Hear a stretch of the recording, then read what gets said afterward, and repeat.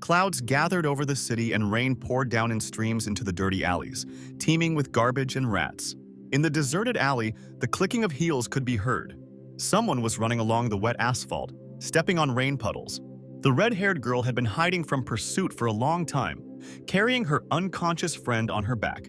Although the girl was already tired and wet, she had only one thing in her thoughts: to save her friend Yao Guang. Rough male voices were heard from behind. The pursuers did not lag behind the girls. The red-haired girl barely kept the distance between them. With the last of her strength, she turned the corner, but then stopped abruptly in front of a stone wall. They found themselves at a dead end. The girl was at a loss, breathing heavily. She tried to figure out what to do next. Barely noticeable male footsteps were heard. Someone was cautiously approaching the girls from behind. While the red-haired girl was wondering where to run next, the male silhouette came closer and closer to the girls. Noticing the silhouette, the girl sharply turned around and kicked the stranger. The blow was useless. Without any effort, the girl's leg was grabbed with one hand. The mysterious and young man easily held the girl's leg, sarcastically mocking her blow. The girl stepped back, holding Yao Guang tightly. It seemed like she was in a hopeless situation. The young man's body seemed to split. He became barely visible, and after taking a few steps, he disappeared into space. Just a second later, he found himself face to face with the red-haired girl, such inhuman speed astounding her. The young man had been searching for Yao Guang for 3,000 years. He gently placed his palm on her cheek and promised that no one would dare to hurt her again. The girl jerked back. She wouldn't allow anyone to bully Yao Guang, even if she had to die for it. The guy was surprised that the descendants of the shamans of the great mountain Lingshan had scattered throughout the world and found themselves in such a state. The young man's words about her past surprised the girl. He not only had strange abilities, but also knew in detail about her life. While they were talking, the pursuers caught up with them. The young man turned menacingly to look at Yao Guang's enemies. A crowd of armed bandits surrounded them. They took their guns off safety and slowly approached the girls. The bandits angered the guy. He was furious. Pointing his hand upward, he surrounded himself with sparks of lightning. Frightened by his magical power, all the bandits simultaneously opened fire on the guy. The guy closed his eyes and smugly snapped his fingers, directing lightning at the bandits. Lightning struck the criminals through and through, and they howled and screamed in terrible pain as their bodies and limbs were fried to the bone. All that was left of the bandits was a pile of ashes and their red-hot and useless guns. Looking at the young man's strength, the girl remembered the equally incredible strength of Su Kaiwei from the legend of Dojue Palace. The young man decided to answer the girl's question and tell her who he really was, but he did not use words for this.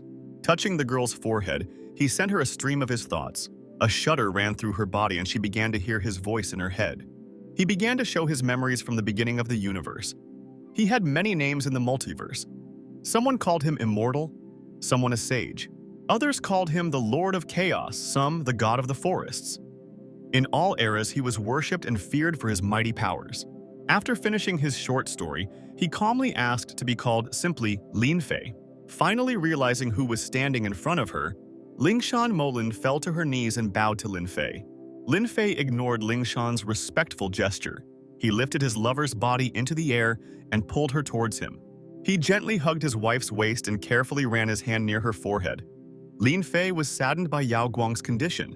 Lin Fay pulled out a thick clot of spider poison from Yao Guang's forehead. Someone was trying to send his lover away. In a rage, he fired a bolt of spider venom to the side and broke a crack in the brick wall. Those he once saved dared to poison his beloved wife behind his back. This awakened hatred in him, and he swore that he would destroy their entire race. The next morning, Yao Guang woke up in her bedroom in the Jia family manor. Remembering the events of yesterday, Yao Guang jumped out of bed and called out to Lingshan Molin. Instead of Molin, the owner of the room saw Lin Fay, who was a stranger to her.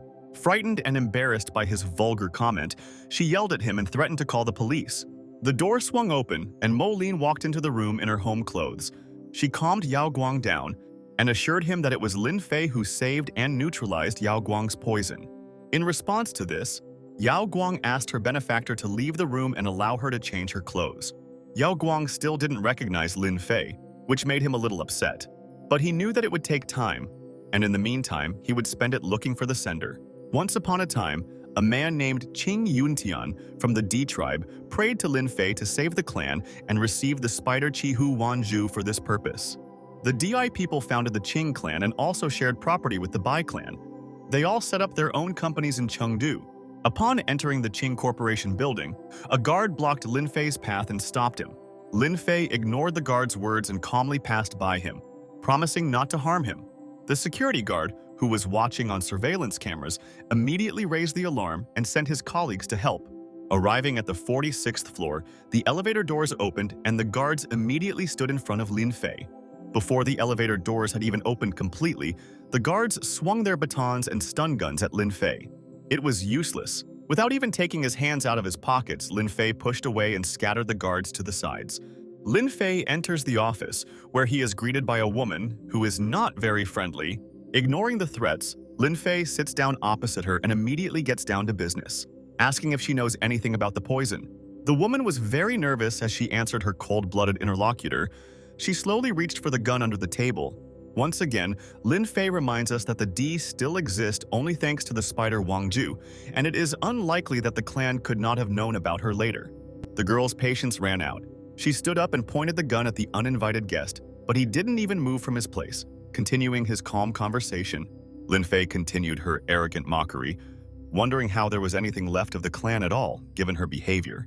Although the girl was brave, threatening to sterilize him, her hand was nevertheless shaking. The man who had just arrived, who was also the girl's father, roughly grabbed the gun from the girl's hand.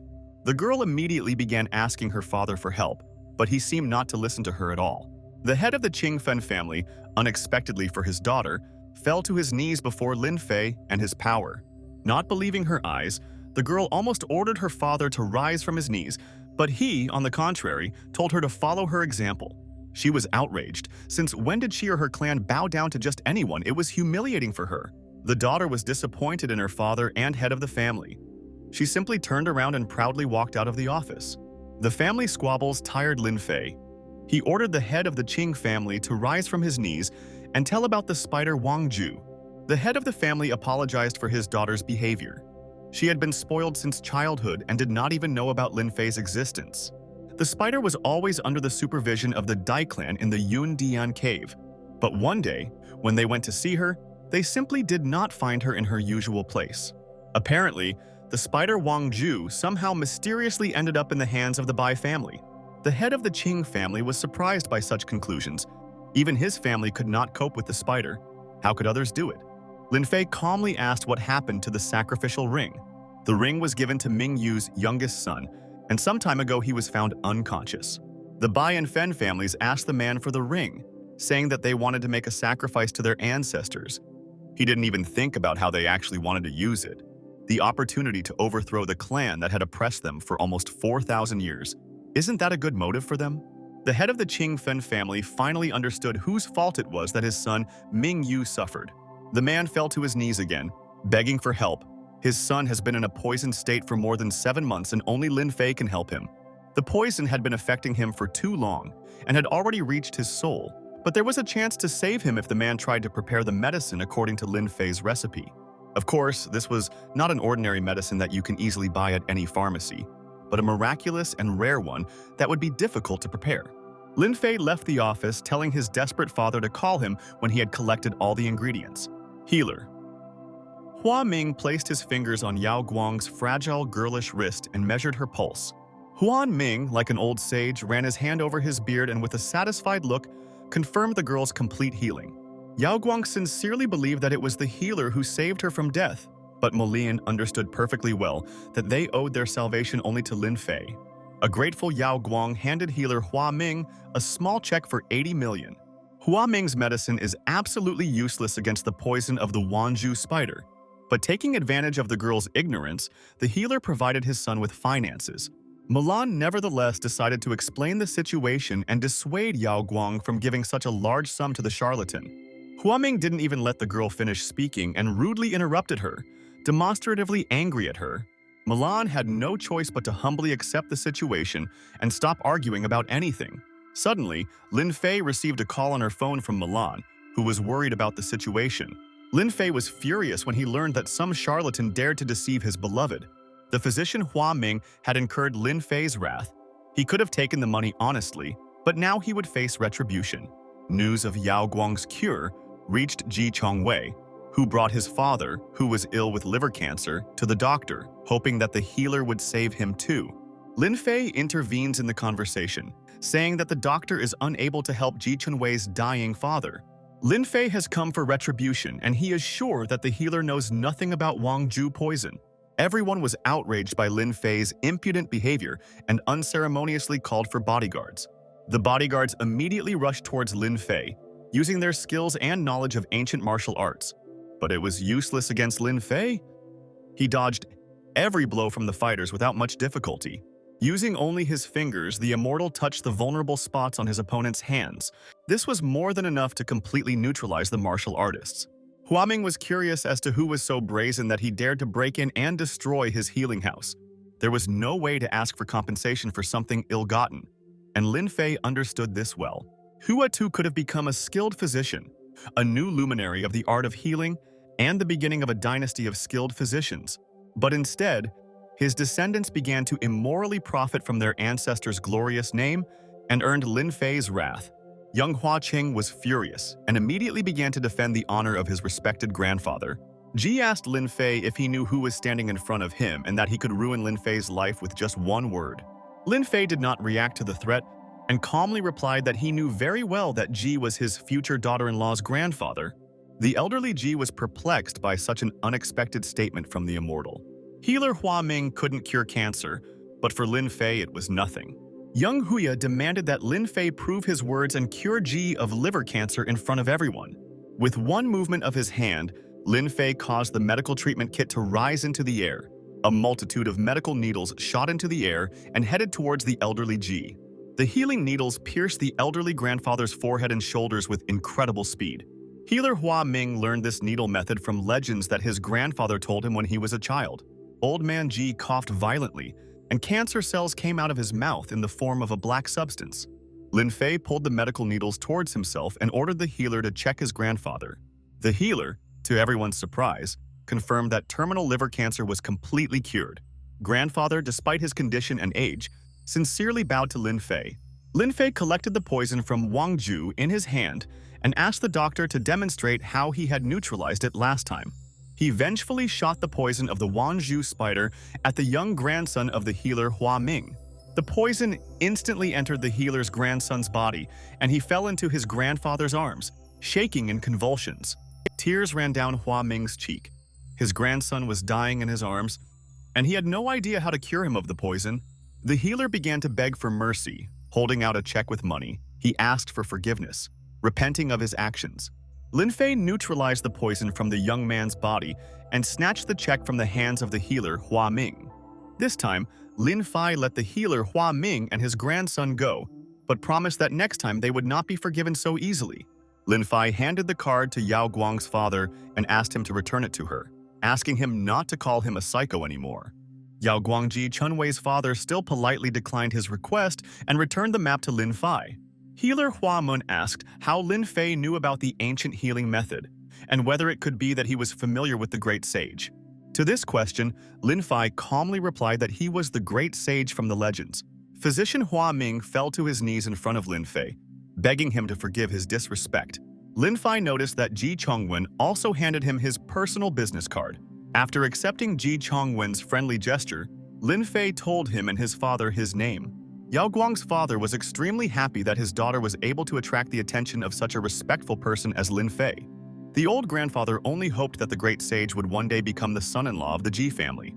After entering Ji Corporation, Lin Fay went to his lover to return her card. Milan, worried, immediately called Lin Fay to help Yao Guang as soon as she noticed him. A young employee at Ji Corporation walked unceremoniously into Director Yao Guang's office. He was brazenly pestering her, persistently trying to invite her on a date to a restaurant. This was far from his first attempt to invite Yao Guang, but he did not take her refusal seriously and persistently tried to get her attention. At this moment, without knocking or warning, Lin Fay entered the office accompanied by Milan. Yao Guang was extremely embarrassed when Lin Fay called her by name once again. The young employee clearly didn't like this willfulness. He began to pepper Lin Fay with questions and report on every little detail of her behavior. Ignoring the impudent guy, Lin Fay walked closer to the girl and invited her to dinner. The guy's patience ran out. He lost his composure and yelled at Lin Fay. in addition to calling the security into the office. The guards immediately entered the office and prepared to throw Lin Fay out of the building with a menacing look. As expected, the guards flew out of the office as quickly as they entered it. After Lin Fay dealt with the guard, he quickly walked up to the impudent blonde man. The blonde received a powerful slap which made his entire cheek swell and turn red. Having further disgraced himself, he began to threaten Lin Fay with his influential connections with G.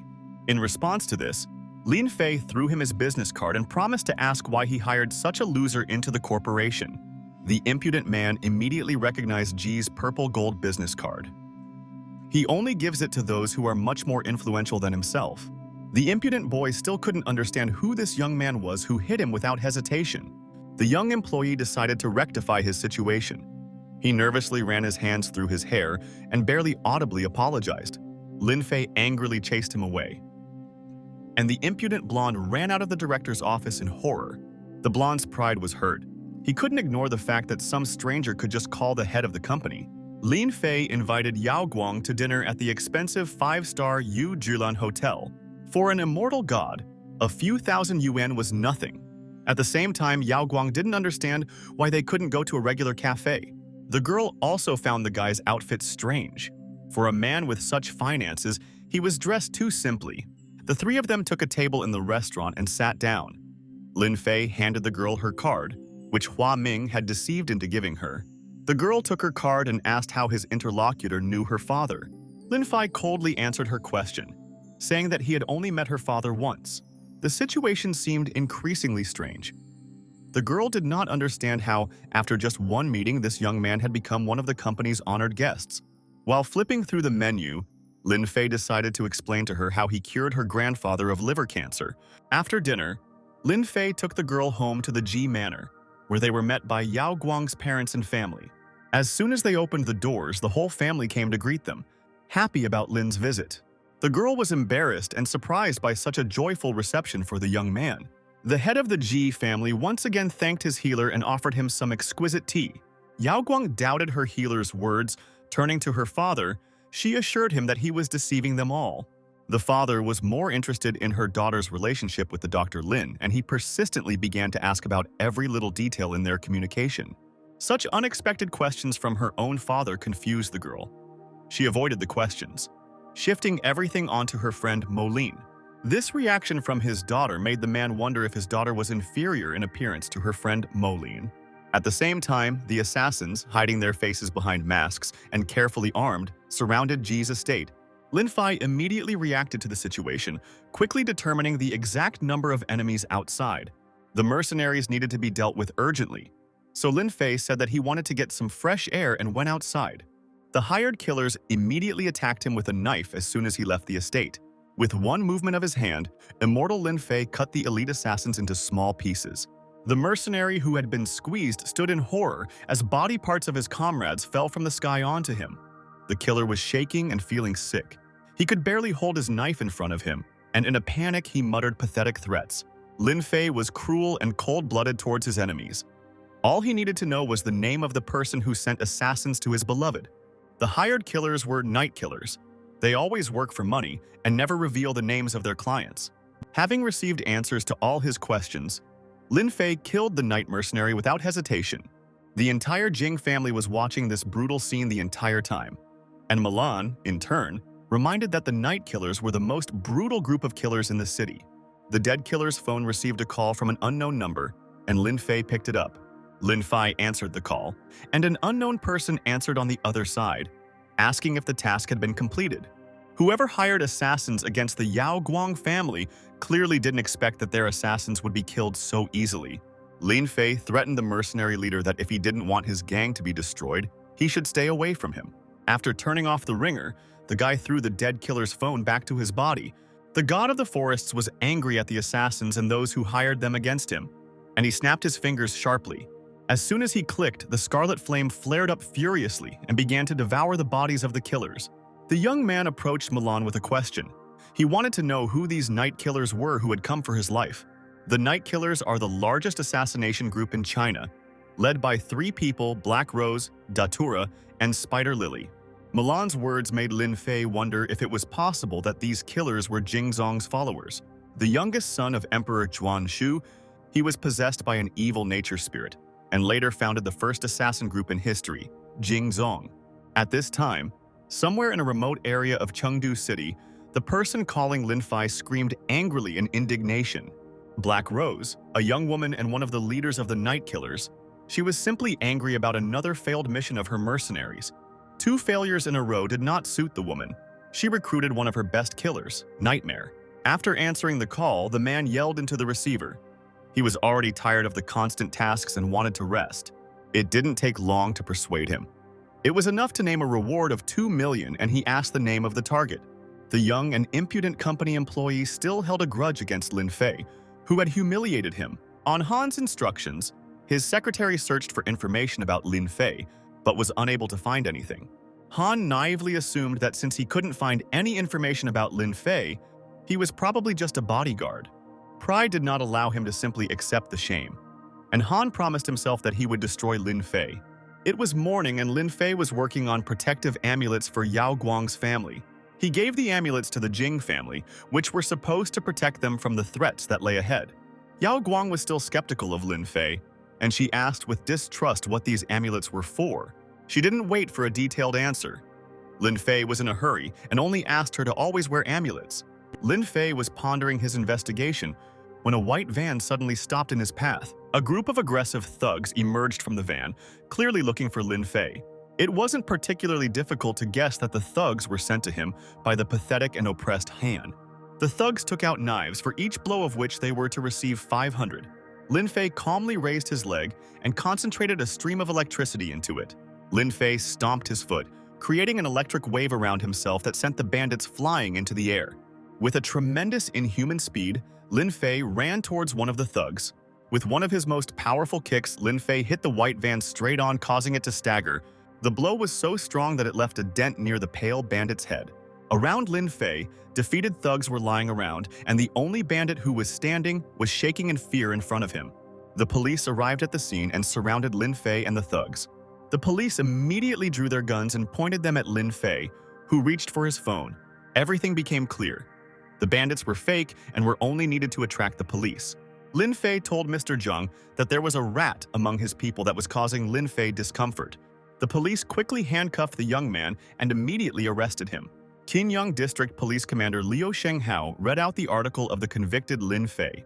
At the police station, one of the officers was friendly towards Lin Fay. He was sure that the arrest was unfair and deliberate. Lin Fay appreciated the young policeman's good intentions and asked him his name. As Lin Fay thought, the man behind the fake scene was Han, who had hired a corrupt police commander. Han's plan was successful. He gloated and sincerely believed that it was enough against Lin Fay. The chief of police's secretary came to see him and reported Lin Fay's arrest. As soon as Chief Zhang Tianling heard Lin Fay's name, he immediately interrupted his meeting. While the investigation was going on, Lin Fay had to sit out the time in Qingyang prison, and the young employee, in turn, promised him justice. The first thing that greeted him was the rest of the prisoners, led by a leader named Brother Hai. Brother Hai immediately made it clear that he and his guys were asked to give Lin Fay a special reception. Such pitiful threats from the prisoner Hai did not particularly impress the sage Lin Fay. After all, prisoners are prisoners, and there is nothing surprising in the fact that they were ready to beat up at the first request from the commander. Lin Fay quickly ran up to the leader of the local prisoners and caught him off guard. Even while handcuffed, he easily hit the prisoner with such force that his teeth flew off. The leader fell, and the rest of the prisoners had no choice but to stand aside in horror. The corrupt policeman bragged to Han on the phone that he not only arrested Lin Fay, but also forced the prisoners to teach him a lesson. The worried police chief was already on his way to prison and still could not calm down, constantly rushing his driver. The corrupt Sheng Hao persistently forced a junior employee to fill in Lin Fay's crimes. The young man protested. He was too noble and pure of soul to ruin the life of an innocent man. Yet, no matter how kind he was not authorized to argue with his commander. Police Chief Jian arrived just in time, kicking down the office door and immediately yelling at Liu Shenghao. Shenghao was horrified, and he certainly didn't expect to see the police chief in his office. Shenghao's dark deeds were known, and the police chief didn't even intend to listen to his pathetic excuses. He was immediately arrested. The chief believed that the police should stand guard over the population and not rob it. Chief Jian approached the young policeman and asked him to take him to Lin Fay. The arrested Shanghai realized that Lin Fay was not an ordinary guard. As soon as he grabbed Lin Fay, the boss himself came to pull him out. As he opened the door to the cell, the policeman warned that Lin Fay had been deliberately placed in a cell with dangerous criminals and that he was unlikely to survive. The scene that opened up before him shocked him. The young man could not believe what he saw. The especially dangerous criminals, all covered in bruises and wounds, massaged Lin Fay as if they were his slaves. Seeing the police chief, Lin Fay stood up and greeted him by name, as if he were some boy. The last time Jiang saw Lin Fay was during his youth, and he was extremely surprised that he had not changed at all since then. Bowing respectfully before the god, Jiang apologized to him and assured him that the corrupt policeman would be punished. The prisoners increasingly did not understand who this unknown young man was, before whom the police chief himself bowed, and Han continued to persistently call Shanghai, worried that his phone was switched off. He did not understand why it was taking so long to process some security guard. For the first time in his entire time working for the corporation, Uncle Luo called Han's phone himself. Uncle Luo immediately began to scold Han for everything he had already done against Lin Fay. Young Han didn't understand. Wasn't Lin Fay just some simple bodyguard? Luo became even more indignant. The entire police leadership rushed to Lin Fay's rescue, and this impudent man mistook him for a bodyguard. Han fell onto the sofa in despair. He still couldn't figure out who this Lin Fay was, but he understood perfectly well that he had made a huge mistake. There was a knock on the door of Ji Chongwei's personal office, and without looking up from his work, he allowed the guest to enter. It was Lin Fay, and at the sight of him, Ji happily jumped up to greet his guest.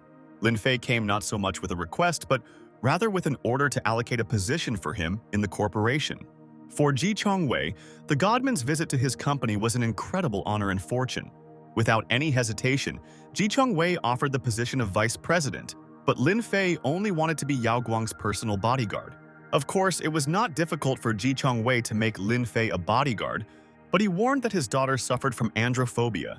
Lin Fay's face darkened, and he demanded to know where his beloved got such a terrible disease. When she was 9, she was kidnapped. Ji wanted to save his daughter with a ransom, but unfortunately, the kidnapper was not interested in money at all. Lin Fay's heart was filled with bloodlust and murder. He was furious and wanted revenge. It was a test for an ordinary person to feel the hatred of God himself. Ji assured that the kidnapper did not have time to harm Yao Guang. For 3,000 years, Lin Fay's disciples searched for his wife. But one of them not only hid the fact that he had found her, but also harbored evil intentions. Lin Fay's anger subsided. He inquired about the identity of the kidnapper. He needed any details. The kidnapper was dressed in a black dress that reached to his feet, and his face was hidden under a mask. To tell the truth, there was nothing special about him. Fortunately, Yao Guang was saved only thanks to grandfather Molin, who risked his life to use a shamanic spell against the criminal. The criminal escaped, but this event left a dark shadow in Yao Guang's heart and an eternal fear for the entire Jing family. Lin Fay swore that if the bastard ever came back again, he would turn him into ashes. After receiving the position of bodyguard, Lin Fay left President Jing Chongwei's office. After leaving Jing's office, Lin Fay headed to the president's restroom. In Lin Fay's mind, there was only the scoundrel who dared to betray him and harm his beloved. In the security department, guards noticed what they believed to be an uninvited guest in the president's private restroom. The head of the security department was outraged by such impudence and ordered everyone to throw him out of there. One of the guards noticed that this young man was the one who had recently beaten up the leader Han. Liu Chong immediately saw this as an advantage for himself. With the help of the young man, he could rise higher in rank. The guards rushed into the company president's break room and interrupted Lin's thoughts. Lin Fay was already quite tired of the constant insults and threats from various guards and scoundrels. Such composure angered Liu Chong, who set his wards on the peacefully resting Lin Fay. At this moment, young Han hurried into the room and ordered them to stop immediately. The guard began to insult Lin Fay, and Han, realizing what he had gotten himself into, was trembling all over with excitement and fear. Unable to bear the guard's chatter, Han slapped Liu Chong on the cheek, ordering him to shut up. An unperturbed Lin Fay calmly sipped his coffee while Han argued with the confused guards. Han Siluo forced Liu Chong to bow before the god and began to make excuses, apologizing for him upon him. Young Han kicked out the head of security, promising that next time he would fire him altogether. Han asked them not to hold a grudge against the ordinary guards, and against himself too. and he apologized for his disrespect in the past. Such an apology did not satisfy the god. He was not going to forgive a man who did not bother to bow as a sign of respect. After saying these words, Han immediately bowed before the great and immortal sage Lin. This was still not enough for God, and Han knew that in order to gain Lin's forgiveness, he had to apologize sincerely. Seeing no other way out, Han fell to his knees before the great god and begged him to forgive him. Lin Fay got tired of humiliating Han and disgustedly ordered him to get lost. Like some puppy, Han was delighted by the great Lin's favor and thanked him. Young Han was terrified of Lin Fay. As if he had made a wish, his entire family would have ended up behind bars. Meanwhile, the young man, holding an expensive bouquet in his hands, patiently waited for the girl in front of the entrance to the company. A colleague and friend of Sun's asked why he came here in person instead of calling the girl. For how, Yao Guang was a special girl and it was not enough for him to just call her to meet. Finally, Yao Guang walked out of the building, accompanied by Milan and her newly appointed bodyguard. The man immediately approached the girl, holding out a bouquet, and invited her to a restaurant. Politely declining the man's offer, the girl asked her friend to take his gift instead of her. The man reminded them that their companies were working on a common project and they could meet at the Gongju Club tomorrow to discuss the work. Still, Yao Guang took her job seriously and couldn't just brush off her partner. So despite her reluctance, she still agreed to the offer. Although the girl agreed to the man's proposal, she still asked him to throw out the flowers. The girl's arrogant behavior greatly hurt the young man's pride. The next day, the girl actually went with the man to the Gongju Club, where they practiced archery. Lin Fay made fun of the girl and her bad posture, commenting directly on her shooting. Song was one of those who did not like to submit and lose. He lit a cigarette in the wrong place and inquired about the young man near Yao Guang. One of Song's guards noticed that the young man and Yao Guang had come together since the wounded morning, and that they might be closer than they appeared. Sensing Lin Fay as a competitor, Song became angry. Could they really sleep together? Brazenly throwing a lit cigarette at his own bodyguard, Sun ordered him to find out absolutely everything about the young man near the girl. Accompanied by his friends and bodyguards, Sun was the first to approach Lin Fay to introduce himself. Introducing himself as the girl's bodyguard, Lin Fay ignored the man's gesture and did not shake his hand. Sun's best friend laughed loudly. He inquired how much Yao Guang was paying the young man and offered a price of 3 million. However, he was not interested in his own protection and bodyguard services, but in Lin Fay's appearance and body. Yao Guang felt disgusted by such scumbags and their company. She felt uncomfortable being with these people. Sun suggested a shooting competition, at which he was truly one of the best. Yao Guang immediately intervened, trying to protect Lin Fay from humiliation, but he interrupted her and agreed to the challenge. Yao Guang moved a little closer to the guy and whispered to him that the man only wanted to humiliate him and that Lin Fay had no chance against Sun. Archery reminded Lin Fay of his past, the last time he shot an arrow at a three-legged crow. Lin Fay always seemed a little strange to Yao Guang, but sometimes he would say very strange things that would confuse her completely. The three-legged crow was one of them. A smug Sun, being absolutely confident in himself, suggested shooting from 300 meters. The guard was horrified. The world record is 365.8 meters, but Sun's talents were no secret to his friend who did not doubt him. The men's show-off didn't impress Lin Fay. They could shoot from wherever they wanted, but he could shoot from 500 meters. Sun took the bow, drew an arrow, and prepared to shoot, looking carefully at the targets in the distance. Releasing his fingers smoothly, he elegantly released all the arrows, which whistled across the entire field. All 3 arrows hit the target accurately. Sun was a master of shooting and managed to score 19 total points at that distance. His bodyguards and friends praised him with admiration. Sun's skill was worthy of world sports. Lin Fay was not impressed. Only 19 points were not enough for him. He closed his eyes and promised that he would get more points with just 2 arrows. Lin Fay closed his eyes, calmly released his fingers, and fired 2 arrows at once at the target. The arrow whistled 500 meters and struck the central yellow dot. The next arrow split the previous one in half and also hit the center point, scoring the maximum number of points. Everyone was confused by Lin Fay's demonstrated skill. Some were terrified, while some, on the contrary, admired him. Lin Fay handed the bow back to Sun. He declared his victory as if it was nothing to him. Instantly forgetting about Sun and his thugs, Lin Fay returned back to Yao Guang, offering to have lunch. Sun was furious, angered not only by his loss, but also by Lin Fay's arrogant behavior after his victory. All of Ji's products depend directly on Sun. Without his help, Yao Guang Corporation will quickly go bankrupt. Lin Fay, along with Yao Guang, went to a cafe to have lunch, where they both got distracted by their phones. Lin Fay's morning shooting was posted online, where it received a large number of views and likes from netizens. The comments were filled with hundreds of enthusiastic users who were surprised and admired by Lin Fay's appearance and skill. He was distracted from watching the video by Yao Guang's displeased sigh as she angrily looked at her phone. Worriedly, Lin Fay reached out to the girl and asked why she was so unhappy. Song Hao doesn't answer her calls and messages. She worries that it might affect her work, especially considering that his father is so insistent on them getting married. After calmly listening to the girl's story about the union of the two families, Lin Fay offered his help. The girl blushed, looked away in embarrassment, and refused help, wondering why she was reacting so strangely to the young man. After dinner, Yao Guang, accompanied by Lin Fay, returned to her home and greeted her mother. At the same time, the mercenary sent by Black Rose came to the Ji family's house. A hired killer named Nightmare carefully studied the surroundings of the target for whom he wanted to receive 2 million. The next morning, over a cup of coffee, the head of the Ji family told them about his plans to visit the Sun family. Lin Fay, who was having breakfast with them, suggested that they go to the Song family with them. The man politely declined Lin Fay's request, not wanting to bother God every time and use his help. After leaving the house, the father and daughter discussed the family business. Yao Guang was especially angry at the Song family's impudence. In difficult times of crisis, they helped the Song family, and now they demand much more than is permitted, using them as tools. Yao Guang's voice trembled as she asked her father if he was planning to marry her off to Song Hao. The man didn't intend to go that far. He only wanted a profitable partnership, so this time he would offer them 1 billion. It was madness to offer 1 billion on top of the basic cooperation. It could have led the company to ruin. The man simply had no choice. His daughter was still inexperienced and did not understand much.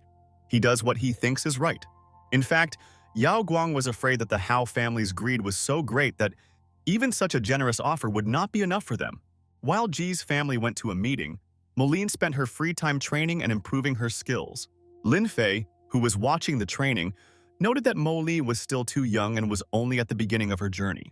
Suddenly, Lin Fay appeared next to Molin, and in exchange for her grandfather once saving his beloved, he offered to help Molin in her training. The young man directed his hand towards the girl's head and passed on to her the knowledge of the secret technique of Lingshan. This technique is an example of the highest art of the 10 shamans of Lingshan. They had to use it when they were all defending together. Molin fell to her knees, thanking the great sage for the secret knowledge of the Lingshan shamans. Now it was time for practice, and Molin was able to advance to the next level by mastering a new technique. While Molin and Lin Fay were training, someone was watching them through binoculars: the assassin. Nightmare followed the Ji family from evening until morning, carefully studying everything. Song Xingyun, the head of the Song family, greeted his guests and informed them that from now on, his son would be in charge of the business and that they should only speak to him. The brazen son was only willing to sell his chips for a minimum payment of 2 billion. The man certainly didn't expect to hear such numbers. He was outraged by such impudence on the part of the young guy. Yao Guang intervened in the conversation and asked them not to take Song's recent loss to heart and to lower the price to 1 billion. Song refused. He was willing to lower the price as a gift only if Yao Guang agreed to marry him. These words made the man even more angry. He had just been offered to exchange his daughter for a regular discounted. Sun had no other offer. He refused to lower the price and asked the guests to leave. Finally, Song threw the key to his bedroom into Yao Guang's hands and invited her to come back if she changed her mind. Returning home, Yao Guang ignored Lin Fay, and he, noticing her red eyes, immediately realized that she had been crying. The girl smiled softly at him, assuring him that she was fine and just wanted to rest a little. When the girl went to her room, her father told her what really happened in Song's house. After the man told him about the impudent Song Hao, Lin Fay smashed the cup in his hands in anger. A dark aura surrounded Lin Fay, who had lost control of his emotions and was ready to kill Sun at any second. The next moment, he calmed down, calmly considering the situation. The great sage's anger subsided and he calmly asked Ji if there were other microchip manufacturers in the world. The Yao family produces unique chips of the highest level, so they will definitely not reduce the price for their technology. The news that the Yao family was able to settle down well in this world made Lin Fay happy. The man was surprised by the great sage's words. Could it be that Lin Fay was familiar with or somehow connected to the Yao family? Lin Fay restored the broken cup, telling him along the way that the Yao family had been worshipping him for over 4,000 years. The great sage took a sip from the restored cup and promised that he would personally deal with this problem. Lin Fay called the Yao family's German factory, asking them for special assistance. As soon as Yao Guang heard the name of his deity, he immediately agreed to fulfill any request. Yao was surprised that the great and immortal sage Lin Fay personally called him for some ordinary microchip. In half a month, when Yao returned to China from the factory in Germany, he would immediately contact the Ji family and sign a contract with them. Ji bowed in gratitude to Lin Fay, who had saved his family with just one call. The father was considering the possibility of his daughter's marriage to Lin Fay, and was already preparing to organize a romantic dinner for them as soon as possible. They were distracted from their conversation by someone's shout outside. A male voice was calling Yao Guang and asking him to open the door to the room for him. It was Sun's friend and colleague who, on his behalf, brought Yao Guang an invitation and insisted that she go with Hao. Lin Fay hit the insolent man in the stomach so hard that he couldn't stand it and bent over bleeding. The boy fell to his knees, trembling with fear and holding his sore spot. He threatened Lin Fay with violence and revenge. For these insulting words, Lin Fay hit the impudent man again and trampled his body right into the asphalt. The last blow made the guy change his tone to a more polite one. He asked to leave him alone. He stood up and handed over a festive invitation to Moloyan, terrified of Lin Fay's bodyguard, left the Ji family's house. The entire event in Ji's house was observed by the night killer's hired killer, Nightmare. He mistakenly concluded that the real threat to him was Moloyan, and not the young boy Lin Fay. Nightmare came up with a plan. He decided to send another assassin to Molin in order to test how strong she was. The call was answered by Black Rose, who was busy with the killer Baijan at that moment. Nightmare gave an ultimatum. Either Baijan fights against Wu Molin, or he will tell Black Rose's husband what she is doing with Baijan. They had no choice, and Baijan had to go and fight Wu Molin. The next morning, the head of the Ching family came to visit the great sage Lin Fay. Lin Fay immediately asked Ching if the medicine for his son had really worked so quickly. It wasn't about the medicine. Ching actually came to invite Lin Fay to his daughter's birthday party, thus showing him his respect and gratitude. On the same holiday, the day before, Song Hao tried to invite Yao Guang, so Lin Fay should definitely be there. The head of the Ching family was delighted by such an honor. He did not even expect that the great sage would honor his family with a visit. Lin Fay invited Qin Fei to play a game with him, to which he replied that even ordinary checkers were too difficult for him, let alone this game. Games like these were very difficult for Qing Fei to master, and this game was not meant for a mere mortal. Only the best of the best could play it. Lin Fay corrected the head of the Qing family. It was not because of his stupidity, but because of the shortness of his mortal life. The head of the Qing Fei family agreed, indeed, in 3,000 years, anyone would be able to learn to play this game, just as they could master the art and science. Baizhang still came to Wu Molin to challenge her, but instead he found only Lin Fay. Lin Fay asked if he, as a member of the Bai family, knew anything about Yao Guang's recent departure. Rumors that Yao Guang was poisoned did indeed reach Baizhang, but he himself had no connection with this event. Lighting a cigar, Baizhang deftly threw the envelope containing the challenge to fight towards Lin Fay. Lin Fay didn't even blink as the envelope whistled past his head and broke through the stone pillar. Lin Fay's self-confidence and composure impressed Bao, and he asked who this interesting young man was. Without revealing the truth, Lin Fay modestly identified himself as an ordinary personal bodyguard of Yao Guang. The answer disappointed Bao Zhang. He was not going to waste his time on some pathetic guard. Leaving the envelope, he left. Lin Fay looked at the envelope and thought, it seemed like he really had started to age, and before, even dragons didn't dare to show off in front of him. In the evening, Yao Guang returned home, accompanied by Wu Milan, and Lin Fay met them there. Pointing to the envelope, Lin Fay turned to Wu Milan and said that there was a gift left for her. At first, Milan was delighted by this news. It seemed to her that the great sage had decided to teach her a new ancient technique. But when Milan finally read the contents of the letter, she was horrified by Bao Zhang's challenge. Yao Guang tried to remember which Bao they were talking about.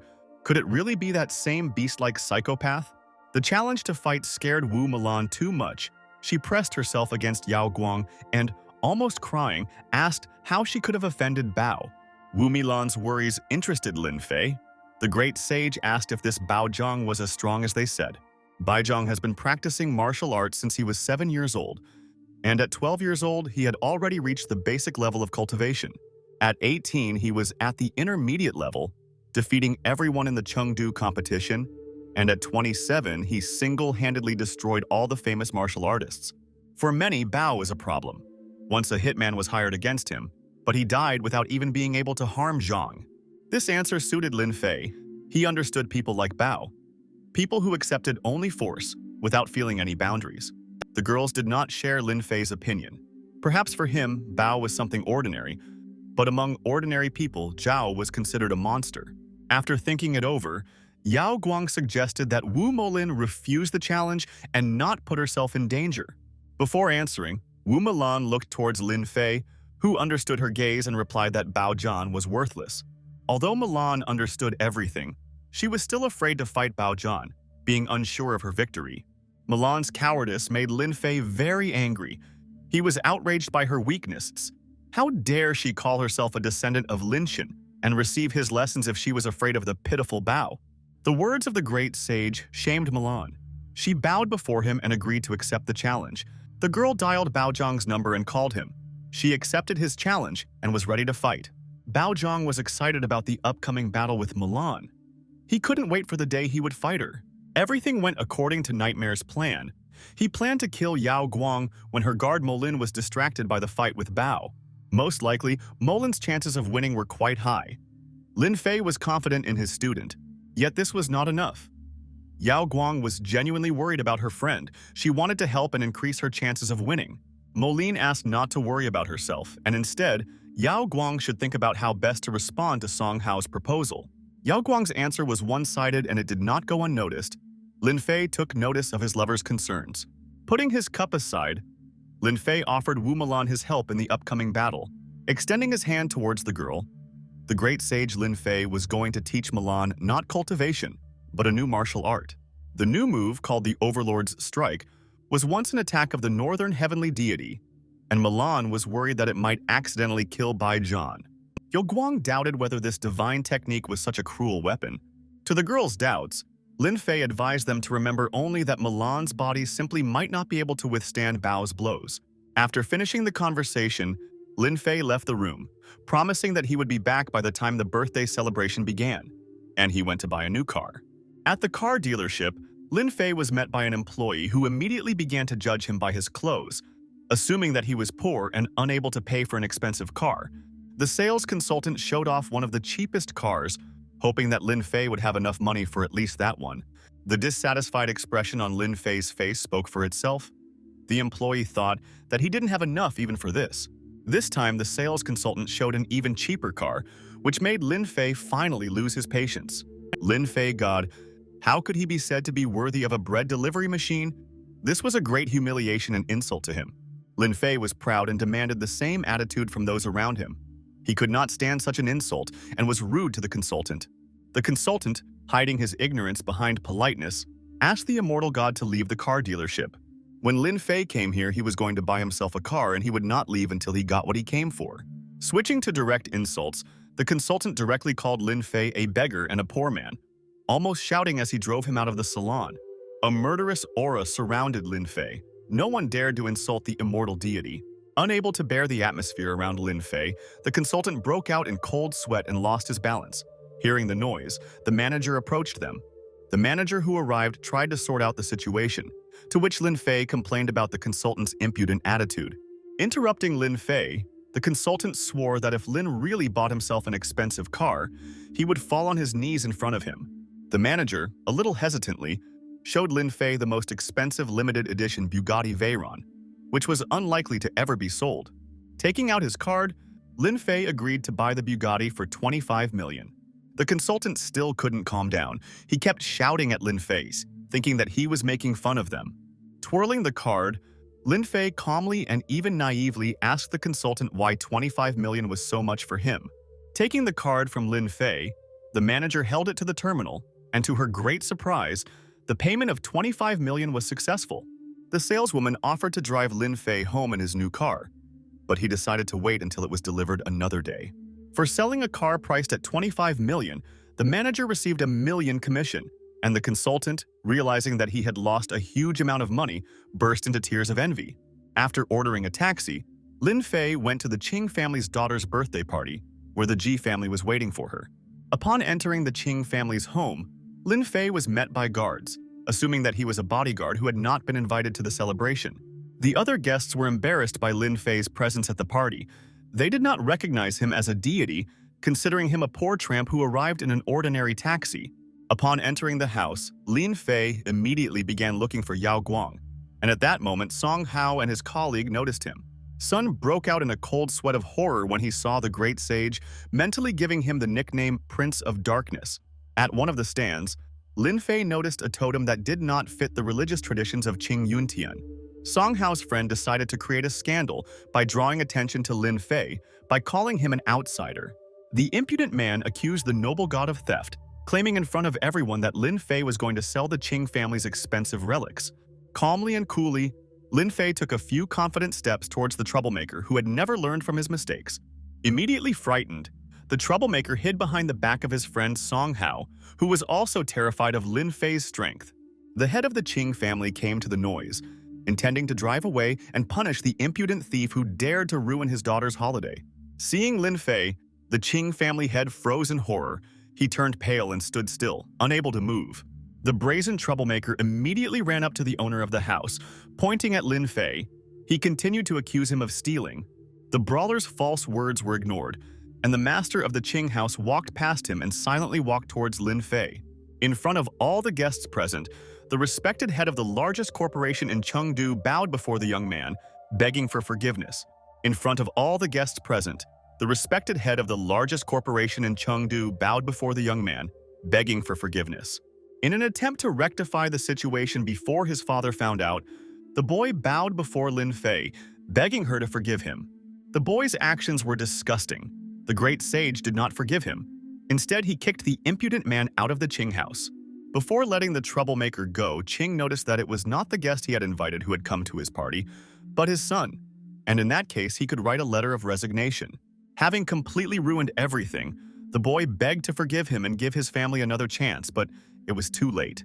The guards threw the troublemaker out the door, and locked it from the inside. The disgraced guy was left all alone, having dishonored the name of his family. The boy was most afraid that his father would find out about the scandal, and so he hoped for the support of his friend Song Hao. Finally, the birthday girl arrived at the celebration and, accompanied by Yao Guang, greeted all her guests. In the crowd of guests, Yao Guang noticed her bodyguard Lin Fay, who was smiling sweetly at his beloved. Lin Fay's smile made Yao Guang feel embarrassed, wondering why her bodyguard was also among the invited guests. Song continued to stare at the great sage, enviously wondering why the most influential person was bowing to a simple guy. Sun received a call on his phone from a disgraced Meng Jie asking his friend for help. Without even listening to his colleague's request, Song disconnected Meng Jie's call, not taking it seriously. The birthday girl of the holiday asked Yao Guang about her new pendant, which had a piece of paper with inscriptions on it. Upon learning that Yao Guang was wearing an amulet around his neck, the mistress of the house immediately assumed that it was from the charlatan Lin Fay. Hearing that he was being called a charlatan, Lin Fay intervened in the conversation and approached the girls, surprised by his new nickname. With her arms crossed, Li Shui began to argue with the immortal Li Fay, continuing to doubt his abilities as a healer.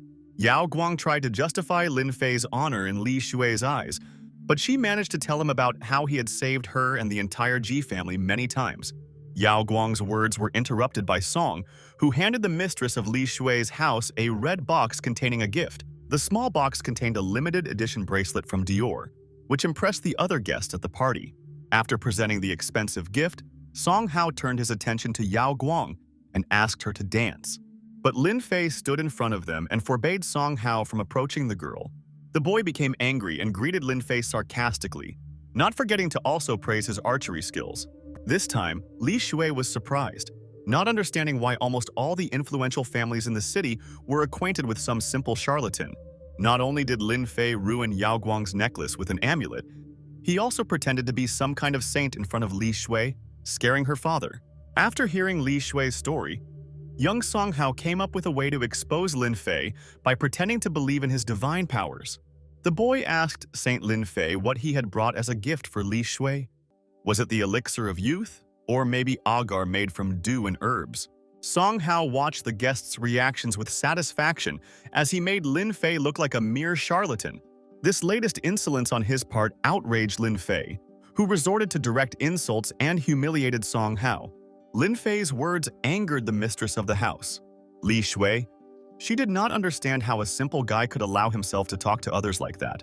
Yao Guang intervened in the dispute and defended Lin Fay, who was provoked by the impudent Song Hao. The argument that began, Song Hao told the girl that he just wanted to show everyone that Lin Fay was a deceiver and a charlatan who was taking advantage of the kindness of Yao Guang and his father. For such words, Lin Fay hit the impudent Song Hao, who did not expect such a thing to happen to him at all. The mistress of the house could not tolerate such behavior at her party and ordered the guards to throw Lin Fay out. Li Shui's father intervened in the dispute and ordered the guards to stop and not touch the sage Lin Fay. Li Shui complained about Lin Fay's behavior, who dared to hit her honored guest at her party. For this, the father gave his daughter a resounding slap in the face in front of all the influential people of the city. The girl burst into tears. She couldn't believe that her own father dared to hit her on her birthday, ruining her reputation and the holiday. The scandalous scene ended with the name-bearer running out of the hall in tears and locking herself in her room. The head of the Ji family angrily drove the guards out of his house, while Lin Fay, who was standing nearby, watched the whole situation with cold blood. Song Hao had some complaints and questions. He would not tolerate his shame and wanted to restore his honor. He demanded an explanation and apology from Ji. Ji had no intention of explaining anything to the guy who had not only insulted the honorable Lin Fay in his house, but also spread dirty rumors about the great sage's beloved.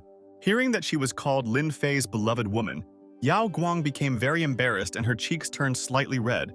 The man saw no point in discussing anything with the young and impudent guy, so he demanded that his father, Song Qingyun, come to the conversation instead of him. It was a declaration of war between two powerful and influential families, and Ji made this move deliberately. It didn't matter to Ji who his opponent was as long as he dared to insult his master Lin Fay. The guests were horrified by the words of Ji, who, for the sake of some bodyguard, declared war on an influential family.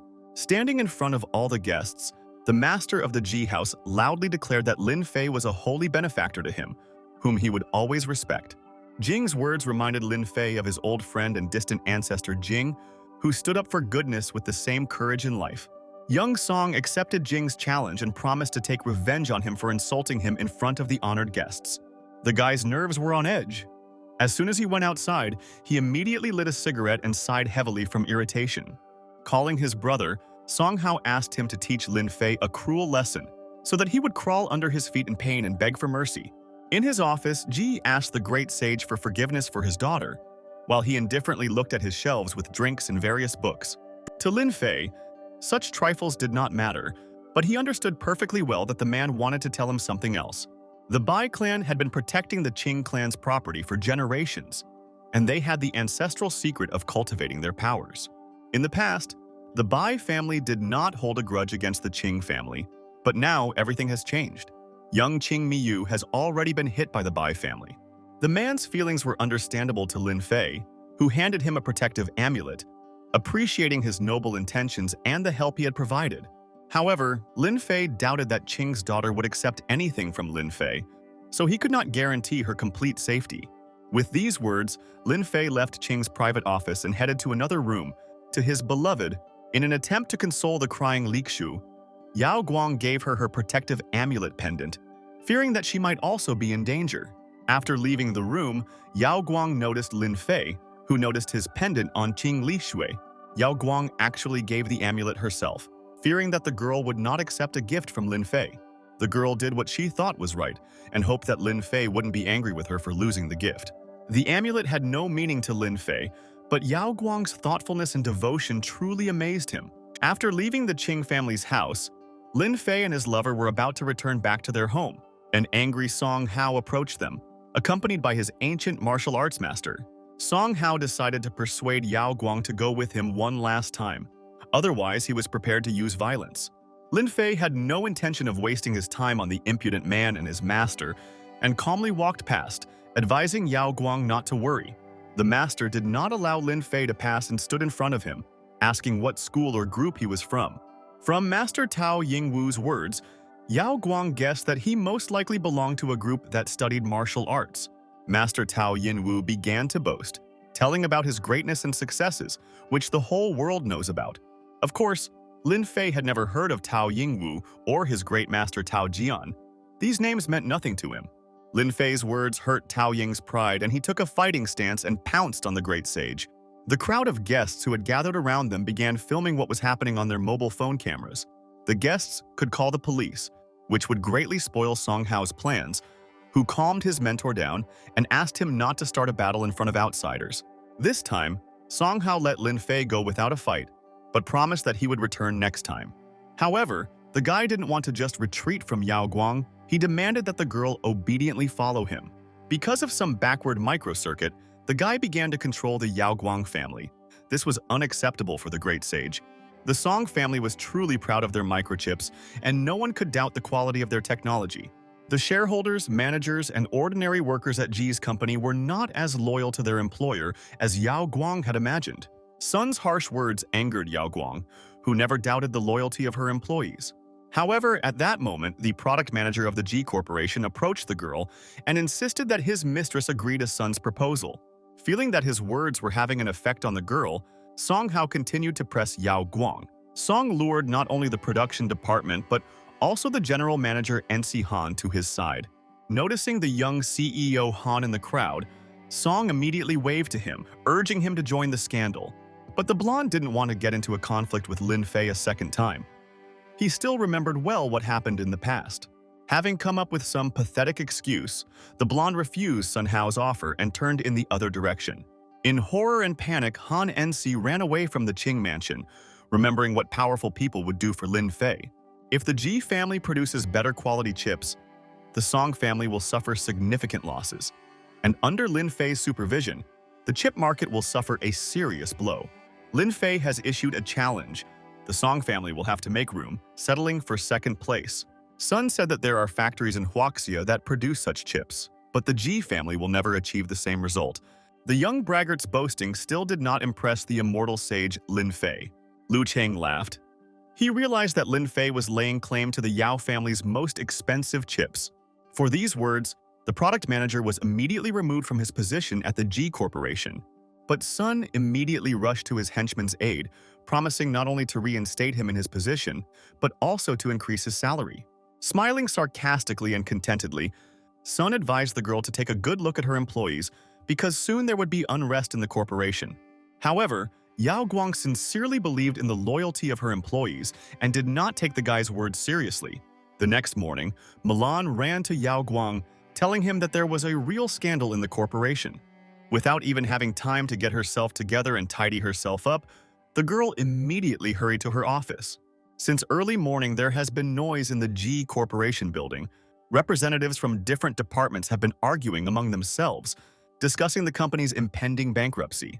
At the meeting, everyone was convinced that the only way to save the company from bankruptcy was to agree to Song's terms and marry Yao Guang to him. A worried Yao Guang and Lin Fay entered the conference room accompanied by the young Wu Molin. Those present were outraged by Lin Fay's appearance. Only the highest levels of management could participate in the meetings. However, Director Ji put Lin Fay in the position of the board representative, which greatly puzzled and angered the entire team. Everyone knew that CEO Han had defected to the Song family, so he was also asked for his opinion.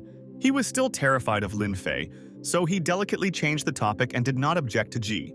No one expected such a response from CEO Han Enchi, who had behaved completely differently up until then. Lin Fay never liked problems, so he preferred to solve them quickly. He agreed to deal with everything in Ji's place. The company split into two groups.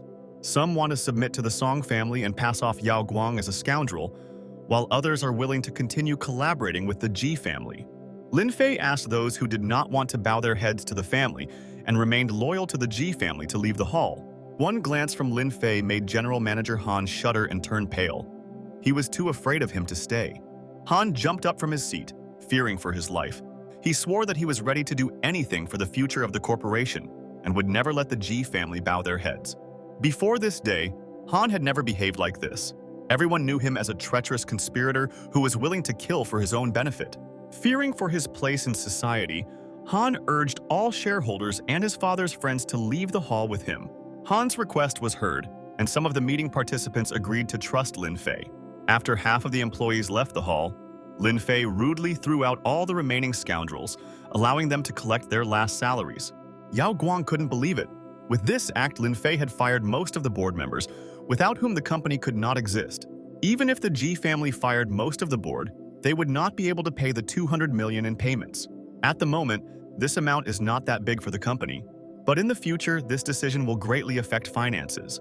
Lin Fay's bank card, which had more than 3 billion on it, landed on the CFO's desk. Lin Fay had nothing more to say to them.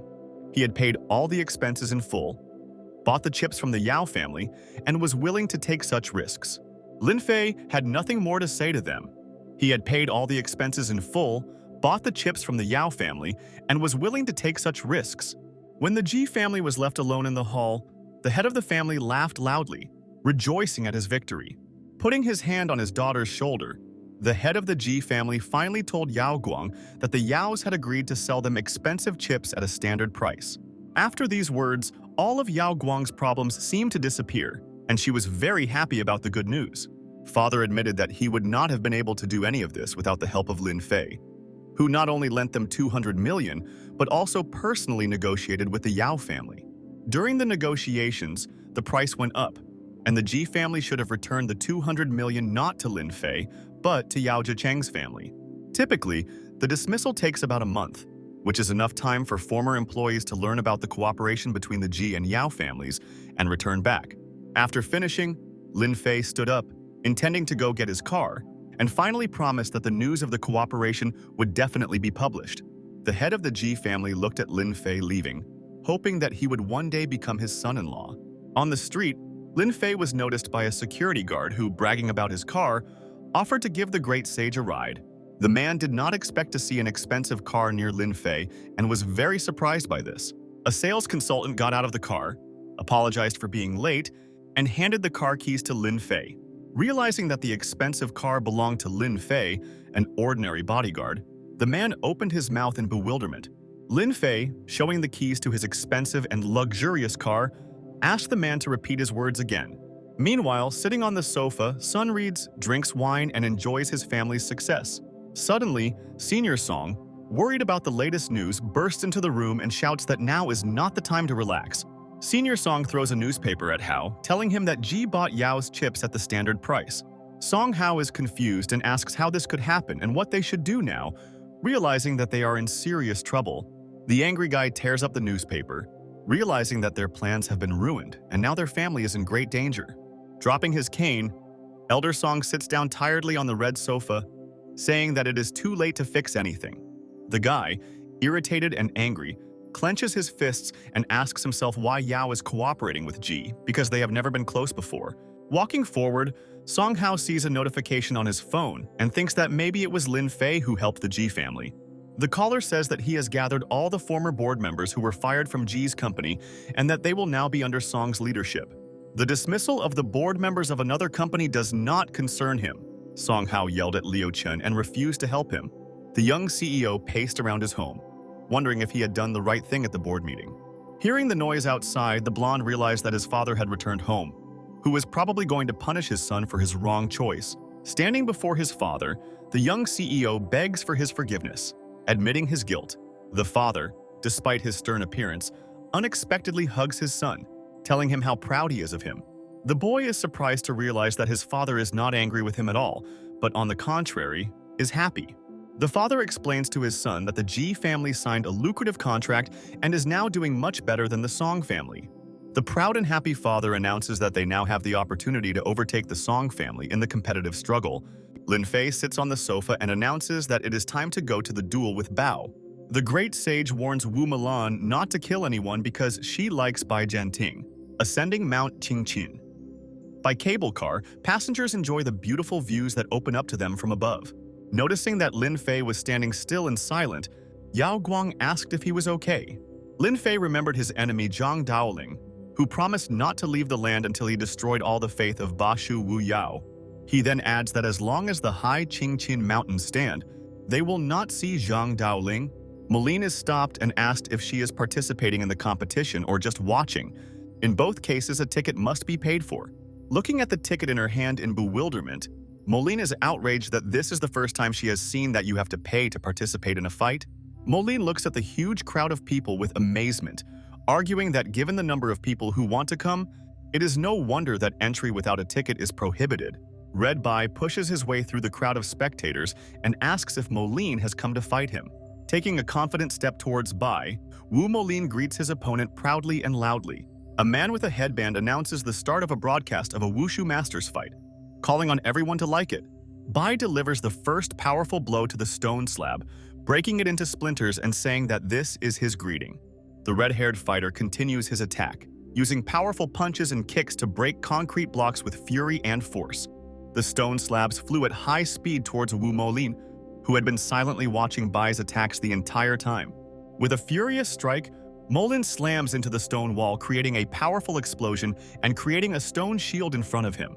Moline hides from the flying stones under a makeshift shield, which cannot withstand the furious blows. Suddenly, Bai attacks the girl, punching the wall with his fist, but Moline manages to defend himself and deflect the blows.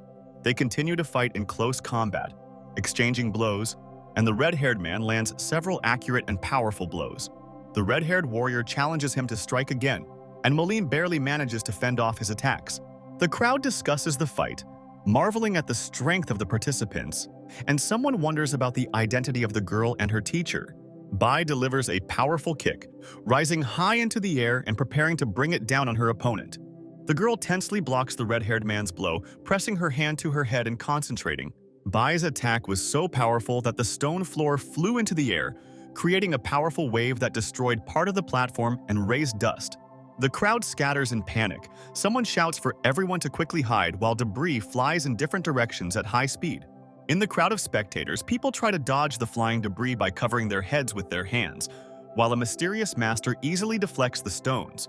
Yao Guang asks Lin Fay if Moline will be okay, expressing concern for his friend. Lin Fay confidently replies that Bai Zheng's surprise attack had no effect, and she will use this as an opportunity to counterattack. The girl resolutely rushes into battle, delivering a powerful kick to the red-haired man. The fighters continue to exchange blows, spinning in the air and showing incredible skills. The spectators watched closely, amazed by the speed and strength of the fighters, especially Moline's strength. One of the men in the white suit discusses the fight with the older man, noting the speed and accuracy, asking about the reasons for such strength. The elderly man asks his interlocutor who taught Bai the forbidden techniques that he now uses.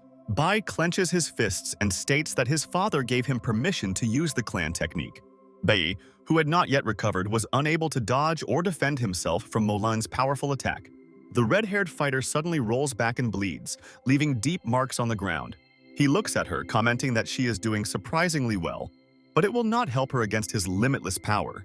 The girl reacts to his words with surprise, realizing that Bai is not using his abilities to their full potential. Bai activates his maximum, showing off his bulging muscles and veins, preparing to use his full power in his next attack. Fighter Bai stood in the center of the arena, his muscular body covered in veins, while spectators watched the action via an online broadcast. One of the men in the white suit asks Elder Bai if the red-haired fighter's technique will drain his life force. Elder Bao confidently replies that the technique merely overloads the body, and if the fighter had not reached this height, he would not have been able to use it. The red-haired fighter rushes forward with great speed, breaking the stone surface under his feet with a powerful jump. He uses the Furious Storm technique, rushing towards his opponent with lightning speed, intending to unleash a series of powerful blows on her. The red-haired fighter catches up with the girl, creating his best attack from 100 furious fists. Yao Guang, in a panic, shouts out, "Call you Moline," and rushes forward trying to help his friend, the Great Sage. Lin Fay reassures her, telling her not to worry and to pay close attention to what is happening. Moline concentrates and summons the spirit of the Supreme Lord of the North, who stands behind her, filling her with energy. The Supreme Lord of the North folds his wands in a gesture of assistance to his student, creating a glow and a powerful aura around himself. With full focus and determination, Moline activates a powerful technique, attacking the red-haired fighter with incredible force. The battle sees two powerful energies collide: Molin's attack and the red-haired fighter's counterattack, creating a blinding explosion in the arena. Elderly Master Bai recognizes the power of the Supreme Lord of the North by observing what is happening. The red-haired fighter, caught in the whirlwind of the attack, is seriously injured. His body is pierced by light, and he screams in pain. With great speed, the red-haired fighter is thrown back, his wound bleeding. He loses control and falls to the ground. He lands heavily on the arena, raising a cloud of dust and creating a blast wave around him, showing the force of the impact. One of the spectators exclaims in shock that the red-haired fighter was defeated. Unable to withstand Moline's powerful attack, Father Bai approaches the wounded soldier, supporting him, and asks him with concern how he is feeling. The man tries to bring the fighter back to consciousness, but he, with a bloody face, can barely utter a word and his breathing is labored. He orders the wounded soldier to remain calm and say nothing, preparing him for help and recovery after a tough fight. With curiosity and concern, he wonders what kind of technique Moline used to inflict such serious damage on her opponent. The fighter's father asks Moline what kind of incredible attack it was that took out such a strong fighter as Bai Zhang. Moline proudly explains that she used the Lord of the North's devastating attack, demonstrating her skill and confidence in combat. The elder, listening to her, asks her to teach him this magnificent technique, which belongs to the deity he worships. Father Bai corrects the old man, saying that the offerings to the Lord of the North are on Wudang Mountain, not on Ching, which he had confused with. The man in white asks the name of Moline's mentor, who is able to teach the young girl such complex attacks. Moline turns back hesitantly, as if asking Lin Fay for permission. Frightened by her mentor's eerie gaze, Moline jerked and answered the man's question, calling Lin Fay her teacher. The man asked if there had ever been any master teachers with the surname Lin in Shishu. The incredible battle was observed by Nightmare, who had been hiding in the crowd of spectators the entire time. He checks his phone and sees a message asking him to complete a task he hasn't even started yet. After learning that Moline had a powerful mentor, Black Rose raised the reward for completing the quest to 3 million. Nightmare had a new plan. He could find a new strong mentor who could help him deal with Moline. On the phone screen there is a message from Black Rose, who wants to know about Nightmare's new plans. Nightmare came up with a way to make Lin Fay appear, so that he wouldn't be able to stay away when someone used his own techniques against Wu Moline. After the incredible battle against the Bai, the Jing family returned to their mansion where Yao Guang tended to the injured Moline. Lin Fay noticed that the Night Killer's assassins still hadn't attacked them, even when they had the chance in the arena. As soon as the Great Sage finished his thought, his phone received a call. The Immortal God received a call from Yao Guang, who had finally returned to the country and was preparing for his upcoming cooperation with the Ji family. Lin calmly hands the phone over to Yao Guang so that she can discuss the details with Ji Cheng in person. The girl hesitantly takes Lin Fay's phone and answers the call from Yao Guang, who agreed to provide the chips. Leaving the girl to deal with the cooperation on her own, Lin Fay goes out onto the balcony, wanting to be alone for a bit.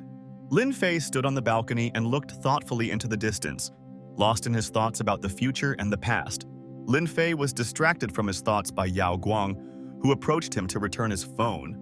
Suddenly, the girl became embarrassed and directly asked Lin Fay why he was so kind to her. The unexpected question surprised Lin Fay. He suddenly saw her past incarnation in the girl. The girl's peaceful face seemed to take Lin Fay back to the past. He remembered how he had loved her with all his heart for thousands of years. The girl is surprised by his words, noting that they had not met before, and it is difficult for her to believe his statements. Lin explains that in her past life they were together for millennia and offers to show her her memories if she wants to know the truth. The girl looks thoughtfully at Lin Fay's hand, in which his enchanting memories slowly blink and rotate. She admits that it is difficult for her to accept her past identity and role, because she wants to be just an ordinary girl, not an empress. Lin Fay jokes while holding a sign that says, "Mr. Good Friend," saying he's been friend-zoned. After hearing Lin Fay's story, Yao Guang bowed to him in gratitude, saying that there were no two identical flowers in the world, and it was better to stop living in the past. Lin smiled, confidently stating that he could make her fall in love with him again, regardless of her current feelings. The girl reacts to his words with embarrassment and, blushing, goes back to her room, leaving the cheerful Lin Fay alone. The next evening, Lin Fay and Yao Guang arrive at the Star Hotel, planning to meet with President Yao to discuss business. Yao Guang is surprised when Lin offers to go with him, noting that he hasn't seen little Yao in a long time. The girl is confused by the image of the president, whom Lin calls little. President Yao, who happily welcomes guests to the hotel, bows politely to his future colleagues. Lin Fay introduced the young girl to President Yao, who immediately thought that the young lady was the wife of the great sage. The man shook the girl's fragile little hand, telling her how much he admired her family. The price at which the Yao family sold the expensive chips to the Ji family could not bring any return on investment, and the deal was not profitable for the Yao family. Respect for Lin Fay was worth much more than any money or losses, which were just a trifle for the Yao family. Lin Fay asks President Yao about the bracelet that was given to Emperor Shun and wonders what happened to it. President Yao assures Lin that the bracelet was passed down to his granddaughter, and she still keeps it as a symbol of their family. The president says that his granddaughter remembers the moment she was lifted into the clouds, and she still talks about the event. The president's granddaughter, even as an adult, has not forgotten her childhood dreams and wants to marry Lin Fay. Lin suggests that she should not imagine anything and find a suitable match for herself, whom she can marry. President Yao agrees with a smile, adding that she needs to find a man who will be a good husband to her and protect her. Lin abruptly interrupts the conversation, activating a magical artifact that surrounds President Zhou with strange symbols and energies. Lin explains that he is using an ancient technique known as the 7 life-extending candles to extend the president's life. He says that the enlightened Zhuges once used this technique, but its true power lies in extending life by 12 years. Lin shows a golden statue and says that according to his calculations, the president only has 5 years left to live, so an extension is necessary. Lin warns him that successful life extension requires constant effort and daily practice. Otherwise, nothing will work. Lin Fay tells of a man who once attacked Yao Guang as a child in order to take her yin and make up for her lack of yang. Yao Guang was only 9 years old at the time, and since then she has been very afraid of men and is wary of new acquaintances. After hearing the great sage's story, President Yao guessed that the culprit was most likely one of Lin Fay's disciples. Lin Fay agreed. Only his disciples knew about the reincarnation of the soul of the great Empress Yao Guang. The criminal used a forbidden witchcraft spell. The president promised to do his utmost to sort out this complicated matter and repay his debt to Lin Fay. Late at night, something important and hidden from the eyes of outsiders happens in the Song family's country house. Nightmare suddenly invades the house, easily jumping over the fence, demonstrating his strength and agility. He plans to attack Old Man Song, deciding that the moment has come and wants to do it quickly and decisively. Once inside, Nightmare confidently advances towards the sleeping victim, preparing to attack and blaming the old man for all his problems. Old Man Song suddenly wakes up and, seeing the uninvited guest, tries to fight off the Nightmare. Before he could react, the old man's son received a powerful blow from a night killer hired killer. The man, hearing the noise, runs into the room and sees that a fight is taking place. He shouts, asking what happened. It was already too late. Nightmare managed to escape from the old man's room by jumping out the window. The man gives the order to seize the attacker, and his men immediately rush to help, trying to neutralize the aggressor. Son cries while holding his dead grandfather, and the young man recognizes the handwriting of the Ji family's bodyguard, Wu Malin, in the cut. Young Song, in despair, promises to take revenge for what happened, swearing to find the culprits and punish everyone behind this attack. Before blaming anyone, Song Hao's father suggests calling the police first to deal with the incident. Police arrive at the scene, but the attacker has already escaped, leaving behind a trail of chaos and destruction. Yao Guang walks out of the house, yawning, and is surprised that some strange things are happening around him. She notices the police and asks in surprise what happened and why there is so much noise around her house. The police discuss the possibility that the criminal may have escaped and order the exits to be blocked to prevent him from escaping. The policeman orders the door to be opened by ramming the Ji family's gate with a police car. The car with the siren blaring makes a sharp turn and the police officers quickly ram the gates of the mansion. The gates of the house suddenly come off their hinges and fly forward, causing everyone around to become frightened and realize that something has gone wrong. The policeman notices that someone has left the house and curses, realizing that the situation is getting out of control. He is worried that he might be sent to prison for this, as the circumstances have become too unpredictable and dangerous. Milan runs out of the house and resolutely faces the falling gate, ready to take the blow. She kicks the gates with incredible force, throwing them aside, and everyone around her is shocked by her power and determination. The policeman asks in surprise if this is really a person, and watches as she easily throws open the iron door. Lin Fay calmly says that there was no need to block the iron gate with his fist. Song points to the young Wu Molin, believing that it was she who killed his grandfather in the same manner that night. Chief Wang shouts to get their weapons ready, and his team instantly springs into action, moving forward. Yao Guang asks in confusion what is going on, clearly expecting someone to explain the situation. The guard informs them that the bodyguard is suspected of murder, and according to the law they must detain Molin. Lin Fay, who clearly knew nothing about what happened, asks if his grandfather is dead. Sun angrily curses and tries to hit the guard, but he is immediately captured and subdued. The policeman explains that the grandfather was murdered in his own home, and the Li family is suspected of the crime. Yao Guang tries to justify herself by claiming that the bodyguard was with her and could not have committed the murder. The guard doubts her words and says that her testimony does not make sense in this situation. Molin, frightened, asks how they know what perfume she usually uses.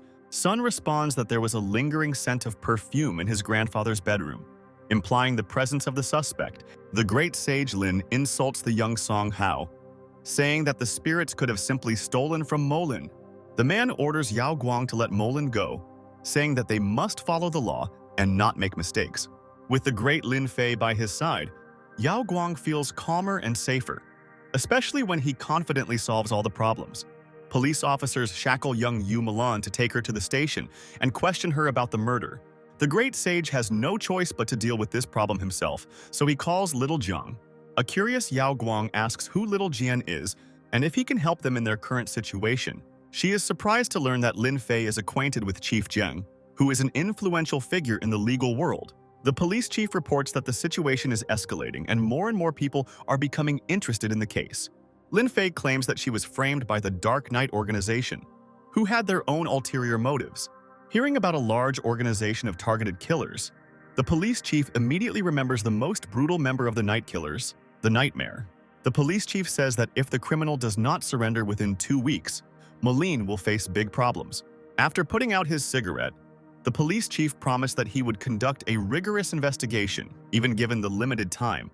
Lin Fay warns that this is a strategically planned attack and emphasizes that the opponents will stop at nothing. It was almost impossible to carry out such an investigation, but the police chief decided to trust the great god and follow his instructions. The man holds a cigarette thoughtfully and reflects on the current situation, looking out the window and assessing the possible consequences. The police chief recalls his youth and the tragic events that he could not prevent. An elderly man cries as he looks at his granddaughter trapped in an ice crystal, realizing that he has lost her forever. The man, lighting his cigarette again, decides that he must avenge his old man and promises that he will do it at any cost. In the mansion, Song angrily asks why the police are not doing their job and eliminating Wu Moling. The father standing nearby advises him to contact their mentor, as he believes that this can only be dealt with by harsh measures. In another shot, Lin invites Yao Guang to play chess, and she admits that she is not very good at it. Yao Guang watches with surprise and indignation as the car crashes into the gates of the mansion before her very eyes. The driver of the car crashes into the mansion at great speed, destroying everything in his path. Out of grief at the loss, Song Hao went crazy. He laughed madly, cursing everyone who was responsible for killing his grandfather. Mentor Song Hao asks the young man to stay in the car while he personally deals with their family's enemies. However, Lin Fay, holding Yao Guang in his arms, furiously orders the young madman to get out of the car. The madman screams that he cannot control his body as he is suddenly pulled into the air by Lin Fay's power. He flies back with a stunned expression on his face, realizing that the enemy has superhuman abilities and it cannot be contained. With a loud scream and a crash, Sun falls to the ground, breaking the stone slabs and leaving a dent. His face is contorted in pain and shock. Blood is pouring from his mouth. He realizes that he is trapped. The mentor, who had been watching everything, kicked open the door of the broken car and jumped out of it. The man with a cold-blooded gaze carefully watches the enemy, calculating his every step and assessing the situation. The car door flies towards Lin Fay, who creates a powerful wave of energy and protects himself from the blow. Master and mentor of Sun demands that Lin Fay release his disciple, otherwise he will kill the great sage. Lin Fay kicks Sun's lifeless body and says that no one has the right to speak to him in a disrespectful tone. The mentor attacks by releasing a fireball that scorches the air and instantly destroys Lin Fay. However, the blow misses its target and the mentor, having received a return blow, flies to the side and crashes on the floor. Not expecting the battle to end so quickly, the broken and defeated guests asked how Lin Fay could be so strong. The title of teacher was insignificant to Lin Fay, whose strength was worthy of a higher rank. The defeated invaders did not understand why Lin Fay found the title of teacher offensive. With one movement of his hand, Lin Fay restored the destroyed furniture, and the chairs floating in the air began to slowly recover. The Great Sage. Lin Fay warns everyone around that if they don't make the right decision, they might not be able to get out of there in time. The teacher apologizes to Mr. Li, saying that what happened was like a blur, and asks for forgiveness. However, after these false words, he suddenly attacks, declaring that he is not going to tolerate what is happening any longer and will fight to the end. The poisonous needles pierce the body of Lin Fay, who was sitting on the restored chair, and he didn't even move after the attack. The enemy laughs joyfully, believing that he has won, and claims that because of these needles the Great Sage will not be able to survive. Lin Fay calmly asks if his opponent is using meridian acupuncture, showing his knowledge of the techniques. He remains unperturbed despite the blow he has received, which surprises his opponent, who did not expect such calm. The opponent begins to get nervous, realizing that the man not only knows the name of the move, but also holds his ground calmly despite the attack. The wounded Song Hao happily runs up to Yao Guang and says that he has a better idea for their victory. He roughly grabs Yao Guang's hand, planning to use it as leverage against the immortal deity Lin Fay. The mentor rejoices and laughs, hoping that his actions will bring pain and humiliation to Lin Fay. But Lin Fay suddenly attacks Song Hao, breaking his arm and freeing Yao Guang, regaining control of the situation. Song Hao panics and begs his opponent to let him go, holding his broken arm and crying in pain. The Great Sage delivers a swift blow that throws the opponent back and breaks his right leg. After receiving a brutal blow, Song Hao screams in excruciating pain, while Lin Fay watches his suffering with cold blood. The teacher doesn't understand how Lin Fay can even move after being hit by his 100 poison needles. Lin Fay lifts the needles with ease, demonstrating his absolute superiority and mockingly pointing out the futility of his opponent's attempts. The enemy realizes with horror that all his knowledge and tactics are useless against such a force, and he is trapped. Lin Fay finishes his actions and throws his own needles at him, preventing the mentor from escaping the battlefield. After finishing with mentor Song Hao, Lin Fay slowly walks towards him, while he sobs and begs him to let him go.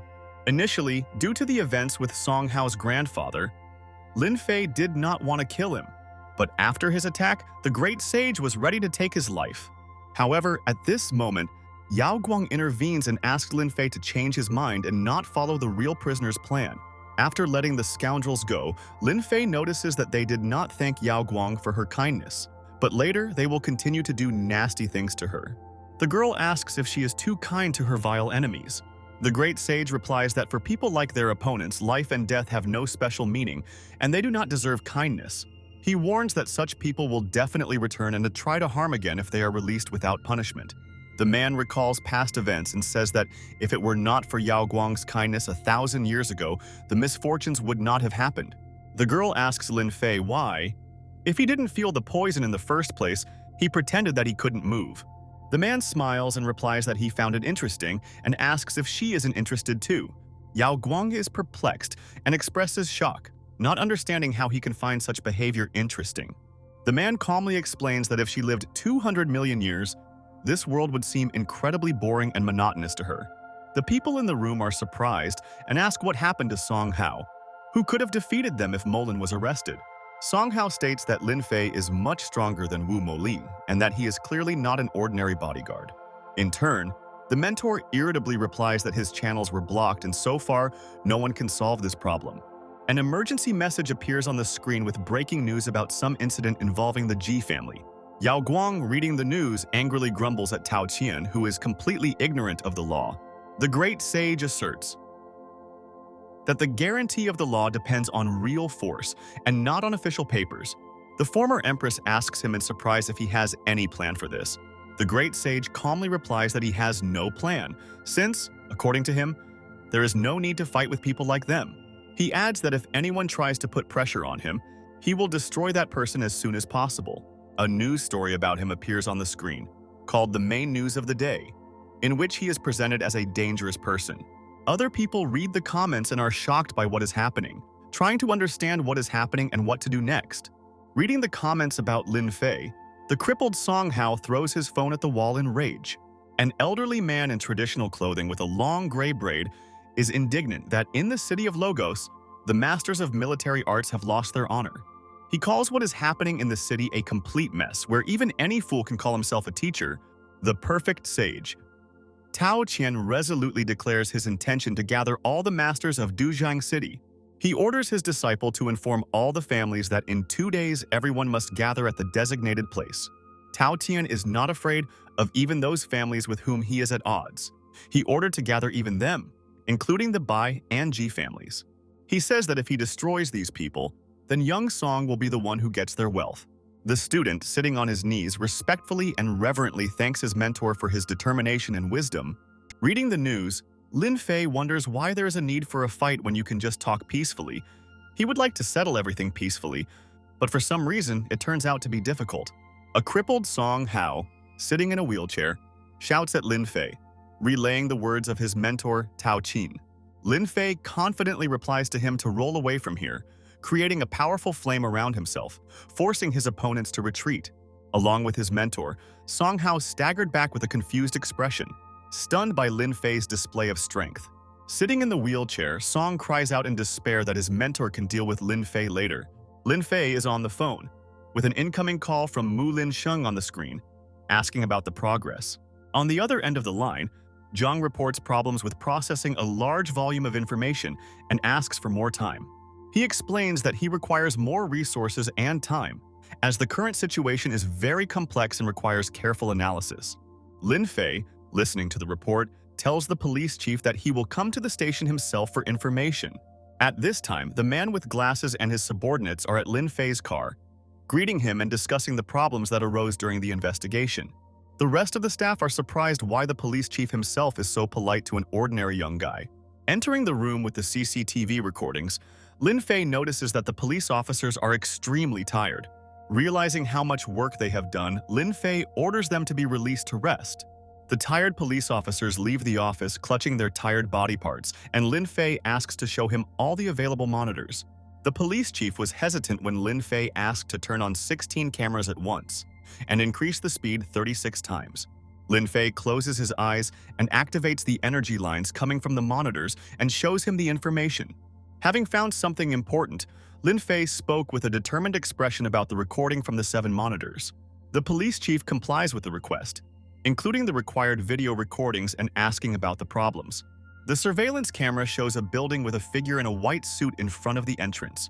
A man in a white suit walks up the stairs and looks around suspiciously. The great sage claims to have seen this suspicious man in white 3 times in different places. The first time Lin Fay saw this man was on Mount Qingcheng. At that time, he was not hostile, so the great sage did not pay attention to him. His interlocutor suggests using the surveillance system to search for information about the person they are interested in. The Côte d'Azur Square. All the noble families gathered there at the request of the great Shifu. All the noble guests gathered at the meeting, except for Lin Fay, whom the young Song Hao wanted to go looking for. However, the great Shifu did not want to see Lin Fay at all and would have killed him himself if he dared to appear at his meeting. Young Song wanted to make a statement, but he was interrupted by Bai, who did not want to hear anything from a weak man and only came at the request of Master Shufu. The elder rises abruptly from his seat, showing his determination and willpower in front of his guests. He addresses the assembled people, promising them support and benefit if they join him and become his minions. The hall is filled with people discussing the healing properties of the amazing pills and their impact on health. A man in a white suit comments mockingly on the conversation, claiming that his age makes pills unnecessary. The elder speaks with confidence about his strength and that he will not insist on anyone joining him unless he can defeat him. Amidst this discussion, the second teacher of the Bai family, Senior Bai Boyuzu, appears and challenges the elder to a duel. Yao Guang arrives and looks at the arena in the distance, where an unexpected battle is unfolding between Bai and Master Shufu. With a serious expression on his face, Yao Guang explains that the man named Bai Boju has activated his protective aura. She claims that Bai Boju's defense is so powerful that even bullets cannot penetrate it. Her interlocutor confidently states that despite Bai Boju's strength, his defeat is inevitable, which surprises the girl. A tense confrontation begins in the arena, and the opponents are tense in anticipation of an attack. Shufu activates his protective aura, surrounding himself with a powerful energy barrier. The man in brown makes a rapid dash forward, leaving multiple images behind him, creating the effect of multiple attacks. However, he stops abruptly, realizing that his blows cannot penetrate his opponent's defense, despite their equal level of strength. The white-haired man activates a bright golden defense, strengthening his position in the arena. A wave of force from his protective field pushes the opponent back, causing them to fall.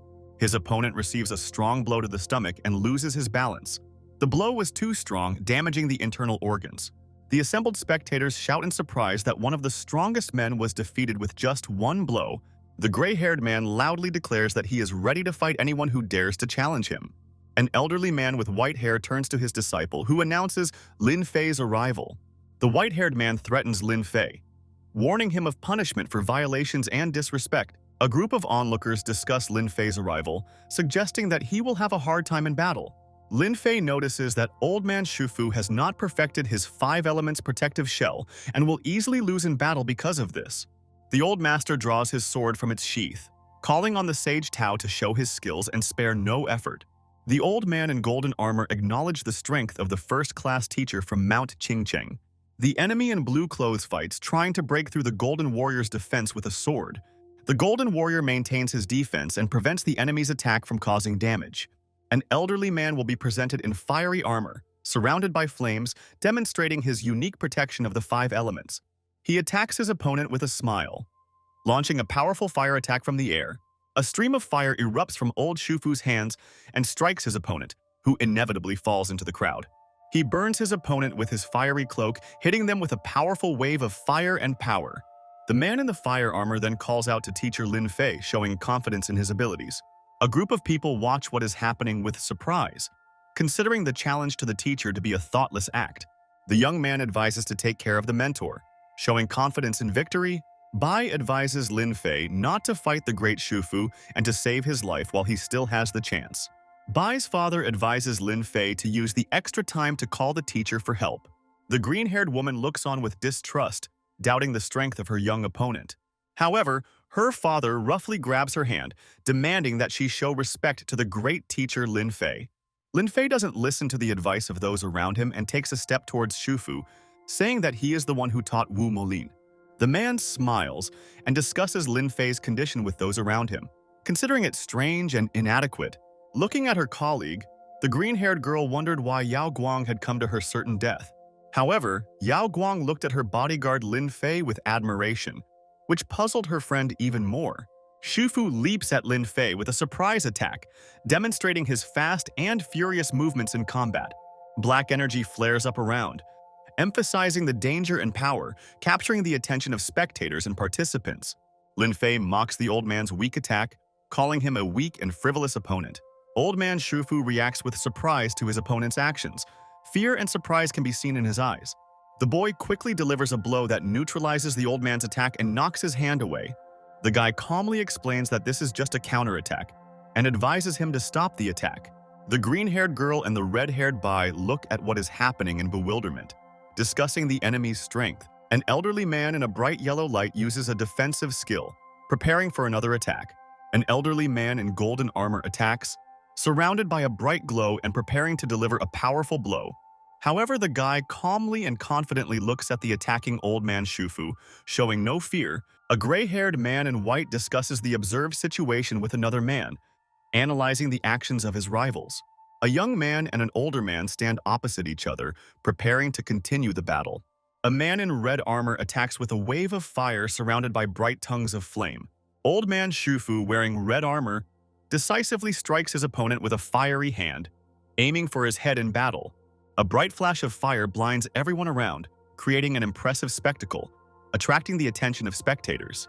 The old man looks at the scene in confusion, not expecting that Lin Fay could survive. The boy stands confidently in front of the older man, completely unharmed by his powerful fiery explosion.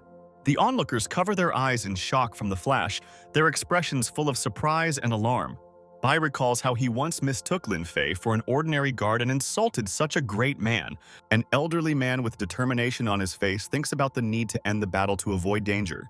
The man releases streams of water, attempting to surround the enemy and prevent them from attacking. With a joyful expression, He announces that his trap has succeeded and considers the battle over. On the other hand, two people watch what is happening and admire the actions of the elder, emphasizing his experience. Old Shifu is confident of victory, but at the same time doubts the strength of the enemy, who looks vulnerable in the water trap. He watches the young man trapped in a sphere of water, thinking that he will not be able to escape. But Lin easily bursts the water bubble. The guy, concentrating, begins to concentrate strength in his hand, preparing for a counterattack. Gathering his energy, he directs a golden beam straight at the old man, breaking through his defense. The old man exclaims in pain and surprise, realizing that he underestimated the strength of his opponent. The old man fell into the arena after a strong blow, stunning everyone with his wounds and weakness. Spectators discuss the incredible strength of the opponent, who was able to defeat the old man with just one blow. The old man, despite his injuries, tries to concentrate, stating that he cannot die right now. He tries to gather his strength and focus his energy to recover, but he looks exhausted. The young opponent arrogantly declares that he will destroy the old man's cultivation, preventing him from recovering. The old man's young assistants are frightened, begging the enemy to spare them and promising that they will surrender. The young man threatens, saying that if anyone dares to interfere, he will destroy everyone. He warns the old man to tell his superior that resistance will be futile and will lead to the death of their entire clan. The old man, defeated and wounded, screams, bleeding, unable to believe what is happening. The old man's supporters watch his defeat with alarm, realizing that the enemy is too strong. Ji Yi notes with admiration that such confidence is only inherent to truly strong personalities, like the divine Lin Fay. When Lin approaches his lover, she comments that he looked very cool, and he asks if he has developed feelings for her. Saw her, and embarrassed and blushing, she jokingly answers him that she has not developed any feelings, which slightly upsets Lin Fay. The girl is also interested in what the so-called teacher levels are and what they mean to him. He explains that the teacher is only the beginning of the path, the basis for becoming a great master. But for him, he is no different from an ordinary insect, which surprises the girl. The young man asks his question, wondering how and who from the Bai family could have poisoned her. Yao Guang discusses possible culprits of what happened, mentioning the Zhao and Bai families without suspecting them of involvement. The young man looks thoughtfully into the distance, thinking that someone might give themselves away later. That night, police surrounded the house where they suspected Song's true killer was hiding. Lin Fay leaps from the roof of a building against the backdrop of a bright moon, telling the police that she will be there. The officers notice movement on the roof and point in his direction in surprise, trying to figure out what is going on. The police chief shuts up the private. He warns the officers to keep quiet and pretend they didn't see anything. Lin Fay confidently opens the door and stands in the middle of the room, surrounded by glittering daggers. However, he quickly reacts to the trap and blocks the arrowheads with an energy shield. Nightmare, who was watching the police through binoculars, does not understand who entered his house if the police did not move. Instantly, Lin Fay finds himself behind Nightmare, who immediately notices him and tries to attack him first. His gaze becomes cold and merciless as he blocks the attack with Nightmare's knife. The opponent flies back, piercing the air, and his body is thrown with force into the wall, breaking it.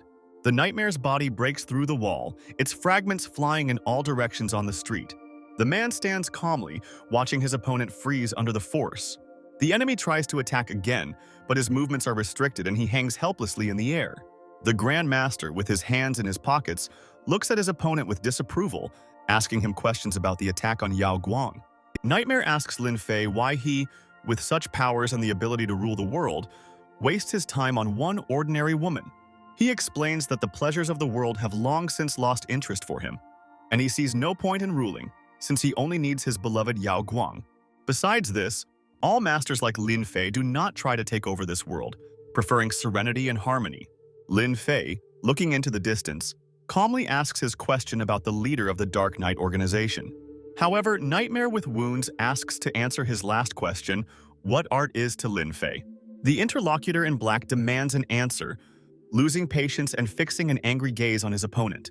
The man explains with a smile that art for him is the moment when life ends and death comes.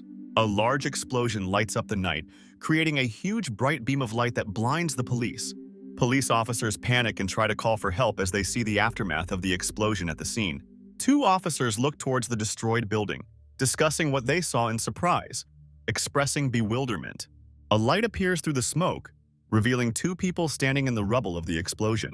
One of the men is in shock, not believing that both of them survived such a powerful explosion, from which Lin Fay protected them. A night killer hired by the killers, depressed and lost, realizes that his plan has failed. This angered Lin Fay, who could easily kill Nightmare and resurrect him several times in a row. Then Nightmare agreed to answer all his questions. Only after that, he asked to give him the opportunity to commit suicide. A man with a serious expression asks who hired him and ordered him to tell him his name. He hands over his phone, which has the names of his contacts written on it, but the customer is unknown to him. It turns out that Black Rose had been meeting with Bai Jiayin in secret while betraying him. The man in black threateningly warns that he is giving him a chance to commit suicide. In response, his opponent takes out a note and recommends that he begin the search with Bai Jian. The police chief points to the man in the suit and asks Lin Fay if they have caught the right man. He confirms that it is Nightmare, and he is punched in the face by the officer. The accused admits his guilt and that it was he who framed Wu Molin, saying that he was acting on instructions from someone higher up. They order him to give a statement and end the interrogation with the promise that they will record everything on video. Nightmare doubts the veracity of Lin Fay's promises and questions his sincerity, but he promises that after his testimony, Nightmare can kill himself. The man in black holds a phone and ponders who hired the head of the Night Killers, Black Rose. That evening, Lin Fay visits the headquarters of the Night Killers organization. He is in a spacious room, carefully examining the interior and furnishings. His attention is drawn to the secluded place where the Bai family lives, and he decides to go there. As he goes outside, he receives a call on his phone from Police Chief Jian. After receiving a call, he begins to listen to the information transmitted to him over the phone. He is informed that the criminal, who was caught earlier, committed suicide after admitting his guilt. The Bai family meets Master Lin Fay at the entrance of the mansion and kindly offers their assistance to the sage. The great sage replies that he needs to talk to Bai Jian and enters the mansion without waiting for an invitation. Sitting in a chair, Lin Fay waits for Bai Chang, wearing a t-shirt with the Bai symbol, to approach him.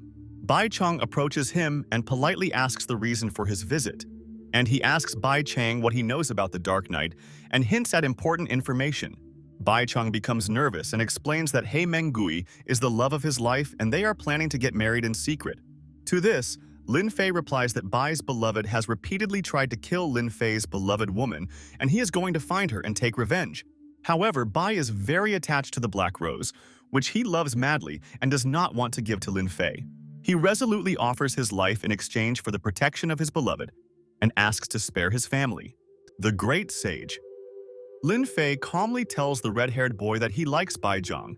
The man hands him a piece of paper with a password, promising to reveal the real truth about Black Rose, the leader of the Night Killers. Bai Jian looks at the paper, shocked, asking about the contents of the password disk. The man explains that the disk contains the truth about the Black Rose and its actions. He adds that He Menggui is married to the leader of the Dark Knight, Mao Tuoluo, and young Bai was just a toy to her. Shocked, Bai Chang can hardly believe what he heard and doubts what Lin Fay said. The man in black clothes invites Bai Jian to listen to the recording by playing it on his laptop. Bai Jian listens anxiously to the voice of the Black Rose coming from the speakers of the laptop. In the recording, Black Rose says that using Bai Jian is just part of her plan. The woman's voice mocks Bai Jian's naivety. Discussing him as a puppet in her hands, she admits that she made him think that she was taking risks for him. Bai Jian hears how she planned to manipulate him for her own goals and ambitions. Red-haired Bai Jian smashes his laptop in anger, unable to bear the betrayal he heard. After fixing the broken laptop, Lin Fay remains unperturbed, asking Bai Chang to watch the recording to the end. He freezes, trying to cope with the rage and pain from the revelations he has heard. With tension on his face, Bai resolutely presses the play button on his laptop. A scene appears on the screen where a man and a woman stand in a room, tenderly embracing each other. Bai Jian clenches his fists, rage filling him, and he smashes the laptop screen with one blow. Still shaking with anger, he turns to Lin and asks permission to sort this out himself. The man in black remains unperturbed as he watches Bai Jian's determination and emotions. Lin strictly admonishes Bai Jiang, pointing out his mistakes and weaknesses. He urges him to be tough, not to be deceived, and to fight for himself. The red-haired youth was liked by the great sage, and so Lin Fay endows him with new powers. Having received new, unexpected knowledge, Bai falls onto the sofa, asking Lin what he did. After learning that the master had healed his body and given him strength, Bai kneels before Lin Fay and thanks her for her kindness. This night, Bai would definitely break the vicious bond that connected him, and the night rose. Bai Jan and He Mengyu are on the rooftop of a building where he meets the woman he loves. The woman looks tense, tries to hide her fear, and decides to act decisively, despite all the risks. He Mengyu continues his manipulations, clearly seducing Bai Zhang and playing on his feelings. She tries to keep him under her control until he decides to take action. He then plays her recording, where she talks about how she is trying to use Bai Zhang for her own purposes, talking about his talents and prospects. Upon learning that she has been exposed, Black Rose places a hidden blade at the Bai man's neck. The woman wonders why the red-haired man does not resist or fight with her. A saddened Bai says that he would be happy if she deceived him all his life, but now he can only accept his death. She attacks Bai Zhan with fury, deciding that this is the last fight that will not reveal their secret to her husband. However, someone else attacks the woman and throws down the knife, preventing her from killing Bai. Lin Fay, who had stopped the woman and saved the red-haired Bai, comes up to them on the roof. He slaps Bai, scolding him for weakness and deception, reminding him that he himself was eager to fight with her. Lin Fay, floating in the air, continues to scold the man who was weak against the charms of women. Bai Zhen mobilizes all his strength to defend himself and end their conflict. In their duel, they both show everything they are capable of, demonstrating their powerful attacks and determination. Bai Zhen summons all his strength to confront the woman who rushes at him with a weapon, confident of her victory. He doesn't take her threat seriously, confident in his own power, and asks her what her toy knife can do. She replies that her silver glow will surpass any of his skills and demonstrates her abilities by attacking him with a powerful magical strike. The blow is unexpectedly strong. Bai Zhan does not have time to defend himself and is seriously injured. He falls, and the woman, with cold calm, notes that he made a mistake in underestimating her. This becomes a turning point in the battle, showing that despite all his strength, Bai Zhan underestimated his opponent, which could cost him his life. In this shot, the woman with the knife takes advantage of the vulnerable moment and decides to deal the finishing blow to Bai Zhan. Her feelings were more complicated than he thought. At first, she really wanted to use him, but then she realized that she had strong feelings for him too. Bai Zhan, shocked by the betrayal and revelations, cannot believe her words. Meanwhile, Lin, watching what is happening from the sidelines, makes a sarcastic remark about the moral values of what is happening, comparing it to some TV series. The woman, irritated by Lin Fay, throws a knife at him, showing her disdain. The main character easily dodges the blow by jumping to the side, demonstrating his quick reaction and agility. He decides to pretend to be dead and stay nearby to listen to what else the woman has to say, interested in how things will develop further. The woman begins with a seductive speech, recalling how it all began and how she became the man's lover. She manipulates him by reminding him of their relationship. The woman says that she never asked the man to do anything different and wonders why he believed the false rumors. She then confesses that she killed many, but her feelings were only true for 2 people, including the man to whom she is now trying to prove her love again. The man rejects her words, calling them lies, but the woman continues to insist that no one will interfere with their moment, trying to calm him down and entice him. The woman offers to arrange a reconciliation, trying to seduce the man with her words and actions. She hopes to get an answer from him. Unable to listen to Black Rose's lies any longer, Lin Fay restores Bai Zhan's channels and heals his wounds. Energy and strength begin to fill his body, and he is transformed, ready for decisive action. He completely transforms, gaining incredible strength and confidence, which is visible in his gaze. The woman, in a rage, releases many sharp blades, pointing them towards the enemy with confidence in her victory. She is convinced that the end is inevitable, no matter the efforts of her opponent. Bai Zhan, not intending to give up, rushes into the attack, shouting that he will not lose this time. He gathers all his energy and determination into a powerful fist, releasing his power to the maximum. His blows become swift and irresistible.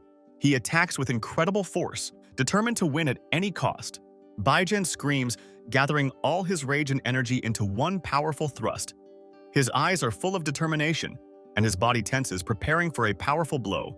He rushes forward, surrounded by powerful streams of energy that look like a vortex. His power has no limits, and he is ready to crush everything in his path. The woman tries to dodge, but Bai Zhan's powerful blows hit their target, her body panicking as she realizes that she is losing control of the situation. Blades and energy continue to surround her, colliding and throwing her off balance. She weakens, Not believing that the enemy's forces are so great, a woman falls from a height, losing control of her body. Her fall becomes inevitable, and her screams show her despair and horror. Her body falls helplessly until she is met with the force of impact with the ground, her expression showing pain and despair. Baijan rushes forward, reaching out his hand to catch her at the last moment, decisively saving her from falling completely. They cling to each other, and the woman looks at him full of doubt and pain. She asks why he did not let go of her hand despite everything that happened between them. Baijan admits that he himself does not know why he could not let go, saying that he could not watch her die despite all their differences. She admits that she didn't want it to end this way and that her feelings may have been genuine.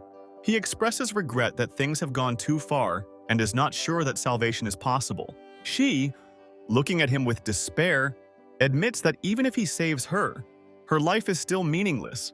The woman understands that punishment awaits her, no matter what Baijan does. Black Rose decides to let go of her hand, realizing that it would be better this way.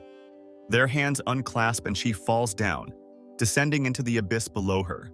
Baijan screams her name, but he knows that punishment is inevitable and that he could not do otherwise. He sees her fall and his heart breaks with guilt and regret. Lin, watching what is happening, comments that the woman chose her own path and received the punishment she deserved. Baijan is left in shock over what happened, feeling deep emotions over her fall. Lin activates his skill, summoning images of the people who died at the hands of the Black Rose, reminding him that despite all the difficulties, his life still matters. Baijan is devastated, realizing that his actions led to tragedy. His gaze filled with regret and confusion. Lin tries to inspire Baijan to rethink his actions and atone. The great sage recalls how he himself once made mistakes, creating a genius and not imagining what it would lead to. Baijan falls to his knees in front of Lin in tears, ready to fight for a better future and asks to be taken as a disciple. Lin ponders as he looks at Baijan. Seeing the determination and pain in him, Baijan reminds him of another disciple of his in the past. Lin hesitates, but seeing Baijan's sincere desire, tells him to stand up, expressing his willingness to give him a chance. Baijan cannot believe his ears and asks again in surprise, glad that his request was accepted. Lin's memories flash back to a moment in his past where his student stands amidst the blazing chaos and destruction. Finally, Baijan wants to ask teacher Lin for a favor, and he immediately understands everything and gives him permission. Later, Baijan bids farewell to Black Rose by symbolically burning her body to bring closure to the past and begin a new life. Having finished, the student returns to teacher Lin, who has been patiently waiting for his return all this time. Lin Fay brings his hand to his pocket, noting that he even has a gift for Baijan. The teacher hands Baijan the Qi Gathering, explaining that it is the only medicine that will help him reach the post-heavenly realm. Baijan is confused because this way he can become a founder, but then he is happy to receive such a valuable gift from his new teacher. He admires Lin's generosity, saying that such a gift means a lot to him and he would not be able to accept such an expensive item. Lin tells Baijan not to worry and just accept the gift. He explains that he has many of them, and it is not a big loss for him. Baijan is shocked and at the same time impressed that such an expensive item is worth nothing to Lin Fay. Baijan thinks to himself that Lin might have just wanted to calm him down so that he could accept the gift with peace of mind. However, for Lin Fay, such a gift really means nothing. Moreover, he is afraid that if someone finds out about his cheap gift, it will be publicized. As they ride in the car, Baijan tries to understand what motivates Lin and why he didn't ask He Mengui. Lin Fan talks to Baijan about how he hates trouble and is willing to fix it if it arises. Baijan stands in front of the door and is about to enter his room. He thinks that everyone is already asleep. Baijan sits on the bed in his room, holding the bottle of elixir that his teacher gave him. Now he can use it to its fullest extent to improve his abilities. He opens the bottle and takes out a bright, shining pill, looking at it with interest. His thoughts are focused on the power of the medicine, the soothing aroma of which will be able to change his powers. Baijan decides not to delay, some and takes several pills at once. After taking the pill, his face lights up with a powerful light. The energy in him begins to increase. He feels how incredible strength overflows his body, and he prepares to use this new power. Baijan sits in a meditative pose, surrounded by a powerful aura of fire that burns around him. He is completely focused on the process, feeling the energy penetrate his body. His body begins to rise into the air, surrounded by streams of shining energy that shimmer in bright waves. The light becomes brighter and brighter, and he feels his power reaching a new level. Baijian screams in surprise and delight, realizing that he has finally achieved what he has been striving for so long. He feels renewed. The power inside him is boiling. Standing in a proud and confident position, Baijian clenches his fists. His hands are surrounded by energy flows. He has become the founder, and with admiration acknowledges the miraculous effect of the medicine. The bright mansion of the Ji family is surrounded by greenery and flowering plants, emphasizing the atmosphere of calm and comfort. Inside the mansion, Yao Guang is brushing her teeth. She is cheerful and carefree, and her mood seems serene. Lin sits outside the mansion, thoughtfully contemplating his next steps, lost in thought, pondering his next steps in the shadow of the house's beautiful architecture. A black luxury car drives up to the mansion. The car looks impressive, emphasizing the status and importance of the arriving guest. The arrival of Ching indicates that the founder sent people with a message.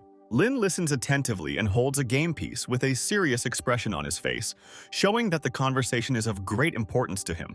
An elderly man in a formal suit nervously tells the protagonist a message from the founder, who threatened not only Lin Fay but also the Ji family. Lin indifferently replies that if the masters want a meeting, then let them come themselves. He is too lazy to go to them. He makes a move in the game, without being distracted from what is happening and showing his confidence and strength. The man admits that there are several important elements missing to prepare the medicine, and that he would not brag to the Holy Lord knowing that the power of these elements is so difficult to obtain. Lin reassures the man that it is not his fault since most miracle cures are nearly impossible to find. He shows understanding and sympathy for the situation, but remains confident in his words. He continues the conversation, advising the man to visit his son in the hospital, as he only has 24 hours left to live. The man is shocked by what he heard, exclaiming with concern, he cannot believe Lin Fay's words and is clearly under a lot of stress. The man quickly picks up his phone to get an update on his son's condition, and hears the terrible news that his son's condition has worsened. The last shot shows the hospital building where the man's son is located. The situation is tense and critical. The guy is lying on a hospital bed, surrounded by a black web that permeates his body. His condition is critical and he looks really bad. The doctor examines the patient in horror, pointing out a strange phenomenon, a black web.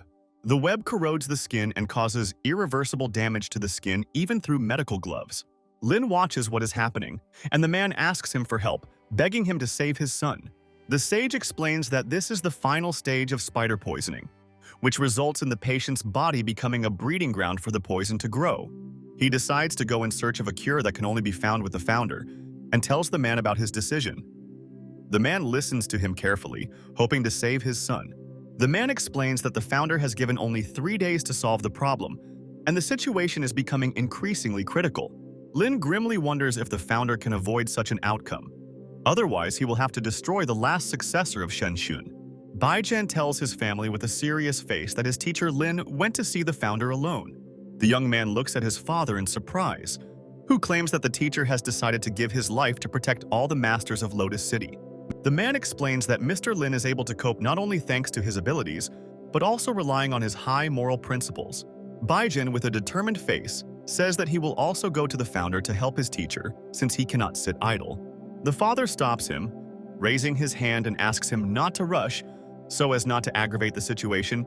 He suggests that they all go together. 2 men appear, one of whom says that he cannot remain indifferent and must take part in helping Lin Fay. The man steps forward resolutely, declaring that they have nothing to fear as they are strong founders. His confidence and calmness giving confidence to the others. The majestic appearance of the School of Medical Treatment, located at the foot of the mountain, evokes a feeling of admiration. The school buildings look like an ensemble of ancient architecture in harmony with the surrounding nature. The school is built on Lingku Mountain, near Suan Gorge, which adds a mystical and secluded feel to the place. It looks like an ideal place to study and gain medical knowledge. Lin Fay looks at the entrance to the school, thinking that if tourists knew about this place, the ticket prices would be very high. Next to him, a man and a girl are kneeling in front of the school, clearly in a state of anxiety and need. Lin notices them and thinks that these two probably came to ask for help. His gaze is calm, but his curiosity is obvious. He is ready to listen to their story. The protagonist approaches the kneeling people and asks in surprise how long they have been in this position. The girl, Chung Xian-yu, replies that they have been kneeling for a whole night and half a day, her voice trembling. She looks tired and desperate. The great sage orders them to rise, saying that if they continue to kneel, they will die. The man, Wang Lung, suddenly falls to the ground, begging to save his mistress, expressing his despair and fear of losing someone important to him. Lin calmly replies that he is ready to help, but first asks them to stand up and tell what happened. The man supports his mistress, trying to help her to her feet. He looks worried, and the girl can barely stand on her feet. Sun Huabei, the school's top student, appears and addresses them sternly, telling them that in order to receive help, they must kneel for one night and one day. Lin Fay frowned. He didn't agree with his strict rules and was determined to sort out the situation despite his students' resistance. Sun Huabei points at Lin, asking who he is to dare to interfere and disrupt the school's discipline. Lin states that he respects the school of medicine that Shenong created, and he only looks down on the young impudent fellow. Song Shengfeng, the headmaster of the school, says with disbelief that Lin Fay might lose his tongue for speaking so much about his methods. His son confirms his father's doubts, claiming that the boy forced the two to break the school law. Song Shengfeng explains that the girl is afflicted by an evil spirit, and it is not difficult for him to clear her qi through his channels. The man who came for help takes out a box containing a spiritual stone, offering it as payment. He begs the headmaster to save his mistress. Upon seeing the spiritual stone, the healer immediately agrees, exclaiming that thanks to this stone, their school will be able to rise 5 steps. Lin Fay confidently says that the headmaster will not be able to cure the girl despite his assurances, and he insists that the evil spirit is insignificant. Suddenly, the evil spirit manifests itself, taking on a terrifying appearance and demonic energy, and the headmaster realizes with surprise and fear that the spirit is much more dangerous than he thought. The headmaster and his son panic when they realize that the spirit possesses a demonic qi that cannot be easily eliminated. Lin calmly observes the situation from the sidelines and assures that he can handle the spirit, saying that he has a way to deal with the demon despite the disbelief of the others.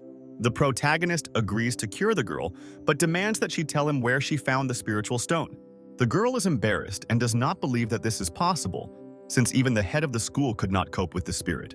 Lin begins the process of exorcising the evil spirit by summoning a powerful energy. The evil spirit begins to manifest in the form of a huge skull with horns surrounded by a demonic aura. The spirit turns out to be strong and aggressive. The strength of the spirit turns out to be unexpectedly high, threatening everyone present. The headmaster activates the Golden Defense, using his powers to prevent a direct attack on himself. Lin Fay resolutely engages the spirit, casting a powerful spell. He points his hand forward, concentrating all his energy. In order to neutralize the demonic power, a powerful stream of luminous energy bursts out from his hand, colliding with the energy of the spirit. The green spirit energy begins to weaken under the influence of the protagonist's spell, demonstrating his strength, and the headmaster of the school recognizes Wu Xian's shamanic spells. The girl feels relief as the demonic energy leaves her body. She smiles and says that she is getting better, happy about her salvation and deliverance from the spirit. Lin Fay looks at the head of the school with a haughty expression, mocking him and showing his worthlessness. The headmaster activates his power, reflecting a golden aura.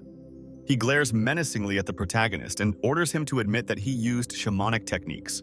The headmaster is not going to give in and accuses the protagonist that his legacy will end today.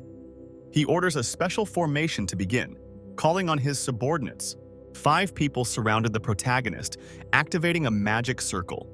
They are all focused on performing the ritual. Their movements are synchronized and purposeful. The headmaster activates the blood seal formation. Each of the 5 mages uses their power to create a powerful energy barrier with Lin at the center. He threatens, stating that if Lin does not reveal the shamanic secrets, there will be no trace left of him.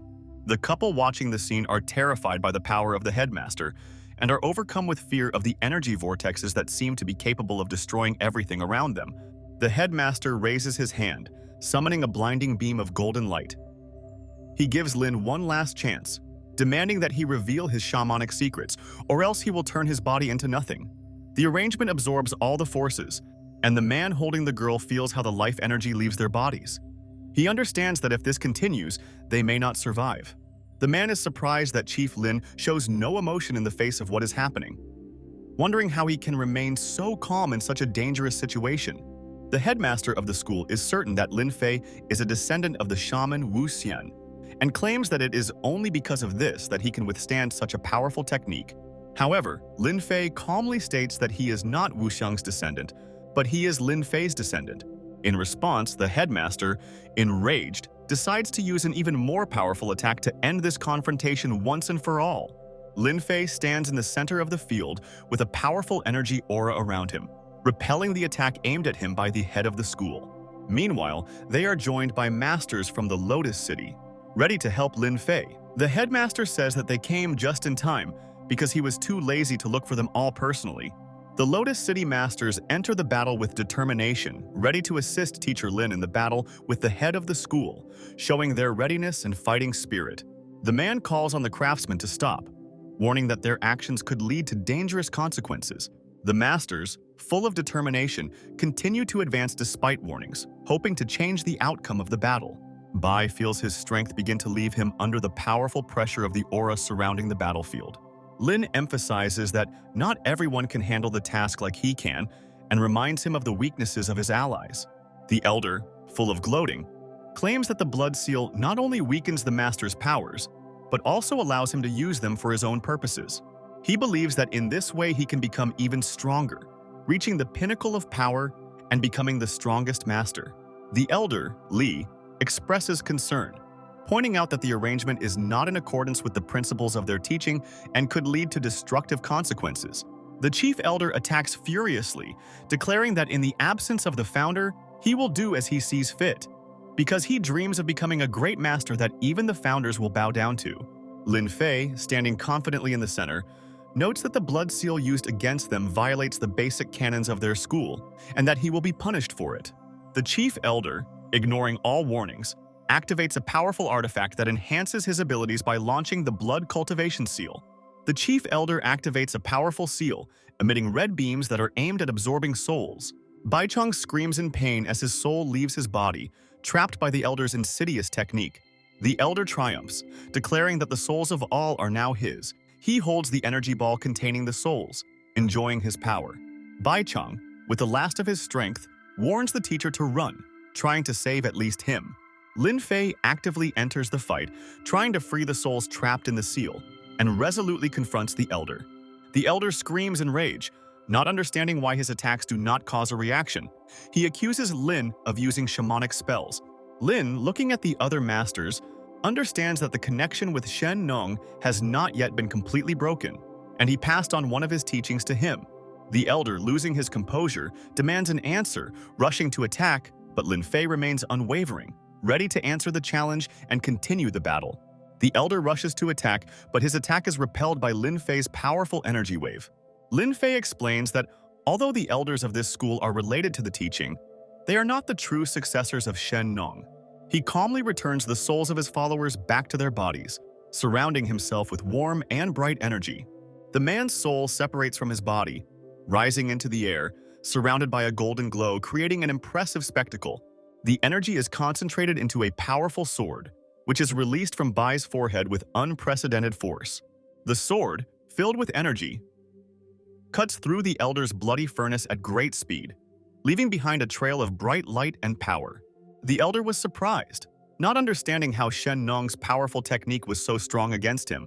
The elder claims to have inherited ancient knowledge from thousands of years ago, but the founder intends to destroy everyone for himself alone. He blames his followers for not helping him and unleashes a powerful attack in a fit of rage. Lin deflects his blow and says that since the elder really does have elementary knowledge, then the founder is no longer the same as before. The elder laughs as he unleashes a powerful attack and states that he has no intention of retreating back. He states that since they have met, they must end this battle, and directs powerful energy at his opponent. The force of the blow is so great that even the allies and the elder's son begin to feel pain from the impact of this energy. The elder gathers all his strength for the final attack. The energy charging ball should, according to him, destroy the enemy and prove that even a god cannot stand against him.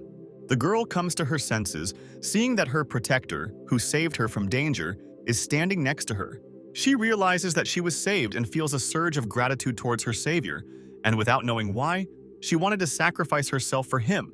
The elder launches a powerful attack at Lin Fay, attacking him from above while holding a huge energy ball in his hands. The girl boldly rushes forward, ready to risk her life to help cover Lin Fay with her body. However, there was no need for this, and Lin Fay quickly and efficiently landed one blow on the elder. The elder flies back and hits the ground head-on, smashing the rocks beneath him with his face.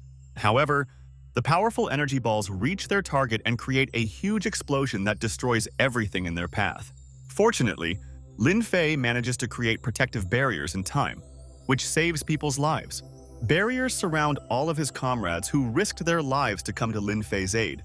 The girl asks the young man in surprise who the young savior Lin Fay is, who has such power. She, in a yellow dress, looks at the guy standing in front of her in surprise, wondering who he is.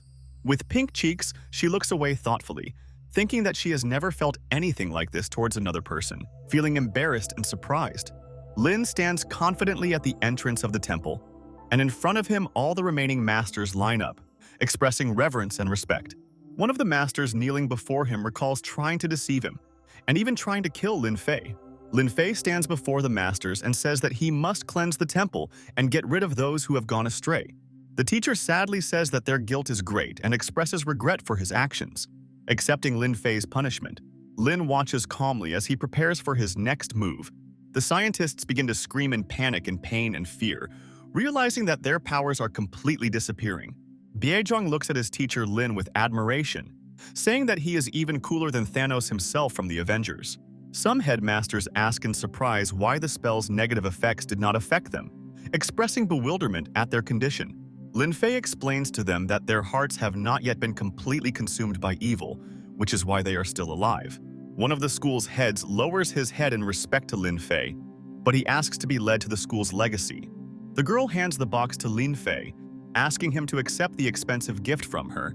The protagonist indifferently replies that he is not interested in such things, refusing to take the spirit stone offered to him. The man is surprised by the protagonist's behavior. Not understanding why he refuses the rare spirit stone, the three masters discuss that they did not help Lin Fay much and could even hinder him more. Lingjiufeng Mountain Peak is shown on the horizon with picturesque scenery, being a peaceful and tranquil place.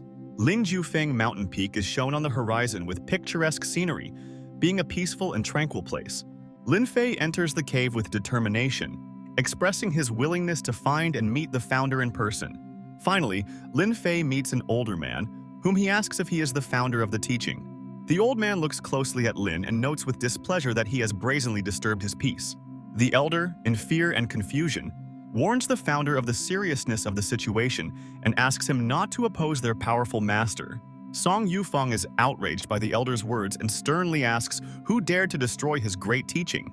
Lin uses his abilities to touch the founder of the teaching to show him the truth about what happened.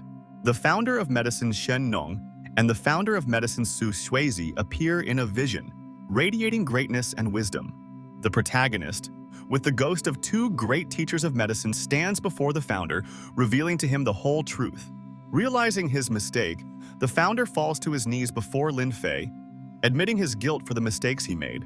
Lin Fay rebukes the founder for his actions, showing that all his efforts were pointless and destructive. The founder realizes his mistakes and begins to listen to the words of the great Lin Fay, bowing before him in repentance.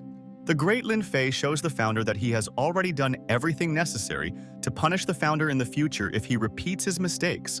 The founder falls to his knees, realizing his guilt and asking for forgiveness for his actions. Feeling deep shame, the great sage asks the founder to get up and walk with him to the Suwen Valley, where the medicinal herbs that Lin Fay needs grow. Suwen Valley is a beautiful place where plants grow peacefully near a tranquil waterfall. Using his powers, Lin Fay takes all the medicine growing in the valley for himself.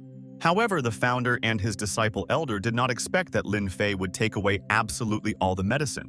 The founder timidly noted that they now had nothing left, and Lin Fay had taken away the accumulations that they had cultivated for several hundred years.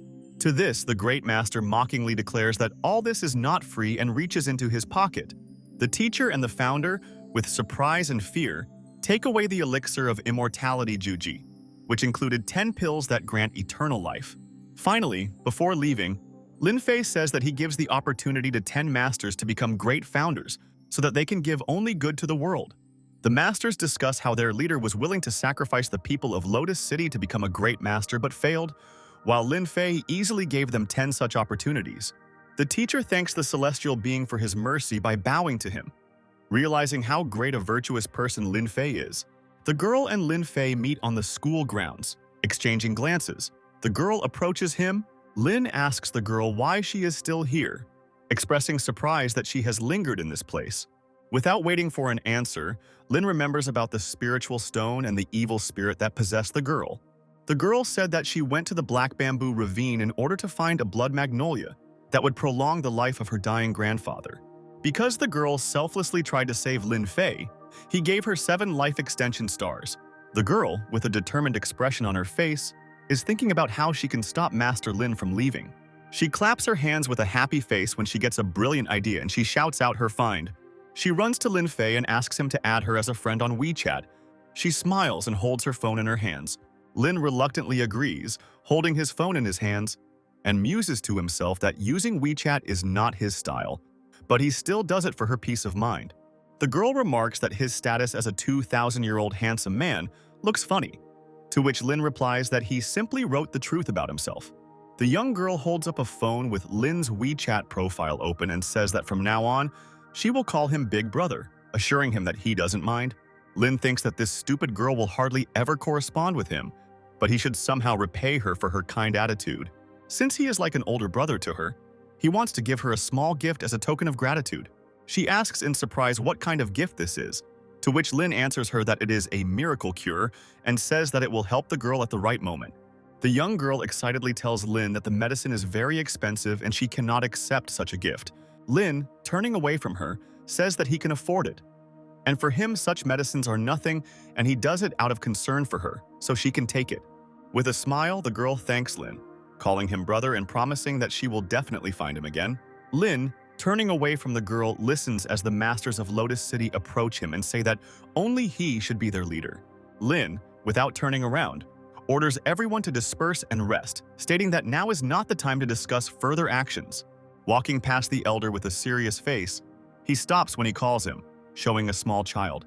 Immortal Lin looks at the child in surprise, recognizing him and not understanding why he is in the mortal world.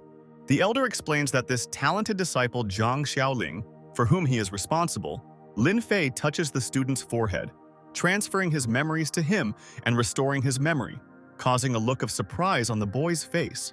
He agrees to take the student with him, and the two stand against the backdrop of a picturesque landscape, preparing for a serious conversation. Lin looks at the student seriously and asks if he remembers him, triggering memories in the boy.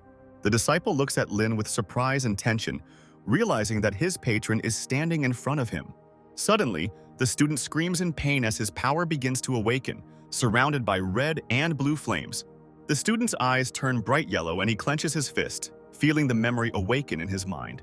The disciple respectfully and resolutely tells Lin that although 2,000 years have passed since their last meeting, he is still glad to see the Celestial again. Lin Fay asks the disciple with a serious face, what happened in the realm of the Celestials and why even he was reborn into this world? Bhavakakra, who killed Empress Yao Guang, returned to the kingdom of the Celestials after 3,000 years and, unable to resist, the young man changed his clothes again. The teacher listens to the student's explanation, realizing that Zhang Daoling was unable to cope with the terrible Bhavakakra. A young boy opens a portal to share his memories with his teacher, Lin Fay. The portal that opens shows his memories of the battle with the terrible Bhavakakra, which he was unable to defeat. The terrible Bhavakakra, who returned to the city of the Celestials, exterminating everyone, encounters the elderly Shifu Zhang Daolin. Shufu's students ask their teacher to escape from the battlefield while they still have the strength and hope of salvation.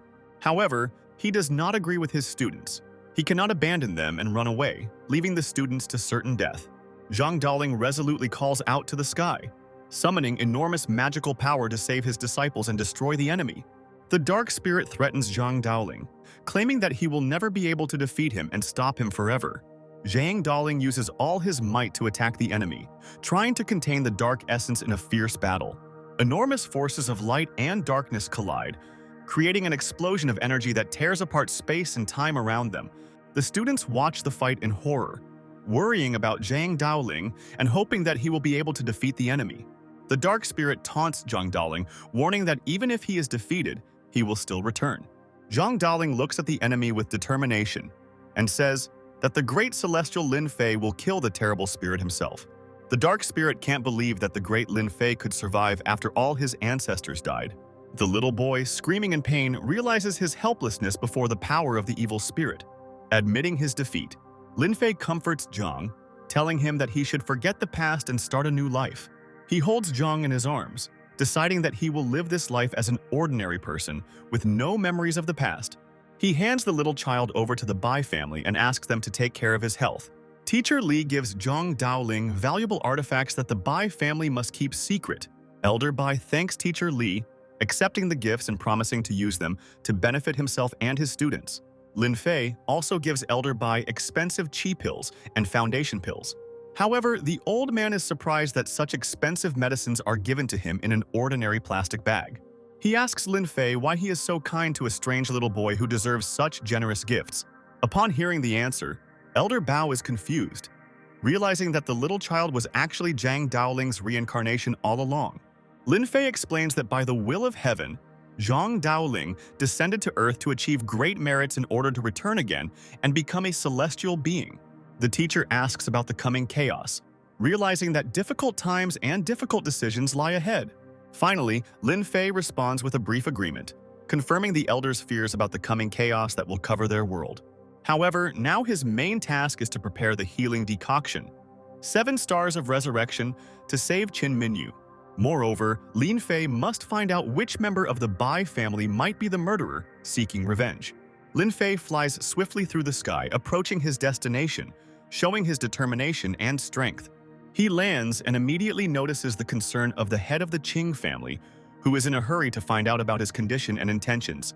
They enter the building where they meet the head doctor, who is concerned about the condition of his patient, who is immersed in deep therapy. Lin listens attentively to the man's explanation, who tells him about a difficult situation that requires Lin Fay's immediate intervention. After assessing the situation, Lin Fay asks everyone to immediately leave the office and leave him alone with the patient. The doctor explains that the treatment requires a thorough approach and full responsibility, and in case of failure, all the blame will be on Jing himself. Lin Fay uses an ancient artifact, causing a powerful light to fill the room and begin the healing process. All previously collected medicinal herbs and plants instantly fly into the healing cauldron. By casting the spell, Lin Fay ignites the true fire of the 3 elements and begins the healing process. The head doctor asks Director Jing not to hope too much for a good result, because even he, being the best doctor in the Lotus City, could not cope. At this moment, President Jing smells the medicinal brew coming from his sick son's room. The head doctor points at Director Qin in surprise, noting that his hair has suddenly turned dark and he now looks younger. The head doctor notices that it has suddenly become dark and anxiously goes out into the corridor, trying to understand what is happening. He looks out the window and sees clouds gathering over the building, covered in a strange glow.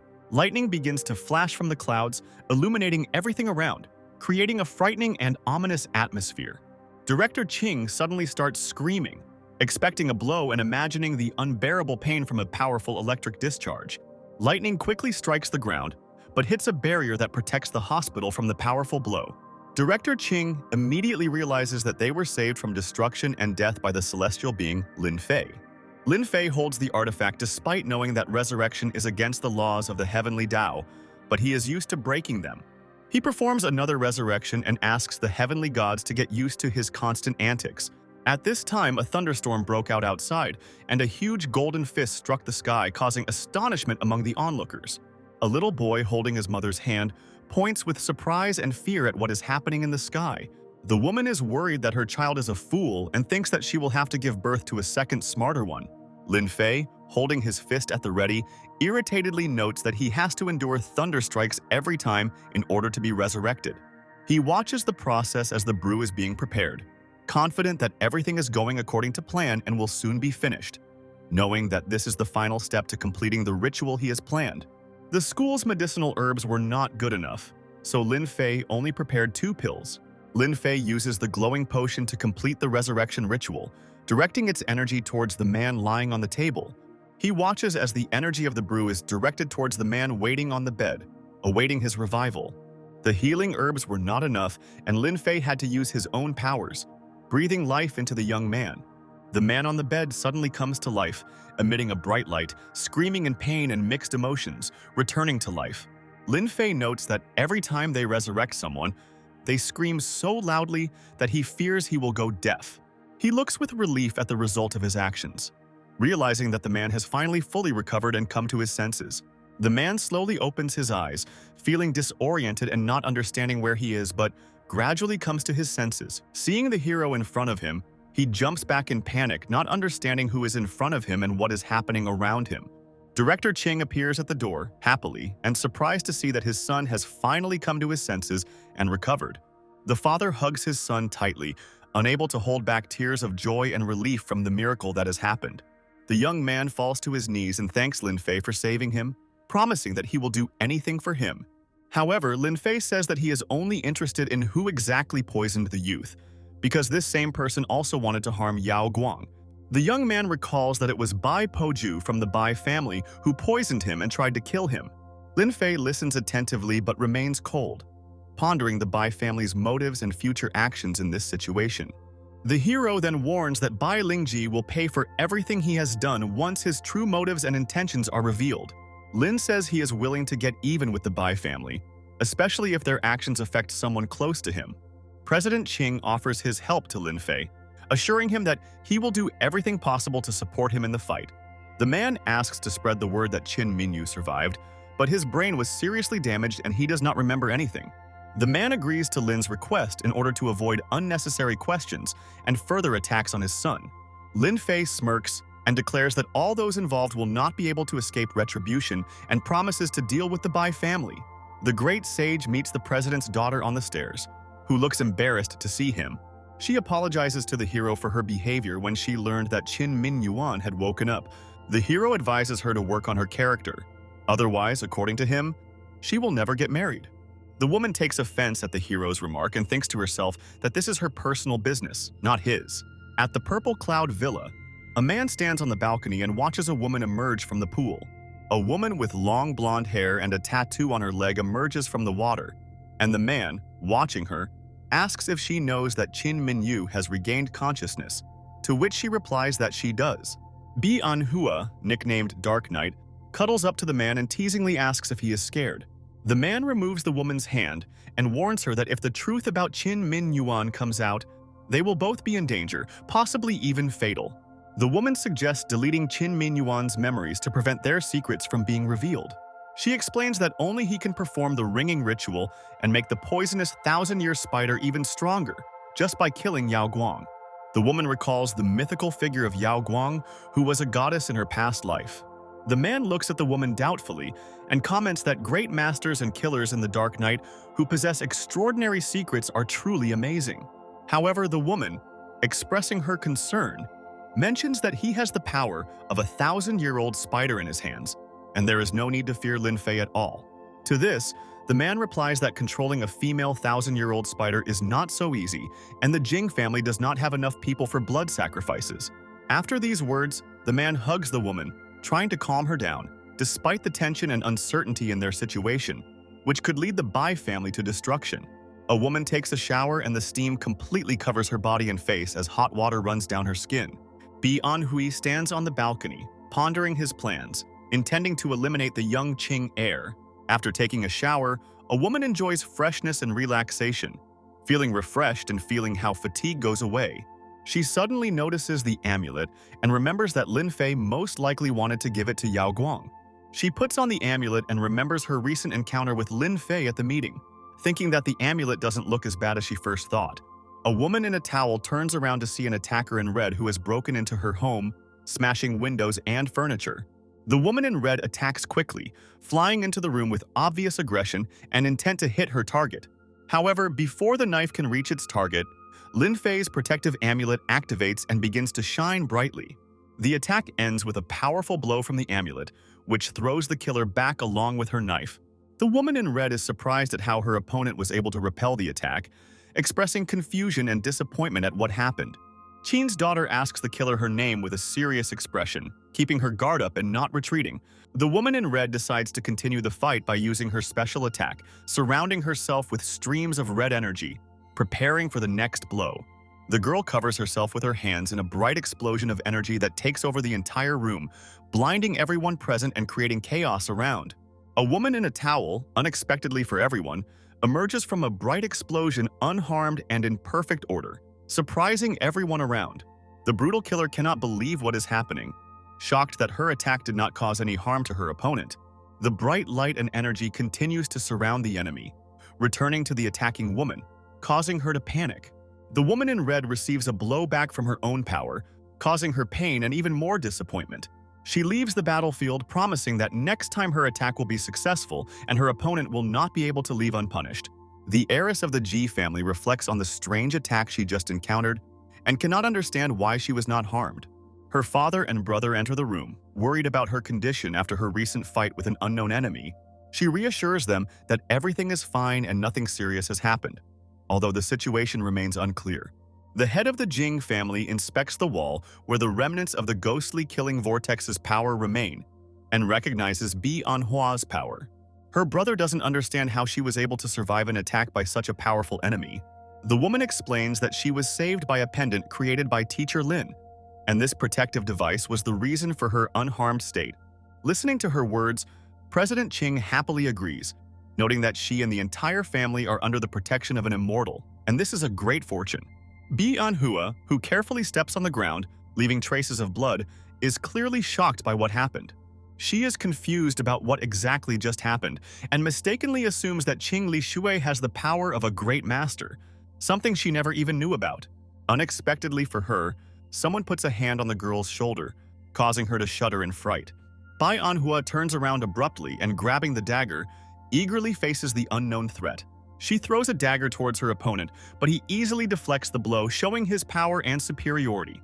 Lin appears before her with an aura filled with terrifying energy that clearly indicates his intentions. Seeing Lin, Bi Anhua realizes that his strength far exceeds her expectations, and she begins to worry about the outcome of their confrontation. Bai Anhua does not get into a fighting stance to prepare to repel Lin's attack. Instead, she begs for mercy, asking for a second chance to clear things up.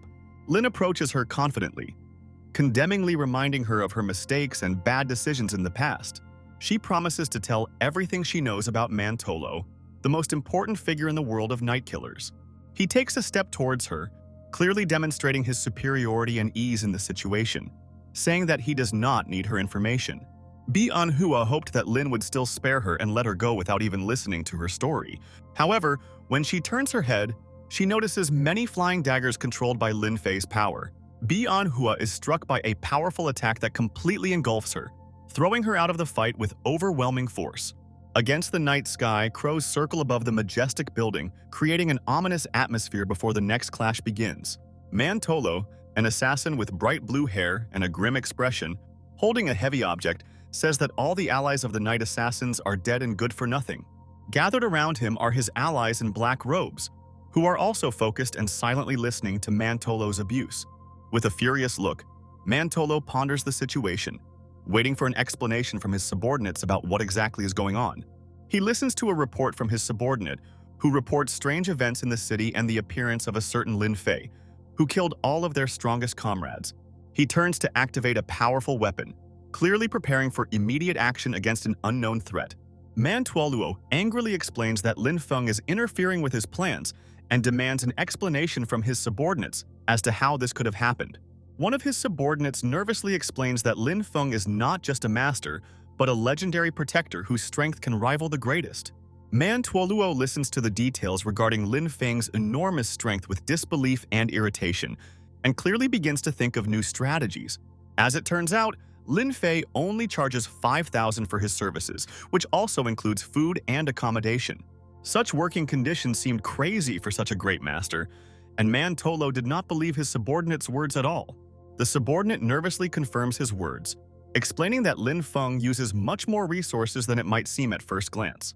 He continues his interrogation, not hiding his irritation, and concludes that Lin Fay must have other hidden sources of power and influence. The dark figure attacks with fury, leaving behind a splash of blood and the silhouette of an enemy who was unable to defend himself from the blow. Mantolo, observing the aftermath of the strike, shows his displeasure and confusion that his plans are not going as planned, creating a tense atmosphere. The servants stand nearby, hesitant, surprised by the unexpected turn of events, and try to figure out what to do next in the face of uncertainty about what is happening. One of them notices a strange weapon on the floor covered in blood, personifying ancient forces and symbolizing power and danger. The Devil's Sword Mobin. He shows its sinister and bloody blade, making the servants feel the full weight and darkness of this mysterious object. A large, sinister eye with a bright purple pupil, symbolizing an unknown force that watches over what is happening and grants the mighty power of the sword. The man who looks at the dagger greedily, thirsting for its power, wants to gain the power that can change the world and become invincible. He takes a few steps forward, reaching out his hand to grab the hilt of the cursed sword. The servant, with visible madness in his eyes, reaches out to the dagger, succumbing to the temptation of the dark force that promises him absolute power. He confidently grabs the dagger's hilt, deciding to accept the gift of destructive power despite the consequences that may follow from such a step. A stream of purple flame erupts from the dagger, forming an ominous face that shows the power and danger contained within the weapon. The man realizes what is happening in horror, watching as the flames engulf the dagger and his former comrade, highlighting its destructive power. Mantolo, with a satisfied expression on his face, explains the origin and danger of the dagger, calling it the heavenly punishment, and emphasizing that only the worthy will be able to wield it.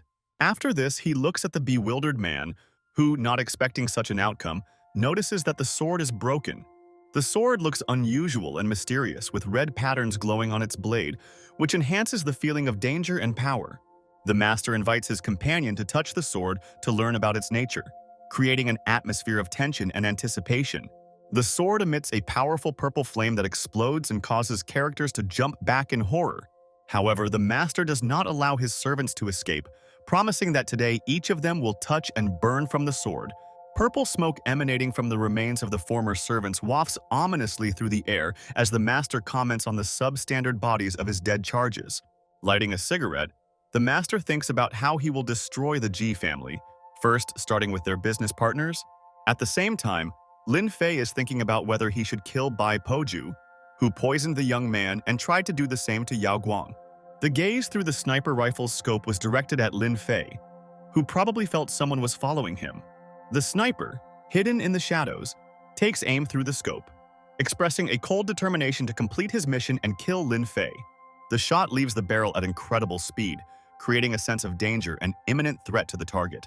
The bullet quickly approaches Lin Fay, highlighting his calm and self-confidence. The bullet suddenly stops in front of the Great Master, reflecting his incredible abilities and superiority over ordinary dangers. The great Lin Fay holds the bullet in his hand as if it were a normal event, showing his strength and disdain for the attack. He throws the bullet back towards the sniper with force, showing his superiority and displeasure. A bullet pierces the sniper's shoulder, causing him to cry out in pain and showing that his own weapon has turned against him. Lin Fay calmly approaches the wounded enemy, symbolizing his coldness and indifference. Rushing towards the wounded sniper, Lin Fay asks him who exactly sent him and whether it was the Bai family.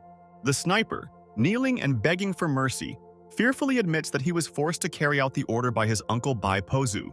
Lin Fay leans towards the sniper, his expression calm yet stern, showing his willingness to hear what the sniper has to say. The sniper responds in confusion, fearing for his life, his face distorted with fear and uncertainty about his next steps and betrayal of his family. Lin asks the sniper a hypothetical question, forcing him to think about his own actions and motives, and the sniper admits that in a similar situation, he too would not spare the enemy. And the Great Master frowns and looks at the sniper, expressing his agreement with his opinion, albeit with a hidden threat. The sniper panics and tries to justify himself, breaking out in a cold sweat and saying that Bai Poju is in another place, hoping to escape. After answering, Lin Fay mercilessly spoke the words of death, depriving the sniper of his last hope for mercy.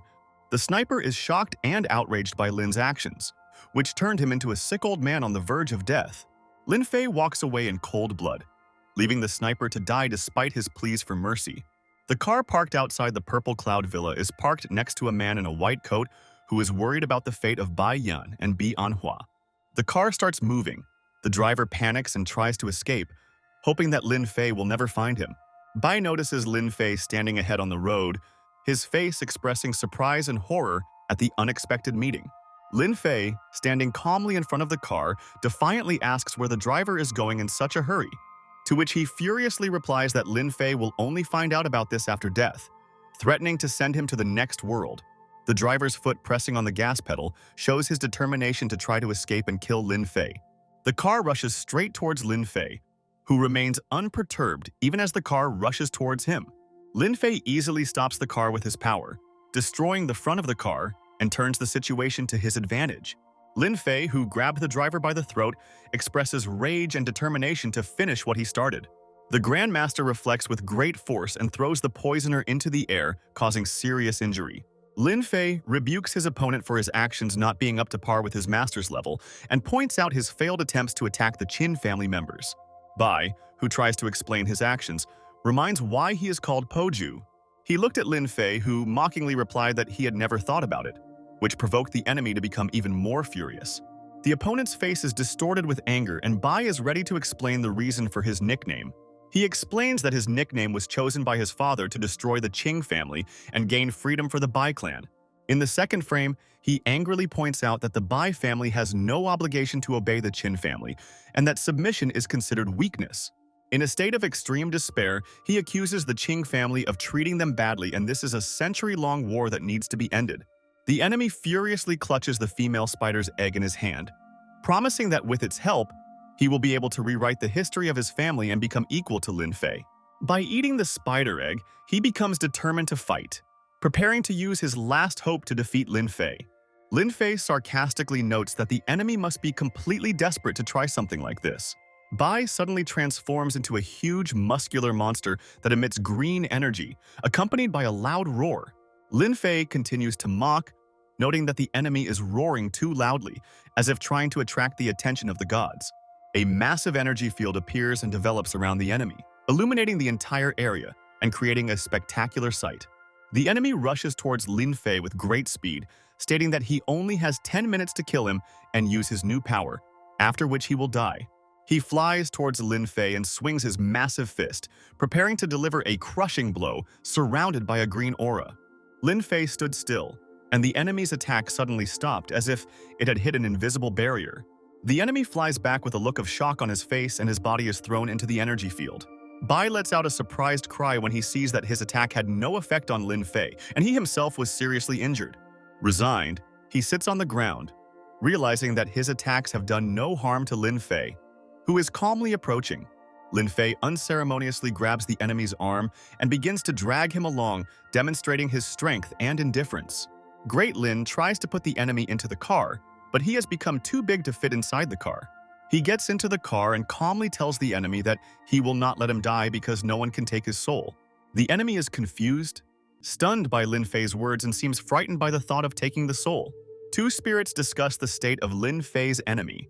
One of them assumes that the enemy is already dead, but the other says that he is still alive since his soul was not taken. Suddenly, Lin Fay rushes his car at high speed, falling through the gate. The Bai family comes out to hear the noise and watches what is happening with surprise, their reaction highlighting the unexpectedness and unpredictability of Lin Fay's actions. They looked at Lin Fay in surprise as he held the enemy and mockingly asked those around him if they recognized the one he had brought with him. In confusion, they discussed the condition of their relative who was captured by Lin Fay, not understanding what happened to him. Lin Fay coldly points at his captive, stating that he will explain everything himself when he comes to his senses. And then Lin Fay will finish this matter. A general view of the house, in front of which lies the wounded Uncle Bai, surrounded by worried family members. The wounded man tells the whole story and his noble desire to save the Bai family. However, his brother and nephew do not agree with him. They believe that the war is already in the past and now they and their family live in peace.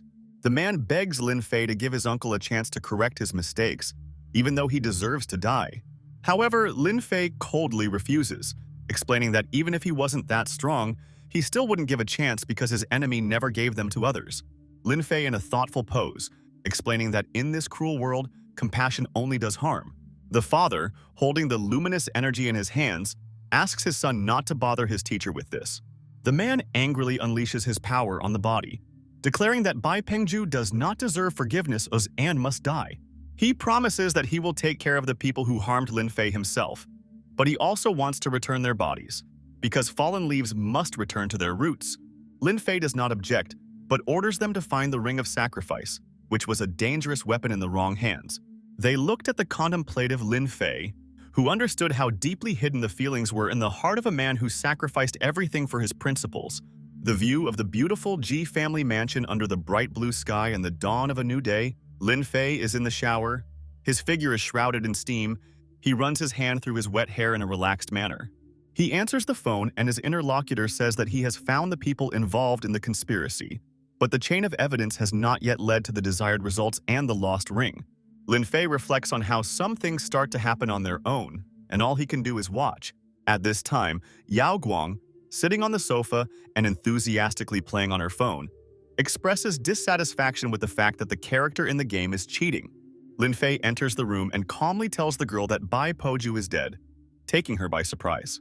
He looks at the girl, who is enthusiastically playing, and she asks in surprise who exactly is dead, clearly not understanding the seriousness of what is happening. Lin Fay points to the girl, asking her to take a look and see for herself what happened, surprising her even more. The girl looks at the images showing the events involving Lin Fay and Bai Poju in shock, and many memories appear in her mind. She looks shocked to realize that Bai Poju was the criminal who tried to kill her and seems unable to believe what happened. The girl is disappointed and wonders why he did this, since he has done so much for her, and expresses bewilderment at her importance to him. Lin Fay is distracted by the girl's game and is unable to win, which causes the girl to be even more confused. The girl continues the discussion, and she asks what Empress Yao Guang really was to him, apparently trying to understand his motives. She looks at Lin Fay and looks thoughtful as she listens to him, while he explains that the Empress was exactly the same as Yao Guang is now. Yao Guang asks to train her and make her as strong as the Empress herself was in her time. She looks at Lin Fay, who explains with a serious face that if she wants to be strong, she just needs to open her internal channels. The girl resolutely says that she cannot always be under Lin Fay's protection and wants to learn to protect herself, striving to be independent. However, she is afraid of Lin Fay, believing that he may behave inappropriately towards her. But he assures her that he will never touch her until she herself wants it and allows it. Believing in Lin Fay's words, she asks him to teach her. However, she does not want to become an empress, but only wants to remain herself. Lin Fay reflects on how he is feared more than respected in the immortal realm, unlike Yao Guang, who has earned respect. Teacher Lin Fay tells the girl that he wants her to take off her clothes, which makes her feel embarrassed and confused. The girl asks, embarrassed, why she needs to undress to become stronger because she doesn't see the point in it. Lin Fay explains that her body needs to be tempered, otherwise she will not achieve true perfection and will never become stronger. The girl sheepishly confirms that she needs to undress to harden her bones, to which Lin Fay calmly agrees. She looks at Lin Fay defiantly and tells him to keep his animal instincts to himself, showing her determination and embarrassment. Lin Fay calmly replies that if she is not ready, he will not insist, and shows his unperturbed nature. The girl hesitantly lies down on the floor, and her thoughts reveal concern about the ambiguity of the situation and the sound of the phrases. Yao Guang lies on the floor, and a complex magical pattern appears on her back, indicating the tempering process that Lin Fay is performing. Yu Molin appears, approaches the door, and hearing strange sounds, looks worriedly inside the room to check if everything is okay. Molin opens the door and is surprised to see what is happening in the room, clearly stunned by what she found. The girl runs away from the door in fright, apologizing for disturbing her and clearly embarrassed by what she saw in the room. She presses her hands to her face, unable to believe what is happening, and thinks that this is just some kind of misunderstanding or even a dream. A forest landscape where fog envelops the trees, creating a mysterious and calm atmosphere in the morning. A man in traditional dress, holding ashes in his hands, tells his late brother that they have just a little while left and they will be home. With tears in his eyes, he regrets that the true master he considered him to be has turned into a handful of ashes. He approaches the house and says that they are finally home, mentioning that their ancestors have always lived here. However, their family hieroglyph is missing from the coats of arms. The elder of the Ching clan, holding a staff, exclaims in surprise upon hearing of Bai's return. A man announces the death of his brother and his intention to hold a worship service in his honor for the entire village. The elder continues to talk about how Pao Jin was the main protector of the Bai family and deserves the honor he deserves despite his past mistakes. The man, under the pretext of taking away the old wine, asks to go down to the cellar. while the same lost sacrificial ring is visible on his finger. He throws the eggs of the female thousand-year spider, saying that this will be the last wine they taste in their lives. The elder raises his cup of wine and asks everyone to drink to the late Bai Poju, for whom they have all gathered. Everyone except the man drinks the wine in one gulp, while he watches their impending death with a grim and cold-blooded expression. The empty cup shatters into pieces and the elder watches in horror, saying that everything was poisoned. The woman is clutching her stomach, bleeding from her mouth, and nearby children are panicking and asking what is happening to him, blaming Bei for what happened. Bei leaves, stating that the clan elders should have died much earlier, leaving the elder shocked by his words. He screams in rage, accusing the elder of having to kill his brother with his own hands and trying to hide his sins, that he knows the truth and is not going to forgive. The elder blames everything on a man who killed his own family and now attacked the village for ridiculous reasons. Bai uses his ring, which emits a bright green beam into the sky while he shouts that it is time for punishment. He uses his ring, and a bright green beam is sent straight into the sky, illuminating the bodies of the dead. Giant snakes, frogs, and other dangerous creatures appear near the village, destroying everything in their path as Bai continues his revenge. The boy begins to be attacked by snakes. He panics and screams for help, calling for Bai Pojun. The man looks at the boy with regret, stating that this is all their karma and they must die. He watches as the bodies of his comrades are devoured by snakes and does not regret the revenge he has taken. Lin Fay, who is standing on the roof, receives a notification on his phone, which greatly surprises him. He receives a call on his phone and looks at the screen in surprise, seeing the caller's name, Bai, and asks what happened this time. Bai reports that the sacrificial ring was in the possession of the elder and explains that the elder planned to sacrifice all members of his clan in order to achieve great power and that he alone would not be able to deal with all the creatures. Lin Fay agrees and promises to come soon, holding the phone to her ear and calmly watching from the balcony. After hanging up the phone and smiling maliciously, Bai threatens Lin Fay, promising to avenge the death of his younger brother. Lin decides he can't take it anymore and takes action, calling his red-haired student and ordering him to keep an eye on his father. Red Bai, who is training, does not immediately understand the meaning of the task, but agrees to carry out the order of his Shifu. Lin Fay uses his power to create a powerful energy flow around himself. It is transported to the place where the sacrifice takes place. He finds himself at the scene of the crime, among poisonous snakes and human remains. Upon seeing the toad, Lin Fay becomes extremely angry, saying that he hates these creatures and cannot stand them. With one powerful explosion, Lin Fay destroys all the snakes, toads, and poisonous insects around him. Lin Fay actively uses his powers to follow his opponent and not let him escape, saying that he now hates Bai Pojun too. A race begins where father and son chase each other at high speed, racing their cars without compromise. In order to catch and stop his father, the red-haired Bai crashes into his car at high speed and stops traffic. However, the man's will is stronger. He breaks the car door to get out and confidently shouts about his victory. Red Bai does not understand why his father has the Ring of Sacrifices and why he acts so terribly. The father declares that he has killed everyone on their homeland and has now completed the family sacrifice and is ready to use the new power. An emotional dialogue takes place between a father and a son, who feels deep remorse for his father's actions related to the destruction in which innocent people, including children, suffered. The man laughs hysterically, saying that otherwise he would not have been able to avenge his brother and destroy the Qin family's supremacy. He yells at his son and explains that he knew his brother for over 50 years and that he was more important to him than his son, whom he has known for less than 30 years. Showing the Ring of Sacrifice, the father asks if his son knows where he found it. He remembers his childhood, which was spent in poverty and privation, but with a big dream of greatness. Turning to his brother, the boy asks if he has any great dreams. The boy jumps up and exclaims that his dream is to make his brother a great man. The father says that after finding the ring, he realized that he no longer wanted to become great, but wanted to bring his brother back.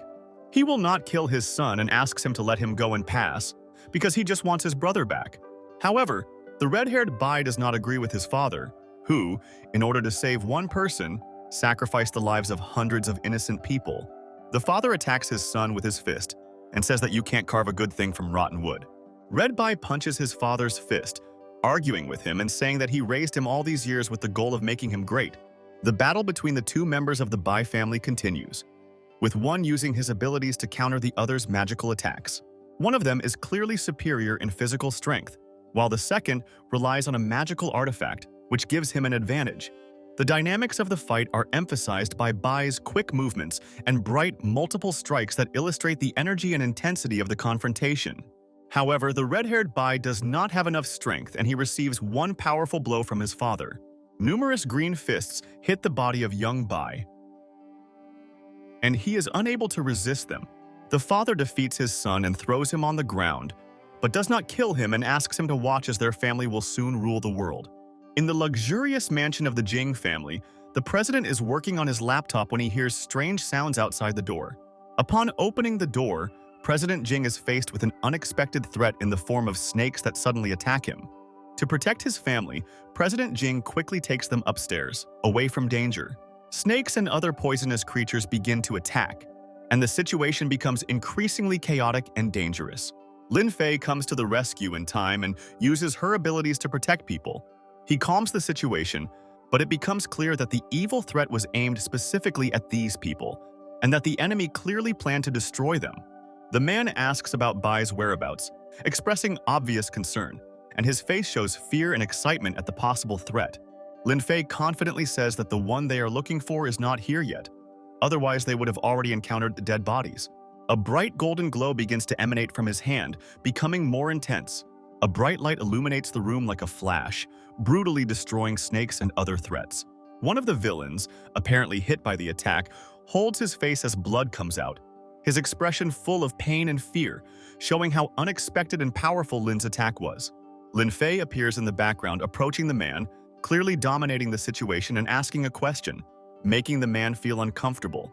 Lin Fay's eyes begin to glow with a golden light, and he sees that the enemy has been parasitically influenced by the king of poisonous beasts, and he does not need the ring to control them. The man in white falls to his knees before the hero, begging him for mercy, his hands outstretched in a desperate attempt to appease his opponent. Lin Fay uses her power, causing a powerful surge of energy to hit the man, causing him to fall down dead. The entire Bai family is frightened by the sudden appearance of Lin Fay, who has dealt with the snake charmers and is preparing for a more serious opponent. The question is asked by President Ching, who, with an expression of fear and bewilderment, tries to understand what is happening.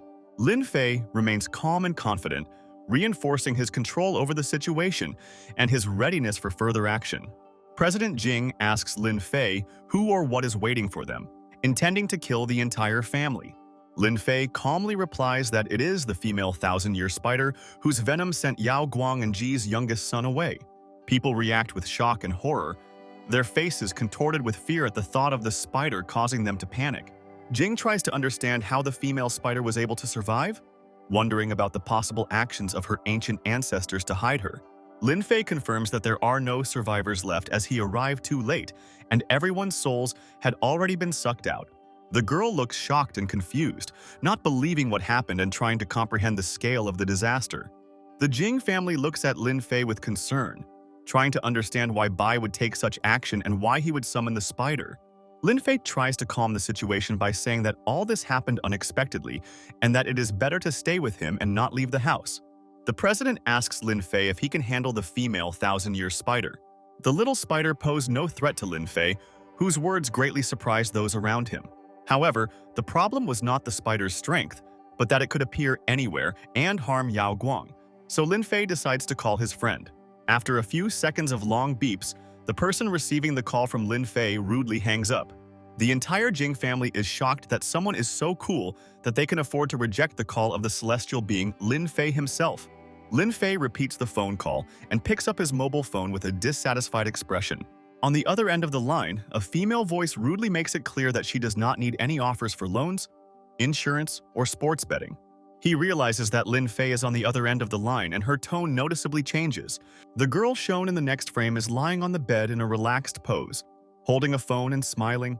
She offers her help in a carefree manner and is even willing to stay with Lin Fay overnight, showing her interest and willingness to support him. The girl hugs the teddy bear on the bed and is sincerely happy that her beloved himself invited her to meet. The girl gets out of bed and quickly heads down the stairs, getting ready to go somewhere. Her movements are decisive and swift. Men sitting in a luxurious living room and having a serious conversation about the future wedding of two young people. Young Long Woshui says that he also likes Xinyi very much and is ready to take her as his wife. At this moment, a girl runs out saying goodbye to her father, saying that she is heading to her loved one. The man asks if the young girl has a loved one, which makes her think. The father explains that his daughter has a difficult character, but the rumors about her loved one are fiction. Then the young guy comes to the erroneous conclusion that the girl specifically said something about another person in order to test and cause jealousy. The helicopter looks down on the luxurious estate, which emphasizes the scale and importance of the girl's arrival.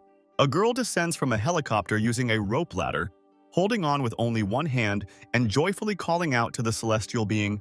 She lands at the entrance to the building wearing a crop top and denim shorts, her expression ready for action. Yao Guang appears in a green dress, clearly surprised by her arrival and expressing concern. The girl is surprised by Yao Guang's beauty and feels that she is a rival who can take Lin Fay away from her with her appearance.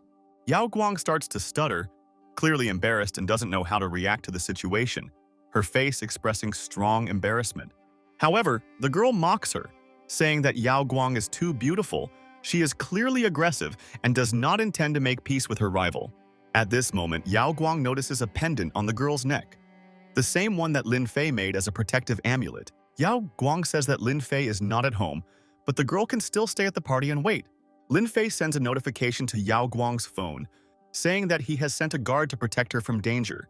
The girl is upset when she finds out that she was only called to protect Yao Guang.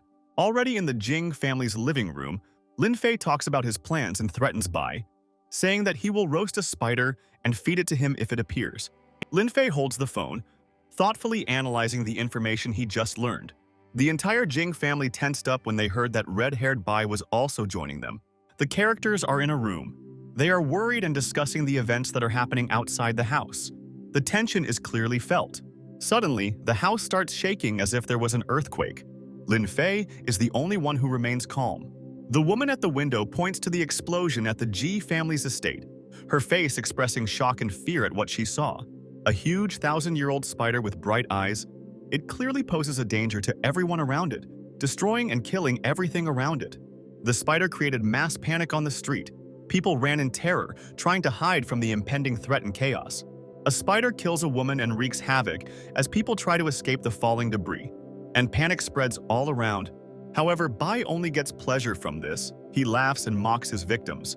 He, with a mad expression on his face, manipulates the fart, controlling the green streams of energy and heading towards Yao Guang.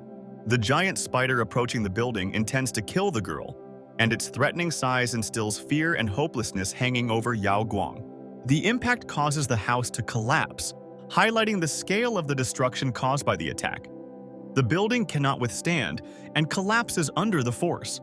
However, the spider's blow does not reach Yao Guang, who is surrounded by a protective barrier, the bright light of which saves the girl from death. The girl lying on the bed in her underwear is illuminated by a bright light, and her expression is anxious and frightened. She looks at the villain, who watches what is happening with obvious pleasure, demonstrating control over the situation. The spider, obeying the villain's order, heads towards the girl, intending to break through the last barrier that can protect her. The girl sees a giant spider breaking through the barrier, and fragments of the magical shield created for protection fly around. In shock and despair, Yao Guang watches the destruction of the magical barrier caused by the spider's attack. The force of the blow is astonishing in its power. The spider has almost reached the girl, who is defending herself from a bright flash. She realizes that the defense has fallen, and now she is completely vulnerable to attack. A giant spider with bright green eyes destroys the ground beneath its massive paws, creating a frightening atmosphere of menace. In the cloud of dust, two girls can be seen flying down from the destroyed house, their facial expressions full of fear and anxiety about what is happening. The savior tells Yao Guang that she is truly beautiful, since at the moment of death she thought about saving Lin Fay and not about herself. Both girls find themselves on the ground among debris and dust, one of them holding on to the other, trying to support and protect her. The girl says that Wu Molin is fine and has been safe for a long time. Otherwise, she would have rushed to Yao Guang's aid long ago. This time, the girl focuses on a giant spider that looms menacingly over the girls. They look at the man with the green aura who is screaming furiously, threatening to release the female 1,000-year spider and clenching his fists in a menacing manner. The spider makes a huge leap towards the girl, waving its legs, creating a huge cloud of dust and destruction on the ground below it. The girl, with a determined expression on her face, prepares to use force, holding her hand in front, demonstrating a bright pattern and confidence in her actions. Her confrontation with the giant spider begins as she stands defiantly in front of the monster, ready to engage in battle. The spider jumps back in fear, while the girl confidently waves her hand, in which a glowing magic bracelet flashes, emphasizing her readiness for the fight. The man yells angrily at the female spider, accusing her of being scared of the bracelet. He looks at the girl in a confident pose, who raises her hand with a bracelet, with a disdainful expression on her face, demonstrating her strength and confidence. The man clenches his fist in rage, preparing to attack, his determination highlighted by a bright flash of green light. However, the girl, shining blindingly, raises her hand, calling for the spider to return to its true form, ready to continue the fight to the end. The girls look at the huge green spider, which moves forward furiously, its eyes flashing menacingly, ready to attack its opponents. A man with a green aura orders a spider to catch the girls, his face distorted with anger and determination. The spider begins to shrink rapidly in size, making it uncomfortable for the man to stand on it. The girl releases a powerful beam of light from the bracelet, striking the man, who is bewildered to realize that he could not predict such a turn of events. The man lunges forward, demanding the bracelet back, his face contorted with rage and determination. A huge, 1,000-year-old female spider turns into a small, harmless spider, disappointing Bai. A girl with long hair, surrounded by a bright light, orders a spider to protect her. She releases a powerful energy wave from the bracelet, directing it towards the man and the giant spider. The spider defends itself by forming a green ball around itself, trying to absorb the man's attack to protect its new owner. However, the spider cancels its strike and the green streams of energy, obeying the man's orders and preparing to attack the enemies. The girl realizes that the man has sacrificed too many people and the bracelet will not be enough to subdue the spider. Bei pounces on the girl using the 100 Fists technique, throwing the now useless spider aside. The girl responds by using the magical energy of her barrier, directing it towards the attacks of the owner to defend herself. The last attack was too powerful and the girl is thrown back by Bai's strong blow. The man looks at his opponent, preparing for the next move, and threatens more attacks, challenging her to fight. He approaches Yao Guang, saying that he is going to harm her just to hurt Lin Fay. Yao Guang attacks Bai, saying that he would rather die than surrender to a worthless person like him. However, the girl's strike proves useless against one of the Bai family's strongest masters. He hits the girl with such force that she flies back and begins to fall onto dangerous debris, the damage from which could be fatal.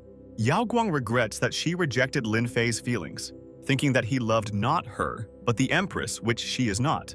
The girl is illuminated by a powerful light coming from below, her body surrounded by a bright glow. Lin Fay uses his power, surrounded by a glowing halo. He rises into the air, preparing for the final attack. The great sage catches the girl, who immediately cuddles up to her savior, whose face expresses relief and concern. On the face of his beloved, Lin Fay notices blood and wounds, which angers and upsets him. Lin Fay holds his lover in his arms, and behind him, dark vortices of hatred flutter. Bai looks at the blinding light in which Lin Fay is floating with a shining halo around him, giving the impression of divine power. The man stands on the ground, looking up at the light and marveling at the power that is manifesting above him, his expression determined. He orders the female 1,000-year spider to attack Lin Fay with poisonous webbing. The spider begins to weave a huge poisonous web, trying to trap her enemies. Lin Fay and the girl hold each other, their bodies wrapped in a green web that slowly surrounds them, creating a dangerous situation. Yao Guang and the great Lin Fay float in the air, surrounded by a green web that threatens to capture them, but the master uses his power and directs it into the center of the spider's web. The man mocks his opponent, believing that he underestimated the power of his attack and strength, breaks through the web with great speed, creating a bright light trail that destroys everything in its path. The enemy is shocked, his face expresses shock from what he saw. He cannot believe what is happening and screams in despair. Lin Fay gathers all his strength into his fist, preparing to deliver the finishing blow to his opponent. The hero's powerful blow, his fist sparkling with bright light, breaks through the obstacle, freeing him and the girl from danger. A huge glowing fist floats in the sky, emitting a blinding light that creates a powerful effect of destruction around. The enemy is in shock, his face distorted with horror and incomprehension at how his opponent was able to defeat him with incredible strength. The fist comes down with incredible force, hitting the ground and creating an explosion that shakes everything. People in the distance watch this grand spectacle, discussing what happened and not believing their eyes. Standing at the edge of the huge crater created by the blow, Lin Fay and Yao Guang look at the aftermath of the battle. Rejoicing in their victory, Yao Guang looks at the giant spider that was defeated in a huge crater, from which a green glow emanated, creating an ominous atmosphere. She asks how the spider was able to survive the attack, defending herself from Lin Fay's powerful blow. To the girl's question, Lin Fay replies that the spider has been protected by the family for several thousand years and that she cannot die now. The girl, seeing her beloved, happily flies to him, expressing her feelings with bright hearts and emotions of happiness, which emphasizes her love. Lin Fay, clearly embarrassed by the situation, pushes her away with slight irritation, creating a magical barrier to keep her at a distance. The girl is upset and says that Lin Fay is cruel and does not take into account her help in saving Yao Guang. Yao Guang and Lin Fay discuss how the girl's intervention changed the course of the battle they barely survived. In that case, Lin Fay tells the girl that he has a reward for her, holding something in his hand, creating intrigue. Lin Fay explains that this thing is priceless to ordinary people, but he decided to share it with her, emphasizing its value. He hands the girl the elixir, and she accepts it with joy and gratitude, expressing her appreciation and admiration for what he has done. The girl says that she is ready to stay with him for the night as a token of gratitude, and then remembers that she must return the bracelet that was mentioned earlier. However, Lin Fay refuses, not understanding why he needs this bracelet, and turns to Yao Guang. Instead of taking the bracelet for herself, Lin Fay gives the bracelet ring to Yao Guang, thus giving her power over the spider. The bodyguards watch Lin Fay and Yao Guang and are amazed at how easily the master gave the girl the power of a poisonous spider. Lin Fay says that this is the best solution, because then Yao Guang will be able to take care of herself in his absence. However, Yao Guang hesitates to take on such responsibility. Remembering the spider's destructive power, the girl admitted that she is actually very afraid of spiders and will not be able to control her strength. Lin Fay replies that he would have thrown away the bracelet with the spider a long time ago, but he doesn't know what type of garbage they belong to and he's too lazy to sort them.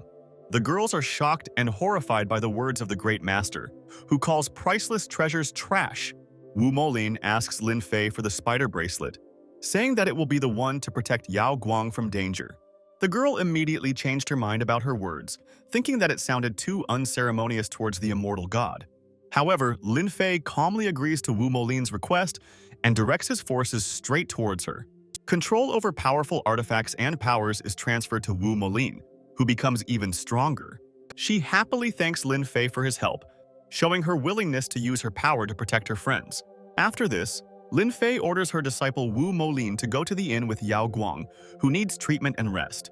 Yao Guang asks why Lin Fay is not coming with them, but he replies that he is waiting for someone and will join later. The girl mistakenly assumes that the celestial Lin Fay specifically ordered the others to leave in order to be alone with her. But Lin Fay coldly asks her to leave and breaks the heart of the girl who so strongly hoped for reciprocal feelings. Ignoring her feelings, Lin Fay asks her thoughts on Man Tuoluo, who once killed her grandfather. Recalling past events, the girl says that they never saw Man Tolo, and he did not act personally. After her answer, Lin Fay orders her to leave, but she starts arguing and wants to stay with him because she doesn't know when else they can see each other. Lin Fay promises the girl that when he has time, he will definitely come to Kuncheng to see her. The girl believes Lin Fay's words and says that she will look forward to his arrival. When Lin Fay was finally left alone, he looked up at the sky, waiting for a certain person. He looks up at the night sky, where he can see the silhouettes of enemy helicopters flying, threatening the peace and tranquility of their city. Helicopters appear on the horizon and approach, and the heroes realize that a new stage in their battle is beginning. Lin Fay calmly watches them from below, waiting for them to land and come down to him. The bright light from the lanterns irritates him, and he demands that they be turned off because they are not going to look for frogs in the swamp. The military, shining a beam of light on Lin Fay, reports that they have found a mysterious man at the crime scene. Lin Fay looks at his opponents with a challenge, realizing that the light directed at him symbolizes a threat. He exhales a powerful hurricane, which he directs towards the helicopters with annoyingly bright lights. The enemies watch his actions in shock, not expecting that he can use magic that they do not understand. The soldiers jump out of the helicopters one after another and head towards Lin Fay to neutralize him. They land near him and surround Lin Fay, pointing their weapons and demanding complete submission. Lin Fay says that he understands perfectly well that the military is acting according to protocol, but he needs them to call Little Chen. He repeats his order, demanding that the military call Police Chief Chen Longxiang. The soldiers are puzzled as to why he addresses their commander so familiarly. Clearly hurt by his words and insolent tone, Lin Fay remains calm and adds that their actions only confirm the bad manners of their generation, and then shines a bright light and disappears. The soldiers decide to find Lin Fay, but find that he suddenly disappears, leaving them completely confused and at a loss. However, there is no need to search, as Lin Fay appears behind the soldier and takes the phone from him, demonstrating his strength and asking questions, causing him to be terrified. The soldiers surround him, but he continues to calmly talk on the phone with the police chief, who everyone now calls the Dragon King. The soldier does not believe Lin Fay, thinking that he is pretending and demanding that he return his phone. At that moment, Lin Fay hands the phone to the soldier and asks to speak to the police chief, who has a message for him. The police chief shouts orders for them to lay down their arms and not resist, but the soldiers are confused, not knowing what to do next. The commander of the soldiers shouts the order to surrender their weapons, but with some uncertainty, realizing that their situation is critical, the soldiers slowly lower their weapons, realizing that resistance is futile and they are completely at Lin Fay's mercy. The hero, watching their actions, smirks, realizing that his plan worked, and he is in complete control of the situation. The boss talks to Lin Fay on the phone again and apologizes for not raising his subordinates well. However, Lin Fay knows very well that the police chief actually wanted to say something different. The military chief speculates that since Lin Fay has returned to his human form, there will be chaos in the future. Before he could finish his words, Lin Fay rudely disconnects the call, saying that he doesn't want to hear anything about this topic.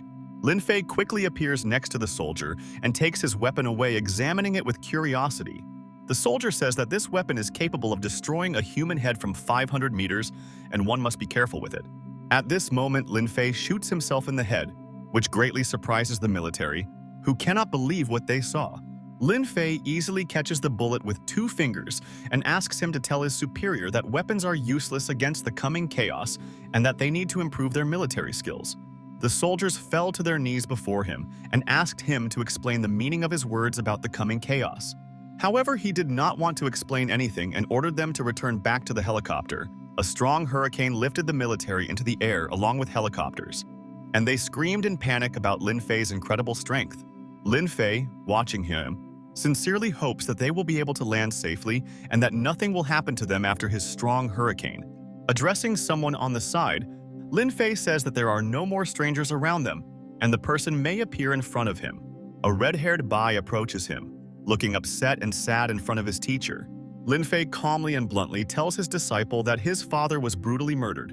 Red Bai falls to his knees, knowing full well that this was the best decision in this situation, because otherwise his father could have killed even more innocent people. But even understanding the correctness of his actions, the red-haired Bai cries and asks for forgiveness, because he is in pain from the loss of his family. Lin Fay calmly looks at her crying disciple and reflects on the complexity of human emotions. In the City of Lotuses, in some unknown dark lair, Tolo furiously screams at his subordinates who were unable to complete his tasks. No one was able to complete his tasks, and what's more, his devil sword never chose a suitable swordsman. All members of the Night Killer organization were killed, and now there are no killers left who can carry out his difficult tasks. The man, looking upset, holds his head, apparently remembering his dead comrades.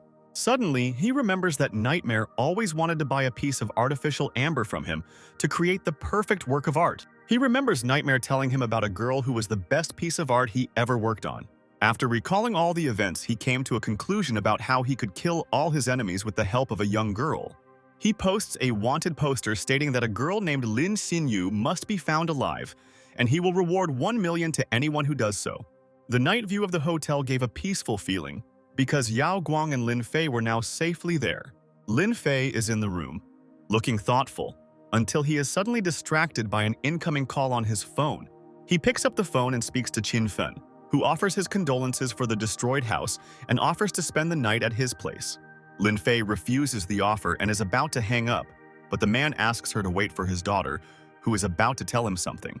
The entire Ji family was delighted that Lin Fay agreed to listen to the message from their daughter. The woman with the phone in her hand looks worried, preparing to make an important proposal that will determine the future development of the Ching family. The men watch her with serious faces, discussing her behavior and asking her to quickly get to the point of the call. She asks Lin Fay to take a walk with her and go to dinner where she can thank him for helping her and saving her life. The men continue to watch her closely, giving her the thumbs up and being proud that she was able to ask a celestial being out on a date. However, Lin Fay rudely refuses, saying that he doesn't have time and immediately hangs up, which upsets the girl.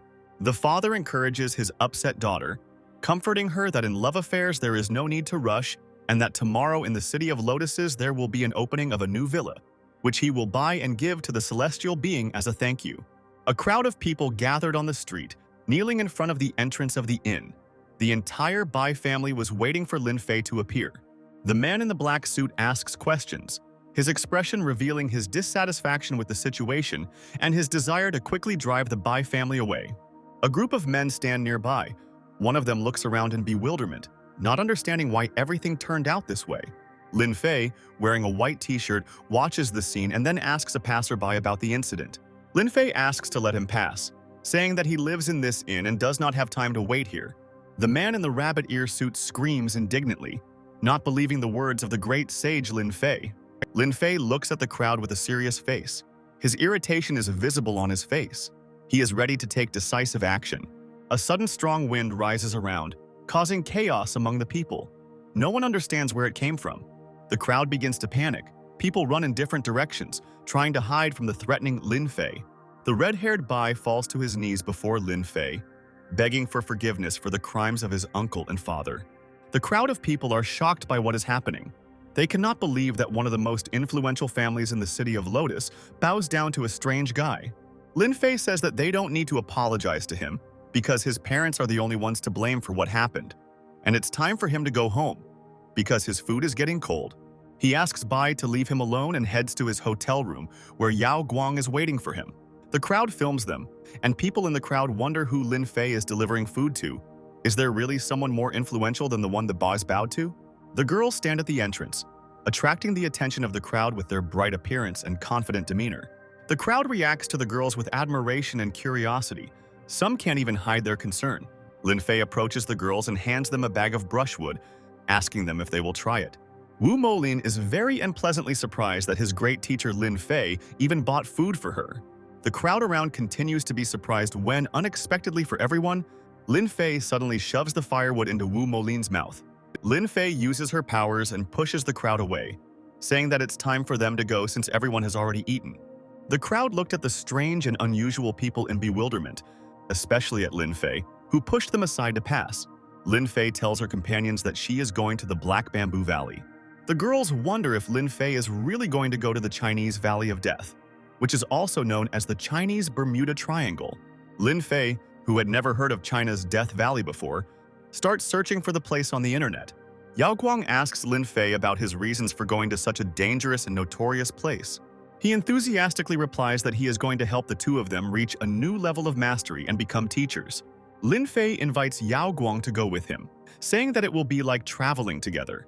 Unexpectedly, Yao Guang calmly accepts the invitation, which greatly surprises Wu Molin, who does not understand who would want to go to such a terrible place. Yao Guang invites his friend to go with them, but she refuses because she needs to look after the company in their absence. Wu Molin watches Yao Guang and Lin Fay leave, thinking that they had a weird first date and they probably won't have any good memories after that. The girl is late for work but hurries to celebrate her arrival, trying not to arouse suspicion among her colleagues. She is nervous and hurries to the timestamping device, realizing that every second counts. When she finally checks in, the screen shows the time as 9 o'clock and 1 minute, and the dispatcher announces that she is late for work for the first time in a month. Young Han approaches Wu Molin, intending to clarify something and find out something from the girl.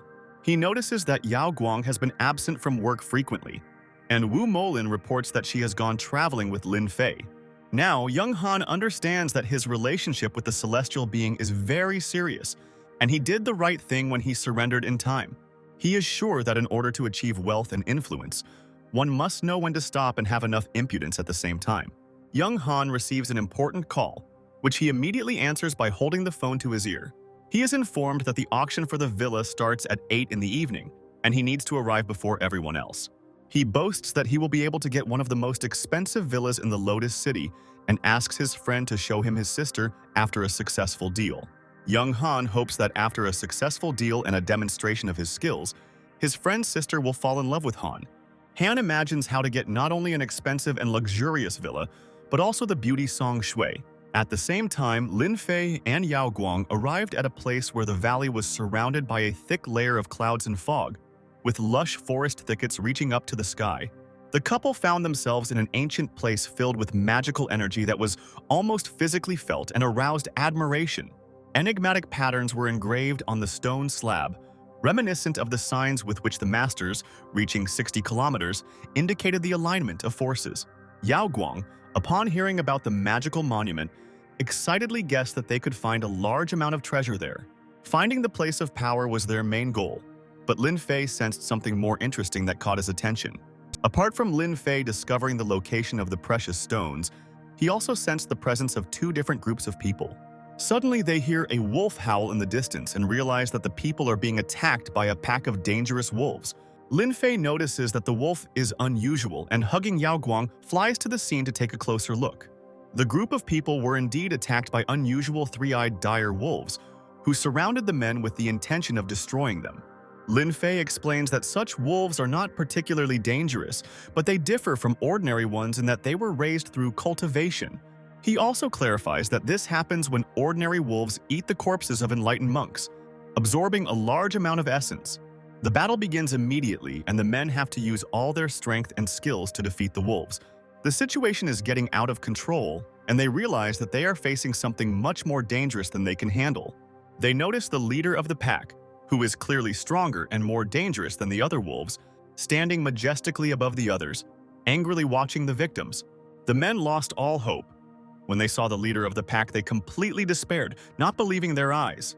One of the men suddenly charges forward, displaying incredible strength to break through the ranks of wolves and protect his allies from the pack leader. Brutal wolves fly up to meet him, surrounding him and preparing for a mortal fight. But he uses his unique skills and power to create a deadly whirlwind that strikes all opponents around him. A group of people cannot cope with the onslaught of wolves without the presence of their commander and ask him to return to their aid. The girl watches what is happening with surprise, commenting that without a commander, the people will not last long. Lin Fay replies that they are not very good people anyway and deserve to die like that. He thinks that these are most likely the same bandits who tricked Chen Xianyu and sent her to the Black Bamboo Valley.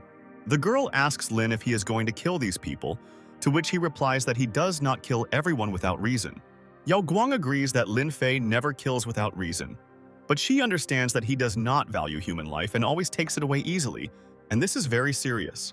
The group's leader deals the decisive blow and kills the pack leader, cutting him in half.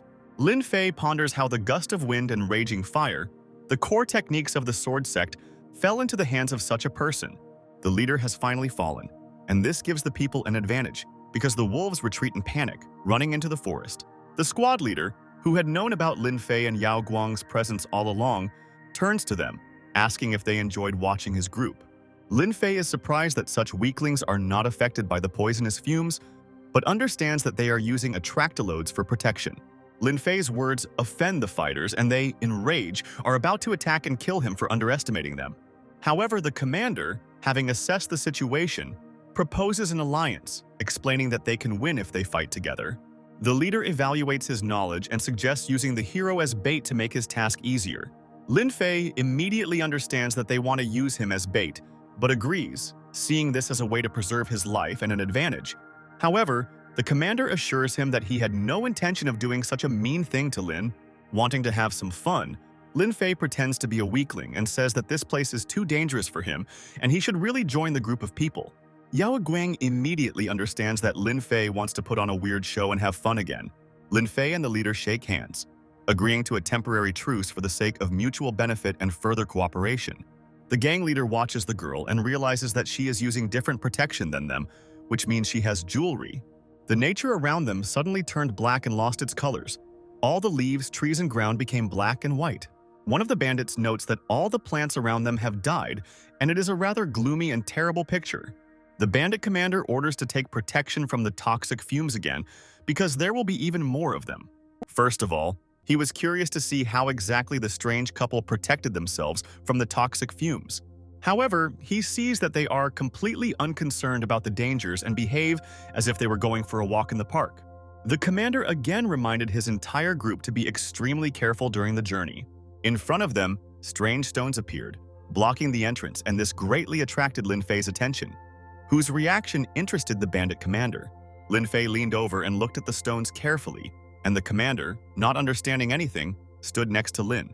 The Great Master blew up a pile of rocks with one hand and opened the entrance to the cave, throwing back and frightening the squad leader with the blast wave. The explosion opened a passage into a cave, which contained the abode of the Immortals they had been looking for all this time. Lin Fay mockingly asks the gang leader to go first, who is clearly afraid of the unknown and was planning to use Lin as bait. Of course, the leader of the bandits wants to go inside, but he also understands well that it will be even more dangerous inside than outside. Lin Fay asks Yao Guang to wait for him outside while he explores the ancient ruins. The leader of the bandit squad is glad that Lin Fay himself became the bait and will disarm all the traps before they arrive. Yao Guang kindly asks him to come back quickly, to which Lin Fay calmly agrees and enters the ruins. The group leader is puzzled by the girl's calmness. It seems to him that Yao Guang does not understand the seriousness of the situation. At this moment, a red, evil aura bursts out from the depths of the cave and attacks a group of people. This was one of the cave's traps that reacted to the presence of Lin Fay, to whom such attacks meant nothing. With one wave of his hand, Lin Fay destroys the stone slabs that are causing the red rays. Lin Fay enters a treasure room with a variety of chests. The great sage spent half a day in the room, but collected only useless medicinal herbs and low-grade stones. After Lin Fay took all the treasures, the room began to shake, and the sage prepared for another trap. Immediately after the trap is activated, the ground emits strong vibrations that shake the ground beneath your feet. The skeleton suddenly rises from the rubble, its eyes blazing with an ominous emptiness, creating a menacing impression. Lin Fay guesses that this is the abode of this ancient cave which woke up after his visit. The monastery kills people who wander into the ruins and feeds on the soil formed from their flesh and bones. The skeleton's eyes glow and the symbols on the skull glow bright red, symbolizing powerful magic. He suddenly lunges forward and opens his jaw, attacking the character with frantic force and sudden aggression. Lin Fay easily dodges the attack and covers his mouth, showing agility. The great sage understands that someone decided to play a joke and sewed an evil spirit into the skeleton of a dead person. At this point, he realizes that he can use the evil spirit to scare off a group of robbers and play a prank on them. Taking a deep breath, Lin Fay takes the poisonous fumes into his body, deliberately poisoning himself. Lin Fay pretends to cry for help, saying that he has been poisoned and cannot get out because of an evil spirit. People nearby look on in horror as the boy struggles to break free. However, the commander notes that the evil spirit apparently cannot leave the cave because Yao Guang is fine. The leader of the squad expresses doubt, believing that the guy will hardly be able to get out of this deadly trap. Relying on his acting skills, Lin Fay pretended to be terminally ill and took small steps as he walked out of the cave. People standing nearby are surprised that he was able to survive such terrible events. Continuing to hold on with all his might, the commander of the bandits decides not to miss the opportunity, approaches the lying guy, searching him for valuables. Lin Fay hands the spiritual stones to Yao Guang, saying that she will die soon and needs them more. The girl notices the man's actions and begins to doubt his intentions, not understanding whether he is pretending or not. The girl takes the spiritual stone in her hands and asks Lin Fay about its condition. However, the guy on the ground loses consciousness. His breathing becomes intermittent and weakens with each passing second, inspiring fear. She panics, calling his name, hoping that this will help bring him back to consciousness and save him. The man, with a satisfied smile, realizes that his guesses were correct and he was able to get the treasure with the help of the naive couple. The bandit commander demands that Yao Guang return all the remaining treasures, otherwise they will take her by force. The girl assures her opponents that she has no treasure and asks them to leave her alone, feeling that she must protect Lin Fay's body. The man decides to test her words and orders his henchmen to take off her clothes and search her thoroughly. The girl realizes in fear that she has no options left, and no one will come to her aid at this moment. But suddenly, a savior appears, abruptly stopping them and demonstrating his power to protect the girl from the threat. The opponents are shocked by his appearance and cannot believe that he is still alive after everything that happened. The savior explains with a smile that he is here to stop them and put an end to their evil actions. The squad leader prepares to attack, accumulating energy that envelops his body in a bright blue light around him. He licks his saber, threatening Lin Fay with death, saying that he will take all his treasures. Lin Fay promises that he will give the bandits a second chance since he fooled them with his impeccable acting. The commander suddenly rushes forward, using his best strike, furiously rushing towards Lin Fay. In response, Lin Fay calmly stands in front of him, holding out his hand and smiling at his opponent's pitiful attempts. He barely touches the sword with one finger, knocking it back and shocking the bandit commander. The enemy falls to the ground, not understanding what happened. His defeat came unexpectedly and very quickly. Lin Fay mockingly remarks that the bandit leader's saber was broken and was useless. The bandit commander looks at his sword, which, being steel, easily breaks into two parts like glass. Lin Fay asks not to use simple beginner techniques against him and recommends learning the Starfall technique. The leader of the bandit squad looks at Lin Fay in surprise and asks him how he knows the forgotten teachings of the sword school. However, Lin Fay asks in surprise why he shouldn't know the techniques that his student came up with. The robber does not believe Lin Fay's words, saying that in that case he is the teacher of the great Jiang Liuyun. Lin Fay, hearing this name, suddenly remembered that he had once taught Jiang Liuyun too. Each time Lin Fay's words made the bandit more and more angry, and he mockingly suggested that in that case, Lin was also the mentor of the founder of the 8 temples. However, Lin Fay thoughtfully ran his hand through his hair and said that he was no longer the teacher of this little brat. The leader of the bandit squad was consumed by rage, and he attacked Lin Fay, saying that he had tired him out with his lies. Lin Fay pressed his finger to the bandit's forehead and passed on to him his memories of the past centuries. Yang Zhenbei, along with his mentor Lin Fay, stands in front of a cliff, learning a new move. Lin Fay draws the sword from his disciple's sheath and cuts through the air with a powerful and incredible strike. The ocean can't withstand the force of such a powerful blow, and Lin Fay's disciple watches in horror at the aftermath of the attack. He sees before him a huge wall of water opening up, dividing the sea in two. The rogue's face expresses horror as he realizes that he has encountered something beyond human comprehension. The bandit falls to his knees and begs for mercy, acknowledging Lin Fay's power and supernatural nature. Looking at their defeated commander, the bandits assume that he was most likely controlled by evil spirits. Yao Guang, in tears, turns to Lin Fay, rejoicing that he is alive and that he is okay. Lin Fay reassures her that the chances of him dying are so small that he would rather win 1,000 times at pig roulette. The leader of the bandits thinks that he has no chance of winning against the God Dweller, but he can manipulate him if he captures Yao Guang.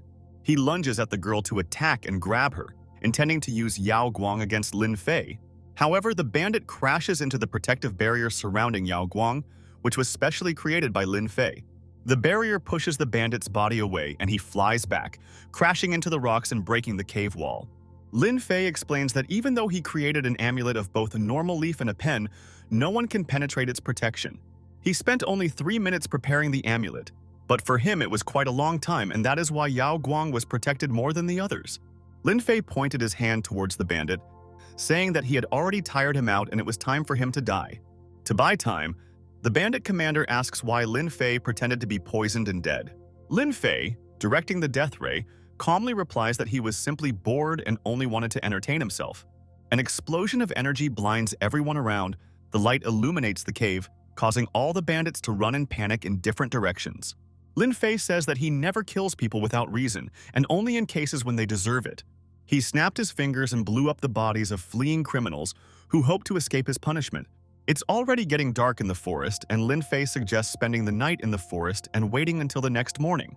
The girl is embarrassed, imagining her shared overnight stay in a dangerous forest, alone with a man.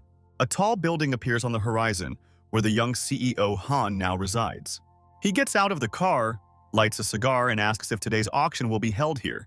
His colleague approaches him and introduces him to his sister Meng Shui, who greets him shyly and timidly. Trying to impress, Han takes a deep breath from his cigar in front of a girl who thinks he's cute. However, the CEO begins to choke and cough loudly after inhaling too much smoke. His friend runs up behind him and pats him on the back, trying to help his boss Han. Han drops his cigar on his suit and begins to burn while his colleague panics and tries to put out the fire.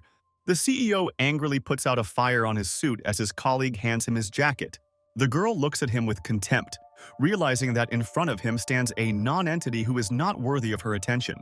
The girl looks at him with contempt, realizing that in front of him stands a non-entity who is not worthy of her attention. To remedy the situation, Han begins to brag about his plans to buy the most expensive goods. The girl, upon hearing that young Han is going to buy the most expensive villa as a gift, immediately changes her attitude towards him. A colleague says Hanyu managed to turn things around and change his sister's opinion of him. In the auction room, they say that the villa also comes with the right to own the mountain on which it is located. The bald man in the room is the first to bid, offering a high price of 50 million. Immediately after him, Han raises the sign offering a price of 75 million, which greatly surprises his companions. However, someone in the room puts a price of 100 million, which makes CEO Han angry. That someone turned out to be Ching Ming-yu from the Ching family, who shocked everyone with his bet of 100 million. Han became even more angry and could not allow anyone other than himself to buy the villa. He turned to Chin and said that the villa was not worth that much money and that he would buy it himself at any price. However, Ching smiled kindly at him and said that he was going to give the villa to someone dear to him. Han struck a heroic pose and replied that he was also going to donate the villa and decided to offer a new bet. But before Han could finish his sentence, Ching mentioned Lin Fay, saying that he was going to give the villa to him. Han did not expect such an event and fell back into his seat, unable to believe what he heard. He began to tremble and hugged his knees without making any bets. He gave up the fight and gave up the villa. The auction ended and the villa was sold for 100 million to Mr. Ching Ming-yu. At the same time, the new owner of the 100 million villa, Lin Fay, was wandering through the forest looking for a suitable place to spend the night. Yao Guang asked Lin Fay how they would spend the night in the forest if they had tents with them. It wasn't Lin Fay's style to spend the night in a tent, so he calmly extended his hand and began to use his divine powers. The trees began to twist and turn, obeying Lin Fay's commands and turning into a structure. Yao Guang watched this with surprise, not understanding what Lin Fay was trying to do. The cozy house was ready and Lin Fay smiled and invited his beloved to come in and see the result. The cozy house was ready and Lin Fay smiled and invited his beloved to come in and see the result. Lin Fay said that they would be spending the night in a small house, so Yao Guang needed to undress right now. The girl, her head thoughtfully lowered, is immersed in her thoughts, her face reflecting confusion and anxiety. Since it is so humiliating for a girl, Lin Fay suggests that they begin the training in full clothes. Lin Fay imprints a technique called the Big Dipper method into her mind, which will greatly help her advance in cultivation.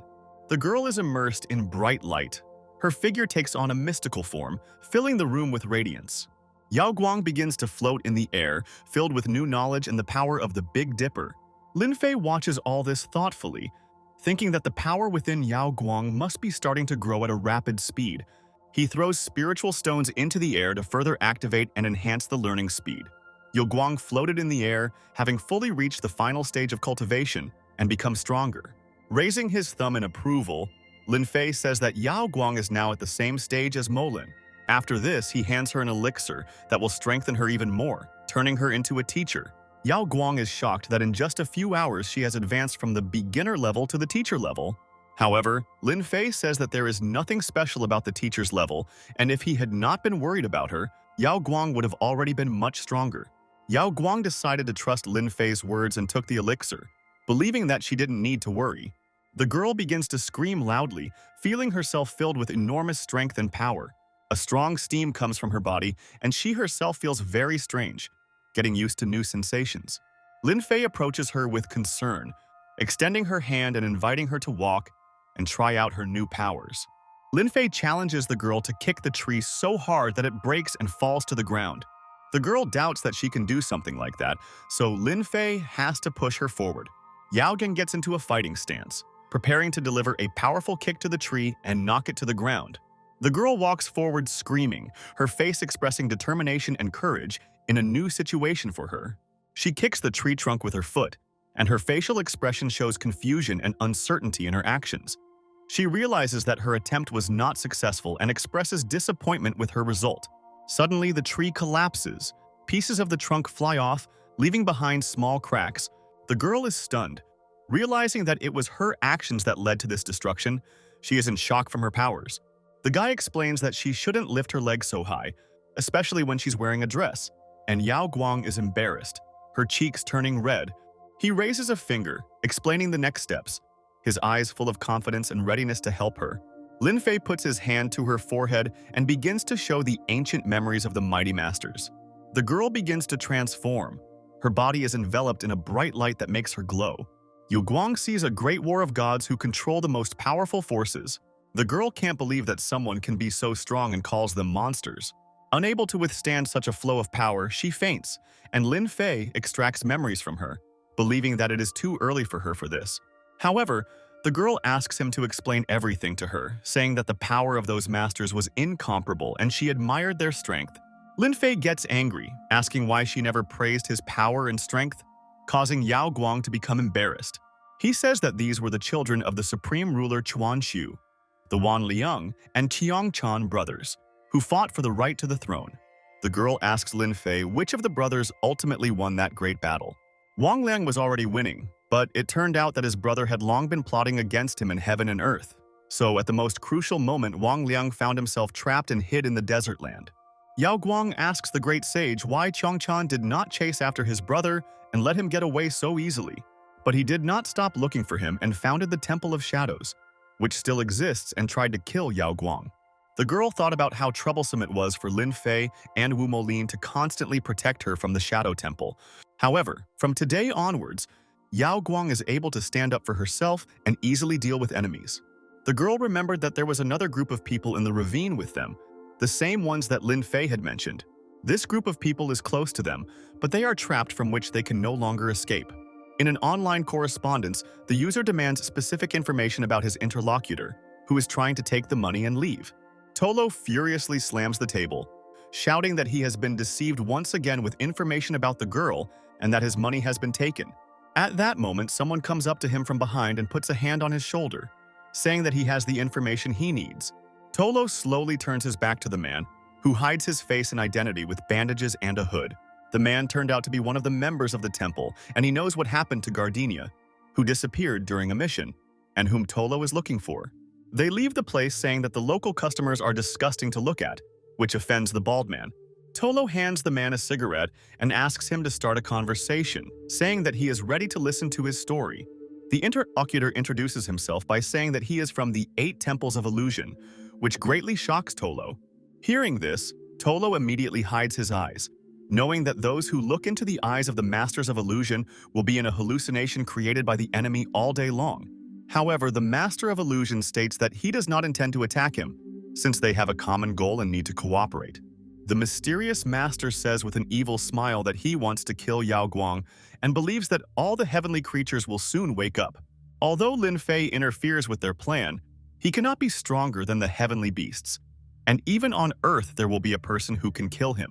Tolo holds up a lighter and says that he agrees to cooperate and hopes that they can defeat Lin Fay. Meanwhile, Lin Fay and Yao Guang would soon reach the core of the Black Bamboo Valley. Lin Fay says that there are many strange and dangerous things in the core, such as a pile of skeletons of fallen warriors.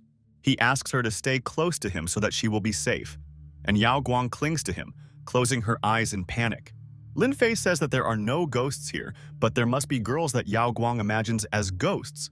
Suddenly, a strong wind begins to shake the bamboos, which makes Yao Guang even more scared, expecting ghosts. However, Lin Fay assures that these are not ghosts at all, but a monster that is playing with them and will appear soon. Lin Fay is surprised that such a creature is not afraid of him and demands that he show himself to him. The silhouette of a monster appeared before them, threatening death and reprisals for daring to enter his ravine. The monster pounced on them with its leaf rain attack and sent multiple blows towards them. Numerous deadly leaves flew towards Lin Fay, who stood there calmly and did not react. Lin Fay uses his powers to strike back, hoping to destroy his opponent. A huge explosion destroys not only the monster, but also spreads over the entire valley. A group of girls watch in panic as a huge explosion slowly approaches them. The girls clutch their heads in panic and scream about their imminent death as the explosion gets closer and closer. The blast wave reaches them and destroys the bamboo and ground surrounding the group of girls. However, the girls turn out to be completely fine and joyfully cry with happiness, realizing that they squeezed out. They notice the monster and Lin Fay, who is fighting against the bamboo monster. The bamboo monster was confused that Lin Fay was able to reflect the attack created by Wan Lian himself. Yao Guang, who was watching the monster, thought that the monster could be caught and sent to the Chengdu Zoo, where a lot of money could be made. The bamboo monster is no longer the master of the hollow, and using Wanliang's name won't save him. With one blow, Lin Fay cuts the bamboo monster into 2 pieces, causing it to scream in pain and fear. The girls look at the cut bamboo and talk about how Lin Fay and Yao Guang will now be able to get rich. The price for this bamboo is very high, and any craftsman would like to make a weapon or musical instrument from it. One of the girls says that this bamboo is so expensive that she would just stick it on her face, which greatly surprises her friends. Yao Guang asks Lin Fay about the remaining bamboo, but he says that they don't need that trash at all. Hearing Lin Fay call the precious bamboo trash, the girls become furious and confused. One of the girls approaches Lin Fay and thanks him for saving her, saying that they came from the Temple of Music. While picking up the remains of the bamboo beast, Lin Fay tells the girls her name and introduces herself. He looked closely at the blindfolded girl and then sympathized with her health. The woman thought that perhaps Lin Fay could cure Xuantong's eyes and restore her sight. She bowed before him and asked him to cure her student, promising any reward for his help. The teacher of the Temple of Music says that the young student is the most gifted in the last 100 years and will one day become a master. Lin Fay says that even if he cures the girl's eyes, she is too weak and will not be able to withstand the sacred power due to her double pupils. The girls were surprised that a young man they didn't know knew about such an important secret as Xuantong's double pupils. Lin Fay recognized the young girl as the founder of the Temple of Music, who was also blind and loved to play silent music. Lin Fay advises the girls to return home, but they refuse, saying that they have come all this way for an important mission. It would have been too shameful to return to the temple without the spoils, and they were afraid of being disgraced in front of the others. In that case, Lin Fay handed the remains of the bamboo monster to the teacher and told them to leave this dangerous place. The teacher was embarrassed by such an expensive and valuable gift for the temple, which cost Lin Fay nothing. The celestial being says that the girls can consider the bamboo as a gift for Xuantong, who means a lot to the temple. Not only Xuantong herself, but also her friends were surprised by such generosity from an unknown young man. Hearing this, Yao Guang became angry and indignant at Lin Fay, who was giving gifts to strange girls in her presence. The women thanked their savior Lin Fay and accepted his expensive gift. Finally, Lin Fay warns that it would be better not to tell anyone about the girls' double pupils, otherwise their temple might be attacked. All the girls are horrified to realize that their temple could be destroyed because of the girl's unusual eyes. Lin Fay promises to help the girl one more time, holding a jade pendant in her hand that must be broken in case of danger. The girl thanks him for his help, feeling relief and joy from his kindness and generosity. Lin Fay's companion is surprised and asks why he cares so much about other women from all sides, and Lin Fay, in turn, asks if she is jealous. Yao Guang blushes and gets angry, saying that she would never be jealous of anyone in her life. The immortal sage explains that he sees this as his duty, because in the past this girl was a goddess who served him. However, the girl continues to be angry and jealous of him, pretending that she doesn't care about Lin Fay's relationship. The companion is indignant and says that she doesn't care about his past, while being very jealous of him. Lin Fay says that from now on, the girl should watch her step so as not to fall. The girl notices something to the side and asks, "What is there?" They descend into a dark place surrounded by a strange, gloomy light and ruins that give off an ominous aura. With a smile on her face, Lin Fay says that there is a turkey buried down there, which greatly surprises the girl. In fact, Lin Fay explains that this is what he calls the ancient fire dark phoenix, whose remains remain here forever. A huge purple creature appears from the darkness, emitting powerful streams of energy, frightening everyone around and causing chaos around. People scream and run in panic, trying to escape the threat that seems invincible and terrifying to them. One tries to warn the others that the creature cannot be stopped, and the best solution is to run immediately. The creature continues to grow, its form becoming even more menacing, and it consumes everything in its path. She notes with restraint that this creature does not exceed all her expectations, and that the phoenix is in fact much weaker. The girl asks worriedly if the creature will be able to break through the soil and break out, threatening the entire surrounding world. Lin Fay proposes a plan to get to the center of the wasteland to stop the treasure from being taken. He threw a stone at the burial place of the phoenix, and it bounced off the ground several times and rolled to the side. The girl watches the stone carefully, but suddenly feels some strange threat that has suddenly appeared. The stone suddenly burst into purple flames, which greatly frightened and surprised Yao Guang, who did not expect this at all. The great sage is afraid that the girl will burn her feet if she stands on the burial site of the dark phoenix. Lin Fay takes the girl aside, assuring her that fear only makes the situation around them worse. She, still hesitant, agrees with him, trying to understand how to move in this mysterious place. They decide to explore the surroundings to find treasure, but the girl notices that there is nothing here except ruins. Lin Fay suggests that if this place seems empty, perhaps there is something carefully hidden here from prying eyes. He points to a red glow, suggesting they check it out closer, despite the danger of high temperatures. The girl doubts that there could be treasures there, which could easily burn up from the high temperature of the crater. The immortal sage tells the girl that he will show her something and activates his magical power, creating a bright glow. She is surprised, holding her hat, and asks what he has planned to do this time. A huge wall of lava opens up in front of them, and the girl gets scared, thinking that they might fall through and burn. Lin Fay remains calm and leads her through the fire, assuring her that it is safe, telling her not to scream like that again. The girl is nervous but decides to trust him, opening her eyes and asking what he will show her next. Yao Guang notices a strange object in the air, is surprised and asks what kind of bronze lamp it is. The bronze lamp will be his first gift for Yao Guang, but she is more surprised that the guy can stand on the hot ground in flip-flops.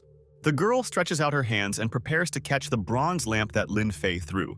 Hearing that Lin Fay wants to clean up the mess under the crater, the girl is surprised that there are still treasures left there. He confidently raises his hand and begins to use his abilities to pull the rest of the treasure out of the hiding place. A powerful explosion occurs, various treasures fly around, and the girl is shocked by what she saw. Lin Fay says that he never thought that he would be sorting someone else's garbage and is surprised by his fate. This seems funny to the girl because even though Teacher Lin calls these things trash, each of them costs a lot of money. Teacher Lin hands the girl a sword, explaining that this artifact has been waiting for its new owner for a long time and will suit her well. She takes it, feeling a strange connection and confidence that this is the weapon that suits her. Considering that in such heat the ice sword pleasantly cools, after looking at the lamp again, the girl came to the conclusion that it was useless and unnecessary to her, and it would be better to throw away such an ugly thing altogether. Lin Fay is surprised by the girl's actions and asks if she plans to get rid of the artifact she found.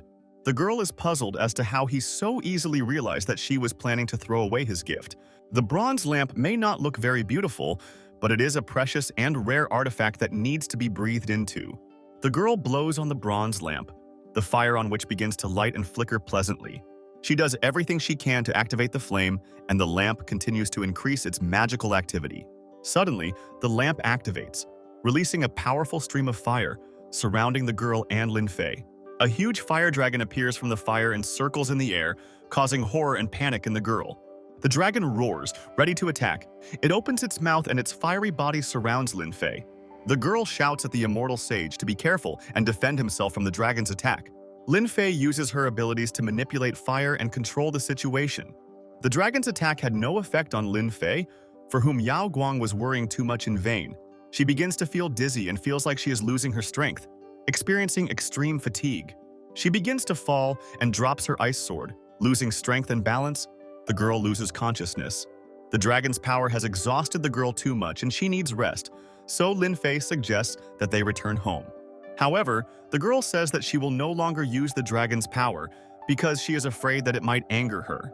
While picking up the girl, Lin Fay comments on her ambiguous vulgar phrase and embarrasses her. The girl worries about the fate of the fire phoenix, wondering about its peace. But Lin reassures her, explaining that the spirit sacrificed itself for a great purpose.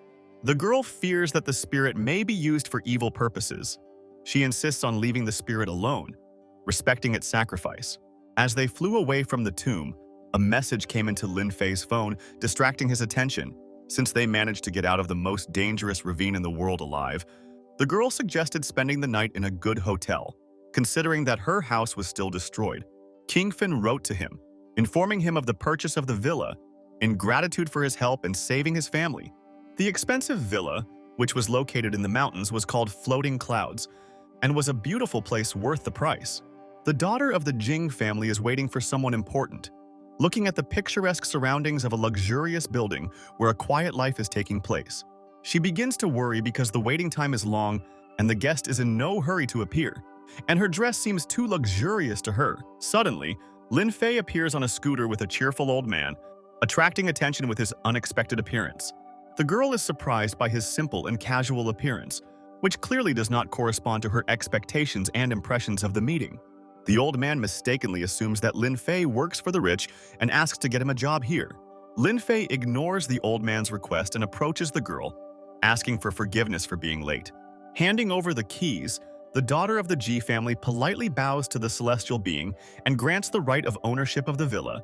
The celestial resolutely moves forward, intending to look at the villa and sort out the questions that have arisen. The old man called Lin Fay young in surprise, and Lin Fay was surprised that he looked young for his age. The immortal sage liked the villa, but he noticed that it was still missing something. Hearing this, the girl agreed to fulfill any of his requests and fulfill all his desires. Turning to the girl, Lin Fay says that he doesn't have enough girls and maids to serve him. Thinking about something completely different, the girl said that she could serve her herself if he only wanted. The girl's embarrassed speech was interrupted by the great sage, who explained that the villa was too big and that it needed cleaning ladies and maids for cooking. The girl ran away, embarrassed by her thoughts, but promised that she would organize everything for the immortal sage. Lin Fay thought that modern youth now only think about some vulgarities.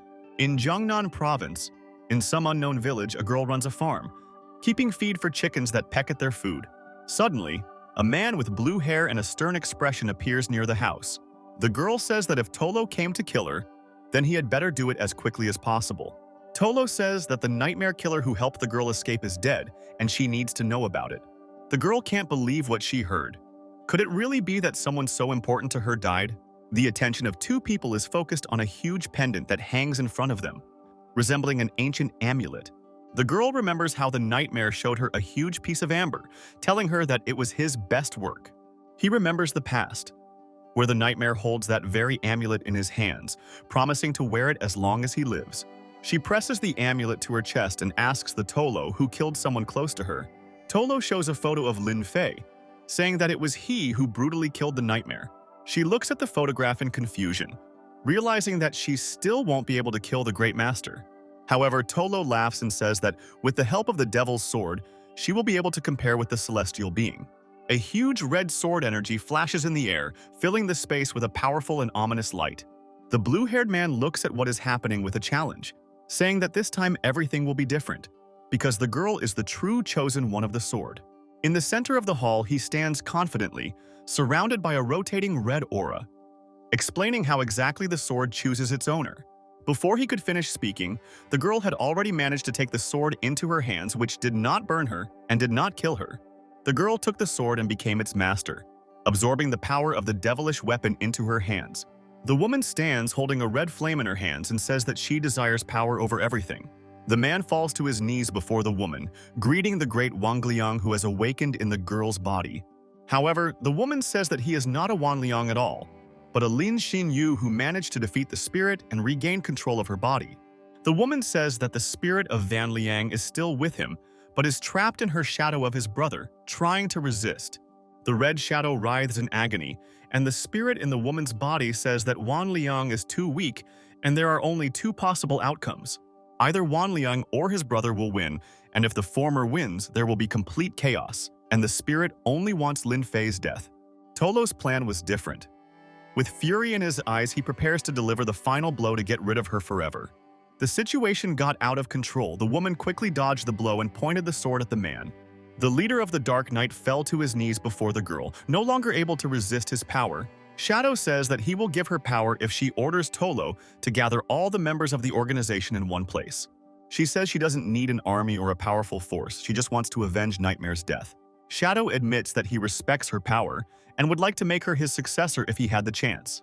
She refuses, saying that there is only room for one mentor in her life. The woman orders everyone to gather in preparation for the upcoming meeting and important battle with Lin Fay. At this time, 4 maids came to the majestic mansion hidden among the thick clouds at Lin Fay's request. The 4 girls promised to take care of the celestial being, expressing their affection and willingness to help him. The woman explains that the girls would like to become servants and agreed to work for him. The great sage points his finger at the girls to come up with names or convenient nicknames for them. Lin Fay names the girls by seasons, spring, summer, autumn, and winter, distributing roles and without thinking about names. The girls happily run after him, wanting to follow their new master, and Ching's daughter watches them and sadly realizes that her services are no longer needed. The new maids look after him, massaging his shoulders, feeding him and reading to him while he watches the show. At this moment, a young red-haired Bai came to Lin Fay, who did not expect such a sight at all. Lin Fay asks them to leave him alone and the girls obey and leave, leaving him alone with Bai. At this time, another man notices the actions of the owner and is surprised by his actions, envying him. Lin Fay expresses his desire to take up teaching his student, making it an important priority for the day. The student is surprised and somewhat puzzled by such a proposal from his mentor, not knowing what awaits him, remembering his servant. However, his teacher does not share such vulgar fantasies, offering him some grass to bring him back to reality. Baye is surprised when the student offers him the herb and says it is something unusual for him. Teacher Lin Fay explains that this herb is used for cultivation, but its properties are often used by teachers. The student says that this miracle herb is very useful and he is glad that he will use it for his cultivation. The girls overhear the conversation and discuss that Lin Fay gives expensive gifts, and if they work well, then they will get something too. The teacher looks at the student and he asks if he wants to prove or explain something. The mentor recalls that during all this time he did not teach Bai anything new, but only fed him herbs and stones. The mentor shows his techniques to the student and says that he will now begin to teach him this skill. The master uses the golden dragon technique to demonstrate the power and show its real might to the student. The student watches the mentor and is amazed at the strength, thinking that he will never be able to reach such a level, but the technique is already imprinted in his head. The mentor explains that the technique is complex and requires maximum concentration, and not everyone is able to master it. The student, confused, admits that he didn't even suspect that Lin Fay was the creator of this technique. The teacher says that he only passed on the basics of the ways to the dragon, but the technique itself was created by Lin Yuan. Red Bai asks his mentor about Lin Yuan, who created this technique. The teacher explains that Lin Yuan is his brother, who also once practiced cultivation like him. After hearing the story about Lin Fay's brother, the red-haired Bai became interested in him and asked where Lin Yuan was now. However, Lin Fay calmly and coolly replies that his brother is dead and it was he who killed him. Meanwhile, the most brutal killers in the city of Lotus are traveling to the meeting place on a simple bus, which is also going too slowly. The girl expresses her curiosity, not understanding how such a strong man could die, leaving only pieces of his soul. Lingyan reflects on what happened and is surprised that everything ended because of some random injury. The spirit confirms that he did not even see the faces of the enemies, but only heard how one called the other during the battle. The girl reacts seriously, wondering who this person was that he heard and remembers. His answer is stunning, because that person was the Holy Celestial, whose name is known to many in this world. Yao Guang notices in the car that Lin Fay now lives in this place, which impresses her. The girls discuss that they will have to live here temporarily until their house is repaired and they can return. Yao Guang opens the door and greets, expressing her desire to enter the house whose owner she cannot find. They are met by a joyful servant, loudly greeting the guests and inviting them to come inside the house. The girls are surprised that he now has a maid, and it seems unusual in such a place. It turns out that he has not one maid, but several at once, and this surprises the guests. Molin tells the maid that she could have brought the tea herself and there was no need to bother for her. Lin Fay enters the room and tells the maids that they can be free to rest. The maids leave the room, obeying the master's order, and the girls are left alone in the living room. Yao Guang becomes increasingly angry with Lin Fay, and Wu Molin can no longer drink the disgusting tea. Lin Fay approaches Wu Molin and hands her medicine, pills, and elixirs that will help her with her cultivation. Molin is very happy that she will finally be able to reach the level of a teacher, which is what she has been waiting for her whole life. Lin Fay asks the girl if she is jealous of him as they sit together on the couch and talk. The girl replies that she has nothing to be jealous about because they are not in a relationship. She remembers all the moments they experienced together, all their adventures and support for each other, and understands that it was not for her, but for the Empress. Lin Fay takes her hand and starts to say that he can read fate by lines, because he created palmistry himself, and she asks why he started talking about the lines on her hand. The great sage explains that the lines on her hand are unique, just as the girl herself is unique. The girl is surprised by what is happening and wonders what kind of inappropriate flirting began before her eyes. Jingnan Province, home to Phoenix Mountain, surrounded by beautiful nature and a martial arts temple called Duqiu. Two warriors watch Yao Guang through a huge ice crystal located in the oldest temple. Temple Masters. Su Mingyue and Su Ching decide to join forces and check whether Yao Guang was really a celestial being in her past life. The warriors activate their powers and direct them at the crystal, the power of their attack creating a bright light that fills the temple. The force throws the masters back and activates a huge crystal, which begins to glow with a bright light. The warrior expresses concern, stating that even their combined efforts are not enough to see Yao Guang's past. And the other confirms the concerns, noting that she is clearly not an ordinary person. He reflects on how the people of the Music Temple and the Sword Temple are still waiting for an answer and do not know how to respond to these events. The warrior assumes that the girl will become a key player in the future and can bring either salvation or destruction. However, they cannot descend from the mountain themselves, and they need to figure out how to force Yao Guang to visit their temple. There is no other choice but to send one of the servants to Yao Guang, who will tell her about the temple and ask her to visit the masters. Lin Fay, sitting on the old man's scooter again, talks about his old friend, whom he hasn't seen for a long time due to circumstances. The old man promises to show the young man what it means to be the god of the Mountain of Flying Islands, advising him to hold on tight. A young man offers his help to an old driver, surprising him with his determination and enthusiasm. Using magic, the young man helps speed up the scooter, surprising the old man, who did not expect such a turn of events. The scooter flies into the air with incredible force, and the old man is shocked and does not know how to control such a huge scooter. The servants are surprised. One of them thinks that perhaps this is not a scooter at all, but a real flying plane. The gang leader and his henchmen discuss a plan to get two people from the Bamboo Union who live in the mansion. They set out on their journey, preparing to attack, confident in their strength and numerical superiority. The senior members of the gang give instructions to their subordinates, warning them that they need the lightsaber, which is located in the house. The maids in the mansion peacefully discuss their physical abilities, pondering the possibility of training under Lin Fay. The bandits enter decisively, breaking down the door and frightening the maids with a surprise attack. One of the maids saves her colleague, who almost got hit by a door flying at her. The maids step forward, determined to protect the mansion from the intruders, preparing for battle. The gang leader stands in front of the maids, his arms crossed confidently, intending to intimidate them with his appearance. The gang leader evaluates the abilities of each maid and, while figuring out how to deal with him in battle, calls them scum. Not knowing what to do, the girls panic and dial Lin Fay's number to ask him to come back and deal with the bandits. However, she does not have time to do this because the leader of the bandits uses his powers and directs a powerful beam. The bandits attack the girls, with the aim of capturing them and taking them to their temple to their comrades from the Wu clan. At the crucial moment, the maid strikes, damaging the robber's arm, causing him to retreat in rage. The gang leader did not expect such resistance from the maid, who calls on her colleagues to protect the house. The maids step forward resolutely, declaring that they must protect the house and their master at any cost. The red-haired maid prepares to attack, holding her weapon, showing her determination and confidence in the battle. But at the decisive moment, the leader of the gang rushes past her at great speed. The gang leader challenges the maids, humiliating them, believing that they cannot resist him. Suddenly, a servant girl comes to the aid of the maid, furiously attacking the enemy, defending the honor of her clan.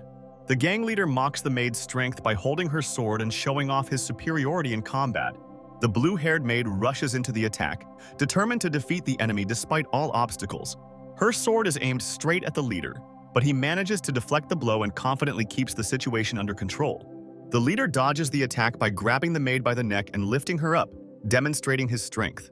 The maid tries to resist, but she is captured and trapped, unable to escape. The leader laughs, holding the maid by the neck and parrying the blow, showing his absolute confidence in his strength and superiority. He throws her to the floor with all his might, demonstrating his power and cruelty in front of his subordinates. The maid lies on the floor, having hit herself painfully, and the leader gives the order to have fun with her, leaving the room. The subordinates happily agree, wasting no time in getting closer to the defenseless maid first. The leader senses a change in the aura, suspecting that the jewels are somewhere nearby and will soon be found. The leader looks around the room, noticing strange artifacts that he thinks could have been hidden better. He looks closely at the artifacts, thinking about how he will take revenge and return the stolen artifacts to the Wu clan. The leader smells blood and thinks that his subordinates have gone too far with the maids. He warns his subordinates of the serious consequences if they fail to complete the task. Bai holds one of the beaten bandits by the hair and clenches his bloody fist, angry at the bandits who destroyed Master Lin Fay's house. One of the maids says that it is the leader of the bandits who is to blame for everything, and thanks them for the timely help that saved their lives. Seeing the leader of the bandits, Bai becomes enraged, activating all his powers to attack the enemy. The leader tenses up, seeing that the enemy is much stronger than he expected, and prepares for battle. He realizes that his plans are ruined, but he is not going to retreat, preparing to deliver a powerful blow. Using all his strength, he attacks, trying to turn the situation in his favor at any cost. The opponent confidently repels the attack, demonstrating his power and superiority over the main enemy. The leader realizes that his opponent has already achieved a high level of skill at such a young age and is becoming more and more dangerous. Baijan prepares for battle, feeling responsible for his teacher and wanting to protect his honor. He decides to use all his power to win, despite the risk associated with such a bold move. Baijan launches an attack using the 100-fold strengthened wind fist technique, creating multiple strikes. The leader confidently repels the attack, proving that his skills and experience allow him to withstand even the most powerful blows. It becomes clear that the battle will be long and intense. As both sides are not going to retreat, Baijani and his opponent continue their fierce battle, the exchange of blows becoming more intense and dangerous. The girls watch the events with alarm, worrying about the outcome of this dangerous battle on the battlefield. Bei used all his strength to break through the enemy's defense, demonstrating his skill and determination. The enemy, using his hidden powers, delivers a powerful counterattack, unexpectedly increasing the threat level. Baijan is on the edge, but his resilience and spirit do not allow him to give up in this test. He cuts off his own hand to minimize the obstacles on his way to defeating the bandit. The girls watch the fight in horror, realizing how serious the battle between these two warriors has become. Holding his wound, Bai says that he is not worthy of being a mentor if he loses now and cannot defend himself. Baijan, despite the pain and wounds, gathers all his strength for a final powerful counterattack on Long Wang. A crushing blow hits the enemy, and Bai asks for a blessing from his mentor, whose blow he is using for the first time. The enemy emits a bright stream of blue energy that quickly heads straight towards Baijan, creating a powerful wave. The energy hits the ground with great force, leaving behind a deep crack and traces of destruction on the battlefield. The blow was so destructive that the entire earth shook from Baijan's new attack. However, at the site of the explosion lies the bloody body of Baijan, who, along with his arm, also lost his left leg. The robber acknowledges Bai's strength and thinks that he would be lying dead now if he had not managed to escape in time. The bandit fled the battlefield, promising that he would return again with new people and masters when he regained his strength. Bai Kuan tries to get up despite the severe pain and injuries.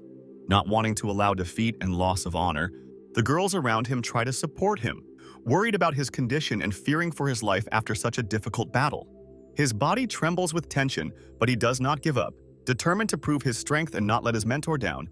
Bai Chuan shouts that he is willing to die but will not tolerate shame in front of his mentor, showing his determination. The master extended his hand to comfort Bai Chuan and assured him that he would not let him down, being proud of his disciple. Bai Chuan looks at his mentor with hope and surprise, not believing that he returned at the most opportune moment. The mentor reassures him, filling the atmosphere with confidence and showing that he is ready to help his student. Bai Chuan is extremely relieved to see his mentor and feels his strength returning. The mentor casts a powerful spell, surrounding everyone with light in the beginning of a full restoration process. A magical light engulfs everyone, restoring their strength and health, as if erasing all traces of battle and wounds. Lin Fay noticed the girl and walked towards her, casting a healing spell on her to wake her up and heal her. The girl wakes up and rushes to attack to kill the bandits and save her fellow maids. But Lin Fay quickly calms her down and stops her with a touch of her finger while she is still confused. Lin Fay sees the fear in her eyes as she begs her master for forgiveness and falls to her knees before him. The great teacher thanks the maid for her help, and she, embarrassed, lowers her head to her knees before him. The girl, in tears, replies that she has nothing to thank him for because she is not fulfilling her duties to her master. Lin Fay pats her on the head, making her embarrassed, and asks her to go change her clothes. The girl suddenly blushes and her embarrassment becomes noticeable, and she lets out a loud scream, unable to contain herself. Lin Fay sits surrounded by his servants, telling them about the Jingling family who attacked his houses and whom he will exterminate. He says that his maids are too weak and grants each of them knowledge and strength so that they can resist the enemies. The first maid is too weak, and he explains that her skills only allow her to heal and transfer part of her power to others.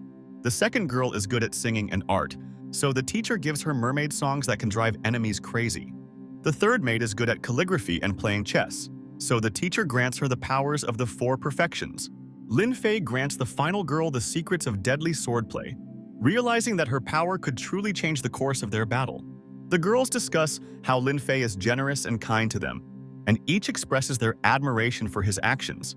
Lin Fay asks to be left alone with his student to begin new training. However, one of the maids stays behind and asks Lin Fay to give her a chance to tell him something. Having received permission, the girl blushes and becomes embarrassed, but confidently declares that she loves her master. Lin Fay looks at Bai Jian and says that he shouldn't tell Yao Guang about the maid's love confession.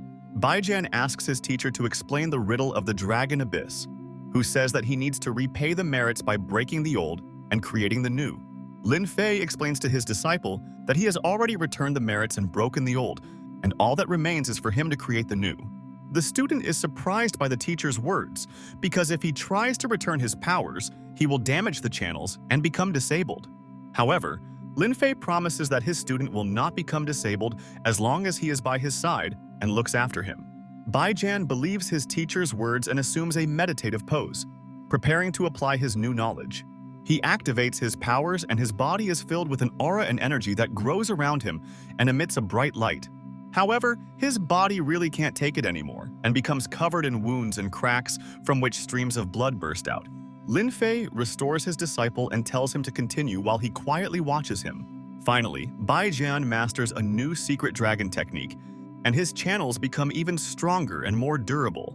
Bai Chuan is inspired by Lin Fay's encouragement, and, with concentration, activates his power to the maximum. Lin Fay says that to become a dragon, one must endure training that an ordinary person cannot endure. Bai finally realizes that the man who created this technique wanted to surpass all living things on this earth. These words from the student reminded Lin Fay of his past and his brother who once created this dragon technique. After finishing his training, Lin Fay stood up and called his lover, asking her to take the train to Jinling. Answering the call, Yao Guang says that he is at a conference and asks again what exactly he wants to exterminate. Yao Guang sits in the hall and listens to Lin Fay, while the others discuss his recent exploits with respect. The girl refuses to go with him and asks him not to make too much noise and not to create difficult situations. However, Lin Fay is surprised by the girl's words because how can he not make noise if he is going to exterminate an entire clan? Lin Fay's fellow travelers were rude to a train employee who offered them plain water. The young man turned to Lin Fay and asked if he knew the man sitting opposite him. The guy says that this is his teacher and famous calligraphy master Ye Xiuyang. The teacher asks not to tell everyone about him, but arrogantly offers to give Lin Fay an autograph. Coldly refusing an autograph, Lin Fay says he has never heard of the calligraphy master and turns away from them. The fellow travelers were surprised that the impudent guy had never heard of the master and considered him uneducated. The girl asks her teacher to look at their work while they are driving a long road where they will get bored. The guy boasts to Lin Fay that his works are masterpieces and the guy will go blind from the beauty of his hieroglyphs. The teacher says that the girl's small writing belongs to Kaishu, and the large characters differ from Kaishu to Xingshu, and it is difficult for him to choose which of the students is the best. However, in reality, the teacher had to lie, because his daughter was much more skilled than this guy, who was the son of the elder of the Sword Clan, who should not be angered. The guy called Lin Fay a deacon, saying that he didn't even understand calligraphy and didn't know such difficult words. Lin Fay calmly showed off his knowledge of calligraphy, noting that the girl had a rough style that didn't suit her very well. The guy was very surprised by Lin Fay's words and was outraged that he was offending the girl whose hieroglyphs he liked. The girl asks Lin Fay about her abilities and asks for an accurate assessment of her calligraphy. Lin Fay coldly criticizes the girl's work, saying that it is average and could be better. The guy gets angry at Lin Fay and tells him not to listen to his advice and words because the girl has very beautiful calligraphy, which the stranger does not understand. In this case, the girl asks Lin Fay what style suits her and what direction she should choose. He says that the girl is very neat and systematic and, in addition, knows how to think deeply, and the Xiaojing style suits this character. The calligraphy teacher agrees with Lin Fay, thinking that this is exactly how he would describe his daughter, which proves Lin Fay's skill. The guy fishes for compliments and asks Lin Fay to evaluate his works and hieroglyphs. Lin Fay said indifferently that his works were poisonous, and he didn't even want to look at them. The boy clenched his fists out of anger and fury, He jumped up from his seat and shouted at Lin Fay. Lin Fay thoughtfully explains that the boy is not neat and hot-tempered, is unable to write, and should give up calligraphy. Most likely, the guy doesn't want to do this and is more concerned with the girl he studies with. The girl's father asks for forgiveness for his student and explains that he has a straightforward character. The calligraphy master invites Lin Fay to become his disciple since he is so good at it. However, Lin Fay calmly refuses such an offer, which greatly surprises his companions. The master planned that, with the help of Lin Fay's talent, he could become famous and known as his teacher. Assuming that Lin Fay does not understand what a modern classic is, the teacher gives him a ticket to his exhibition and invites him to visit. The exhibition will feature not only a modern classic of calligraphy, but also a journey on a decorated junk. Lin Fay decided that he could ride the junk with his beloved and asked for another ticket. Lin Fay heads to the train station where he is greeted by a woman in a yellow dress with a smile. The girl notices Lin Fay and happily calls him her brother, greeting the important guest. As soon as Lin Fay approaches the girl, he notices that she has become stronger and is at the last level of body tempering. The girl smiles happily at his praise and says that the herbs she received from Lin Fay helped her with this. The great teacher hands the girl an elixir and says that she is now ready to rise to the level of a mentor. The girl is surprised by such an expensive and important gift and says that she can't just take it. However, Lin Fay replies that he has already created a whole group of mentors, and this is even more useful and profitable for him. Lin Fay asks to be taken to the peach and plum nursery, where he would like to take a walk now. But the girl finds such a request strange since the peach blossom season is long gone. Lin Fay and the girl stand in the middle of the forest, discussing their future plans related to their mission. He asks the girl if she wants to see the peaches and plums blooming right now. Lin Fay uses her powers and directs them towards the trees so that they are absorbed by them and begin to bloom. The west forest began to bloom and the petals on the trees turned a pleasant and delicate pink color. Passers-by were shocked by what they saw, and one of the women quoted a poem by Sen Shen, saying that myriads of pear trees blossomed at once. Lin Fay ordered the girl not to lag behind and follow him further, and she listened and ran up to him. However, at that moment, strange images of two people appeared before her, standing in elite armor and enjoying the bloom. The girl did not believe what she saw and blinked several times to make sure it was not a hallucination. She ran after Lin Fay, asking him to wait for the girl who still couldn't catch up with the teacher. Walking through the blossoming forest, Lin Fay remembers how Yin Long gave him a peach blossom in the past. He gets into the car with the girl, who is clearly worried and says that his actions will blow up the internet. However, the great sage does not care about this and asks if there is a hotel near them. The girl says that instead of a hotel, he can spend the night at her house and, without waiting for his answer, takes him there. They arrived at the girl's house, a pleasant and cozy house surrounded by a stream and nature. The servants greet their mistress, who smiles at them warmly and politely, reciprocating the feelings. The man and woman standing in front of them begin to thank Master Lin Fay for saving their daughter and driving away the evil spirit. The woman says that her daughter constantly talks about Lin Fay, and especially about what a wonderful man he is. The girl is embarrassed under the close gaze of her parents and the gossip they spread. The girl's parents ask Lin Fay why he didn't take his girlfriend with him to their city. Lin Fay says that he doesn't have a girlfriend, but he does have a woman he loves very much. The girl's parents ask him where his beloved is, and judging by their expressions, they have certain expectations of Lin Fay. The girl next to him is trying to find out about her rival, but she herself is nervous and worried. Lin Fay, despite the whole situation, understands how important his answer is for the young girl, and answers that his beloved is in Chengdu. The father of the family invites him inside the house and asks him not to pay attention to his wife's questions. Lin Fay looks at the girl, who is upset by his answer and thinks that she shouldn't love her. The man at the table tells him that a strange event happened in their city and he will explain everything to Lin Fay if he is interested. The father of the family searches for something on his mobile phone and, having found the necessary information, hands it to Lin Fay. Recently, bodies of people were found that were completely drained of blood, and even the police are looking for help from his family of cultivators. Lin Fay looks at the image of the corpses and calmly finishes his dinner, saying that this is the art of tempering blood. The man can't believe what Lin Fay said. He repeats his words in horror and opens his mouth in surprise. Then he calms down and, with a ridiculous look, asks the great teacher Lin Fay what the art of blood tempering is. Lin Fay shows them everything in person, but his parents are horrified when they encounter something mystical, which causes him shock and fear. The family finds themselves in a strange and frightening environment, where they are surrounded by dark magic and a member of the Dark Knight who worship the Lord of the Devil Sword. The girl gets up from her seat and looks around, realizing that this is all an illusion created by Lin Fay. The woman displays a power that seems to be linked to an ancient ritual or invocation, causing those present to become wary. The Devil Sword absorbs all the blood of the Dark Knight cultists, gradually killing and destroying their bodies. They are transported back to the real world, where Lin Fay continues to conduct a dialogue and explain the whole situation. Lin Fay remains calm and answers confidently that they urgently need to call the Dragon Organization and gather all the houses in Jiangnan. First, Lin Fay wants to confirm whether the Wu family will help in this situation and whether they are of any use. The man says that they are not that strong, but the Wu family has a lot of wealth and voting rights. The Great Master, hearing the man's answer, advises him to call another family because the Wu clan will soon be destroyed by him. At this moment, the man realizes that Lin Fay has personal problems with the Wu family.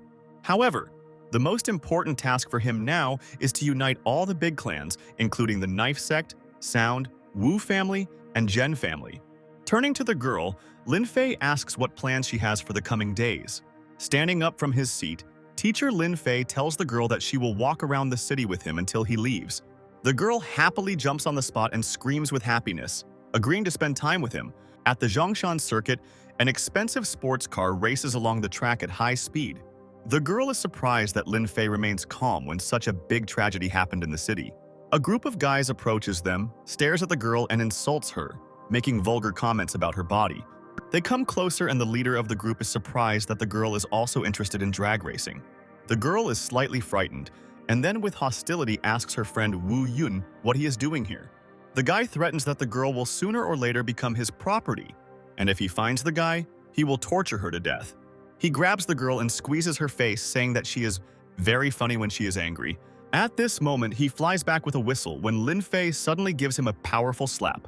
He lands face down on the ground, among a group of his own men, who, in shock, threaten Lin Fay for their master. As soon as the guy gets up from his seat, he immediately orders his subordinates to kill Lin Fay. She stands in front of Lin Fay and takes all the blame on herself, begging him not to touch her teacher and to let him go. Lin Fay doesn't quite understand why the girl is begging for mercy from such a worthless person. The thing is, he is from the influential Wu family, which has strong masters, and their family does not dare to touch them. Putting his glasses back on, the boy challenges Lin Fay to a race, with the condition that the loser will kneel before the winner. However, the girl is against this because Wu is known as the god of racing and he has never lost to anyone. Without listening to the girl's story, Lin Fay calmly and indifferently agrees to the race, accepting the challenge. Both drivers are already in their places, preparing to start in order to move off and overtake their opponent. Wu sits in the car and thinks about how to avoid the upcoming troubles and difficulties in order to win Lin Fay. The race begins and the host lowers the flag, indicating the start, which allows the heroes to hit the gas. Ahead, a racetrack full of obstacles can be seen, where serious competition is about to begin. Lin Fay's rivals boast about their master's talents, confident that he will never lose. Wu's car overtakes Lin Fay, who yells at him that racing is not about skill, but about the quality of the driver's car. The self-confident guy considers Lin Fay an idiot who managed to compete with him on his own racetrack. Suddenly, Lin Fay appears, overtaking the guy and saying that he is too bored to drive at this speed. Indignant and surprised, the guy noted that he had pressed the gas pedal all the way to the floor and that he simply couldn't go any faster. Then he will have to use another advantage of his car, which can easily crash the cars of his rivals. By maneuvering at high speed, the guy is going to crash and attack his opponent in order to bring the race to victory. All the spectators had already guessed that Wu Yun was once again using his dirty trick that had ruined many lives on this racetrack. Lin Fay asked the young man if he knew what the cheaters were most afraid of in such competitions. As the cars collided with each other, Lin Fay snapped his fingers and replied that what crooks fear most are other crooks. A barrier formed, protecting Lin Fay's car and throwing the opponent's car into the air. Lin Fay rushed towards the finish line at a tremendous speed. Indifferently noting that human life was too boring for an immortal god, Lin Fay's car passed by the presenter, whose skirt was ruined by the exhaust smoke. The great sage approached the girl and sat down next to her, promising that he would help with the ruined dress. However, the girl was angry that Lin Fay won and ruined her plans to seduce the rich men she came here for. Lin Fay, who won the death race, asked to check if Wu Yun was alive and to tell him that he did not need him to kneel before him. The disgraced boy approaches Lin Fay and yells at him, threatening him with violence and death if he loses.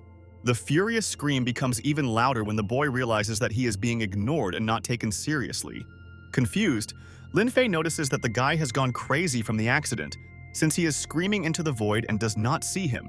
All the strong masters of the Wu family attack Lin Fay, who stands in front of them indifferently and calmly, doing nothing.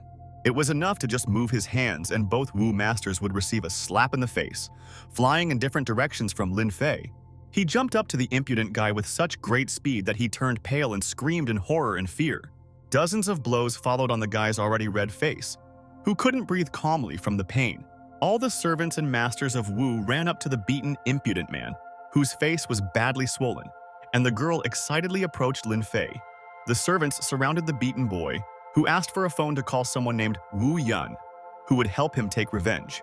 At the same time, in the abandoned gloomy cemetery, the cawing of a crow could be heard, which was flying near the wooden crosses. A young guy, together with his older partner, was digging graves and discussing the imminent resurrection of the zombie. A guy stands in front of a massive coffin lid, preparing to enter a mysterious place covered in darkness and enigma. He opens the lid and looks inside happily, feeling the cold wind running across his skin, causing a shiver. In the grave, he sees a strange man with a dark aura, who immediately attracts his attention with his presence. The man slowly raises his head, his eyes glowing scarlet, expressing hostility and hidden threat. Quite cheerfully, he dodges the dead man's attack and manages to grab his hand, making fun of the surprised corpse. A man in a dark cloak appears out of nowhere, surrounded by a purple haze, cursing at the two men. However, the guy is not afraid of him. On the contrary, he is ready to fight him if he wants to take the corpse for himself. The stranger looks at the men with his glowing eyes, radiating power and strength, and says that he has come to them with information. A sinister smile is visible beneath his mask, creating an atmosphere of eerie tension and fear, as the man himself offers to dig up the corpse of the most powerful phoenix demon. The old man tenses up, preparing for battle, realizing that he has no choice but to agree to the offer. The dark man begins to tell his plan, which is to capture the phoenix and kill Yao Guang, whose corpse he promises to leave for the men. The guy was immediately inspired by this opportunity and already imagines how he becomes the strongest person. Everything went strictly according to the plan of the mysterious illusionist of the Eight Shadow Temple, who originally wanted to awaken all the powerful demons. The purple-haired girl attacks her opponents, her gaze full of malice and hatred. She does not understand why lately she has been increasingly attacked by various masters who somehow learned about her new sword power. Looking at the phone screen, she sees her photo and all the information about her and her accomplice. The students who are hunting them will soon arrive at the scene, and if their leader joins them, they will not be able to cope with the enemies. The awakened Wan Liang demands control over the girl's body, promising that he can defeat the master. The girl begins to argue with the demon, who is much weaker than her and is unlikely to cope with the master. She is not going to give her body to the demon, but she is ready to receive new technology from him that will save her life. The evil demonic spirit of Wan Liang transmits a technique through his shadow, which separates from him and heads towards the girl.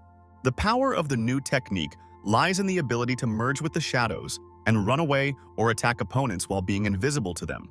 The demonic evil spirit of Wan Liang advises to abandon the scum of Tolo, who can no longer be saved. In order to save his life, Tolo abruptly says that he has a lead on the location of the Blade of Heavenly Punishment. This unexpected information shocks not only the girl, but also the demonic evil spirit trapped in her shadow. He demands that she teach him a new technique, Shadow Fusion, in order to save and preserve the information about the blade. She runs up to him and imparts a new escape technique, ordering him to flee the battlefield.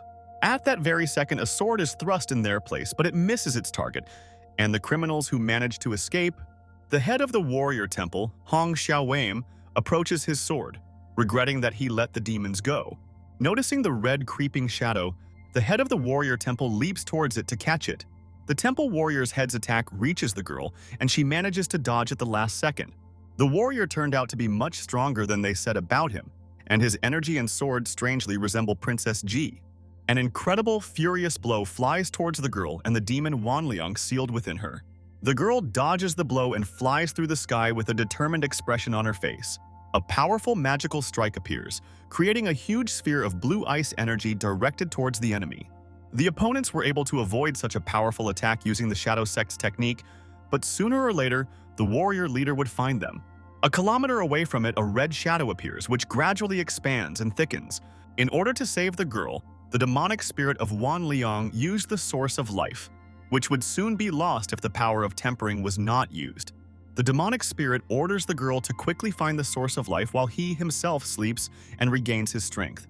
While the demon and Xinyu were being chased, the master of the Wu family successfully completed the breakthrough and advanced to the Great Master level. Upon hearing this news, the man dropped his ceremonial cup in shock and screamed in anger. The Wu family wanted the whole city to know about it so badly that they held an entire parade for the occasion. Their insolence could have had a detrimental effect on the well-being of the entire city, and the balance of power could have changed for the worse. The bald man holds a document and angrily invites the head of the Chen Zhenrong family to a celebration. However, it is quite obvious that this is not an invitation at all, but an assertion of his authority before the city. While extending the invitation, the man deliberately drops it in order to force the head of the family to pick it up. With an impudent voice, he claims that the head of the family must take it from the ground himself and humiliate himself before him. At this moment, Lin Fay approaches them, watching what is happening and getting angry after assessing the situation. The man threatens that if the head of the family does not accept the invitation, he will have to report everything to his master, who will destroy his entire family. Lin Fay steps on the invitation and asks not to pick up any trash from the ground, otherwise, as the saying goes, there will be no money. The bald servant of the Wu family starts yelling at Lin Fay, threatening him with violence and death. With an indifferent expression, Lin Fay sent the bald servant flying with one blow. The humiliated man demanded that Lin Fay introduce himself and state his name so that he could convey it to his master, the Grandmaster. Calmly and coolly, Lin Fay calls out his name, irritated by the strange songs in honor of some pathetic master. Hearing this great name, the humiliated man was horrified, realizing what a powerful master he was facing. The man believes that Lin Fay is no stronger than the Great Master, and that he is unlikely to be able to defeat him. The bald man challenges Lin Fay to a feast, threatening to kill him if he does not come, showing his confidence and readiness to fight. Lin Fay calmly accepts the challenge and promises that he will come, because he intends to destroy the entire Wu family. While running away in a cowardly manner, the bald man insults and threatens Lin Fay, who looks at him indifferently. The girl watches her teacher Lin Fay, expressing concern for his safety. The father of the family is worried about the situation, but Lin Fay assures that everything is under his control and protection. The luxurious home of the Wu family, whose members have worked hard for several generations to achieve such luxury, the head of the Wu Tao family slammed the table furiously when he heard the report from his humiliated servant, telling of the threat from the great celestial Lin Fay. In order to anger and turn his master against Lin Fay, the servant deceived him and embellished the celestial being's words. Finally enraged, Wu Tao smashed the table and swore that he would kill Lin Fay. And if he couldn't, then his guest, who was much stronger than him, would. This guest is much stronger than even his father, because he is Chen Longxiang, the Dragon King and a powerful warrior. A girl in a dress approaches a man with white hair, asking what he thinks of the calligraphy classic they have invited. The man says that a meeting needs to be held and orders that the children of the Wu family be called to respect the calligraphy classic. The billboard advertises a junk voyage that will feature an exhibition of the classic calligrapher. The girl thought about going, but realized that the Wu family had a good relationship with the calligrapher. Seeing the girl's expression, Lin Fay guessed that the girl wanted to go there. She wants to go because Ye is simply a master of calligraphy and is famous all over the world, but the exhibition requires a personal invitation. Although the girl is from a noble family, she still does not get along with the Wu clan, who, in turn, Lin Fay nonchalantly takes out 2 tickets from his pocket and says that he just happens to have an invitation to the exhibition. He got the invitation by pretending to be smart and impressing a calligrapher who gave him tickets for it. The girl happily takes the ticket, and her eyes sparkle and shine with happiness when she sees the treasured invitation. The luxurious Qinhuai riverbank, where the Zhernka Calligraphy Classic exhibition is held. Lin Fay's student runs up to him and tells him that he is so cool that he can do anything except have a baby. However, he confidently and calmly says that he can do even this if he really wants to. A girl with red hair poses, thinking about how her appearance attracts attention and how happy it makes her. Lin Fay looks at the girl and thinks about how important it is for her to impress and attract attention, and then says that she is clearly from the Wu family. The girl comes closer to Lin Fay and a conversation begins between them, in which she hints at her attractiveness and confidence. The girl clearly enjoys herself and uses her charisma to attract him even more and dominate the conversation, hoping to win him over to her side. However, Lin Fay interrupts her and says that he realized what kind of family she is from, not because she is beautiful, but because she is rather stupid and arrogant. The girl looks at the man with irritation and anger, clearly not expecting such an unpleasant comment addressed to her. The woman attacks furiously and decides to try to step forward to hit the girl for her laughter. However, she easily dodges her blow and squeezes her opponent's hand, showing her tickets proving their right to be at the exhibition. The red-haired girl turns out to be too weak for Lin Fay's disciple, who has reached the level of a mentor. The disgraced girl yells at the guests and promises that they will die as soon as her father appears at the exhibition. The guy looks around with a thoughtful expression, but does not show much interest while the girl herself is happy. Three men in suits discuss the proceedings, pointing out the artist's calligraphy skills and comparing his hieroglyphs to swimming swans. The girl looks at the exhibits with joyful excitement. Her eyes are shining, and she is clearly delighted with what is happening. She asks the clearly bored Lin Fay if he likes the calligraphy master's works and if he thinks they are beautiful. However, he asks to look at the signature left by the calligraphy master, and everyone around him fulfills his request. It was really strange because the calligraphy master signs his own name in regular font.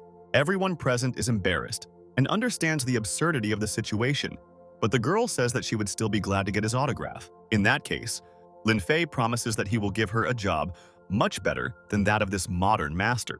At this moment, the master of calligraphy himself appears and asks Lin Fay to show his works, which, according to him, are much better than the works of the classic. All the cameramen and journalists immediately approached the master and began to question and film him as if he were a great celebrity. The girl says that the great classic master has no time for insignificant people like her. Then Lin Fay looked at the classic of modern calligraphy and asked the girl if he wanted to attract his attention. When asked by her teacher, the girl replies that she would be happy to receive an autograph from such a great man. Unexpectedly for everyone, Lin Fay shouts loudly throughout the hall, insulting the classic of modern calligraphy and his works. Everyone suddenly fell silent and turned to Lin Fay, silently and surprisedly looking at the impudent youth. The calligraphy master asks Lin Fay if it is not petty to insult other people's works, especially at his exhibition. Lin Fay requires paper and brush to prove his calligraphy skills and prove his mastery. Journalists and cameramen are surprised and discuss the impudence of the young guy who will soon be disgraced.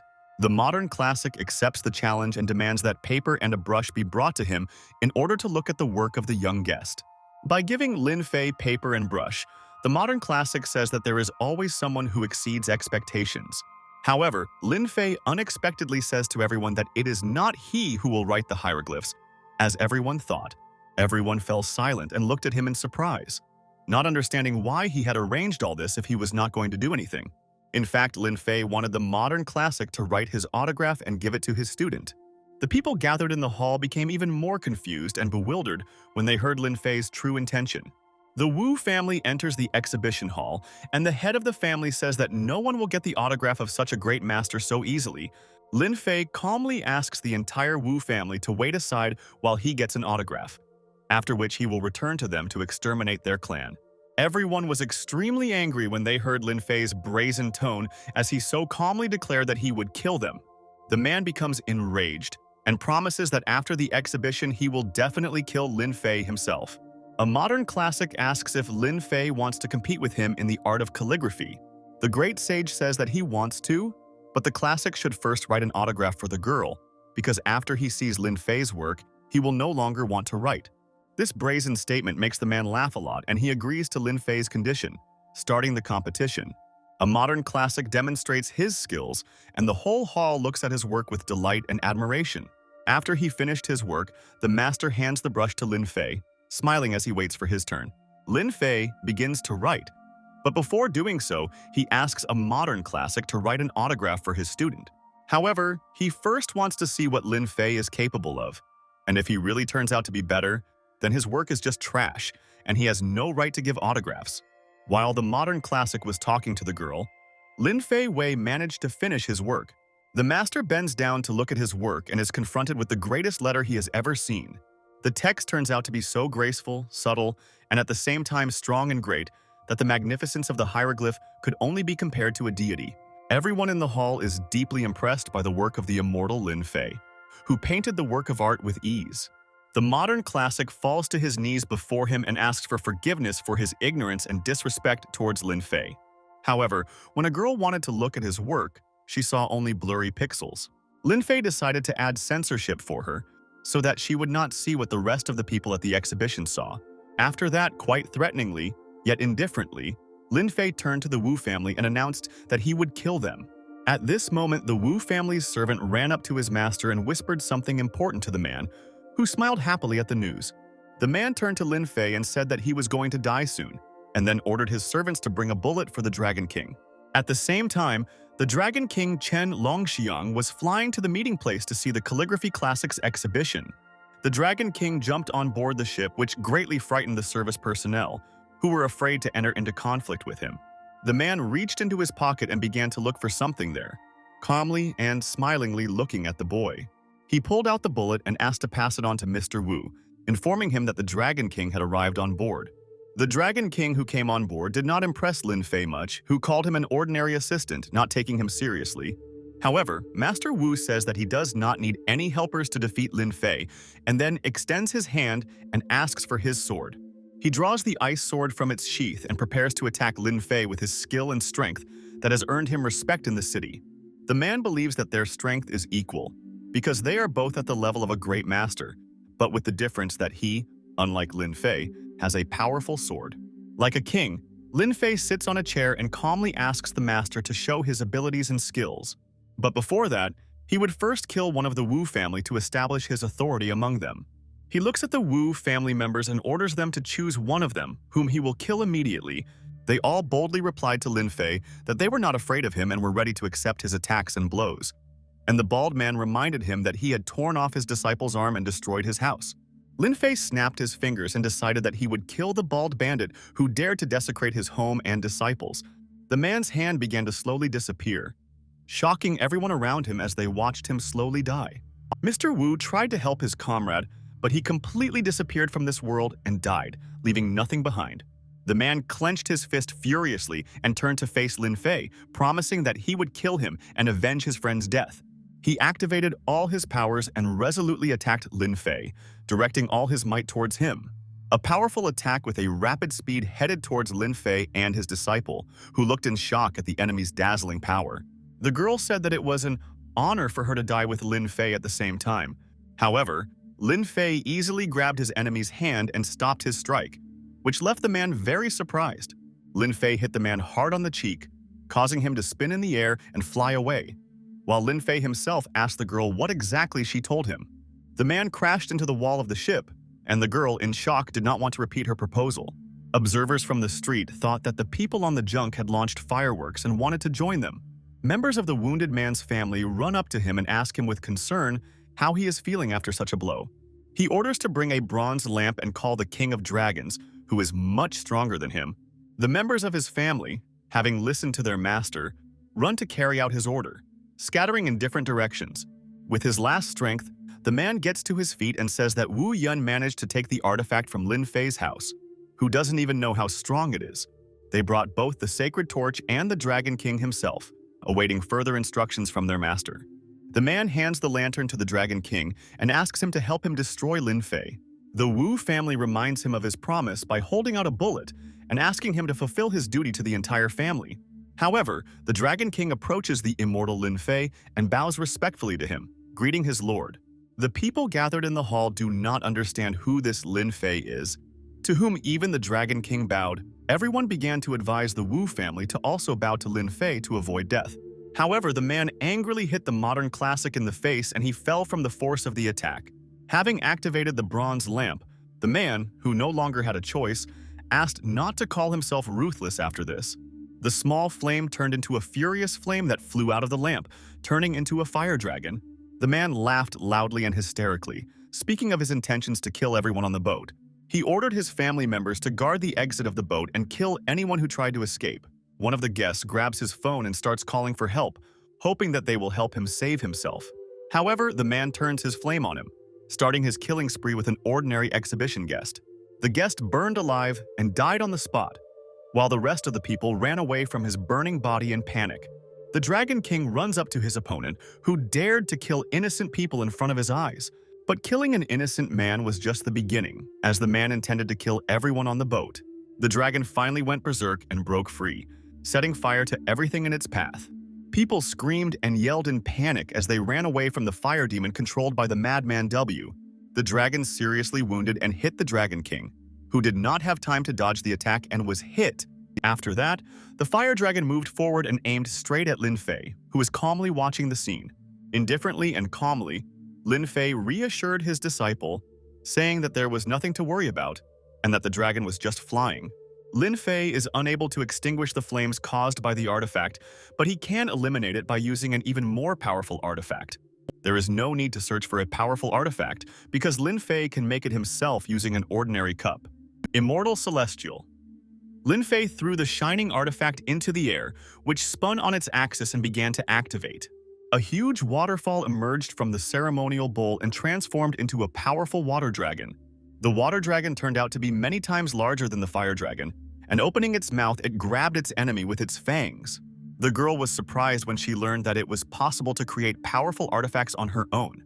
Lin Fay calmly replied to his student that he could teach her how to create powerful artifacts too. But the moment he reached out his hand to her forehead, he explained that this was only possible if she lived for several thousand years. Lin Fay's water dragon grabbed the fire dragon and bit off its head, which was hanging tightly from the water dragon's mouth. People thanked the water dragon, saying that he was a divine miracle who appeared and saved their lives. Everyone fell to their knees before the mighty water dragon, but it began to slowly disappear. Lin Fay appeared and demanded that everyone stop bowing to the dragon, which was not a deity, but merely his artifact. Dragon King Chen walked up to his master and greeted him, but his entire left arm was injured and smelled of fried meat. Lin Fay carefully placed his hand on the Dragon King's shoulder and healed him with his powers, asking him to be careful next time.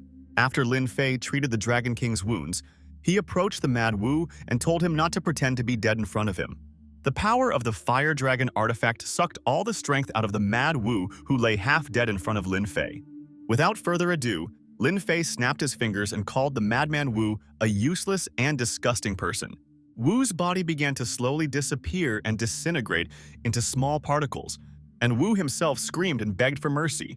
Lin Fay's disciple looked at this with horror, realizing that even the cruel killer was afraid of death when he died.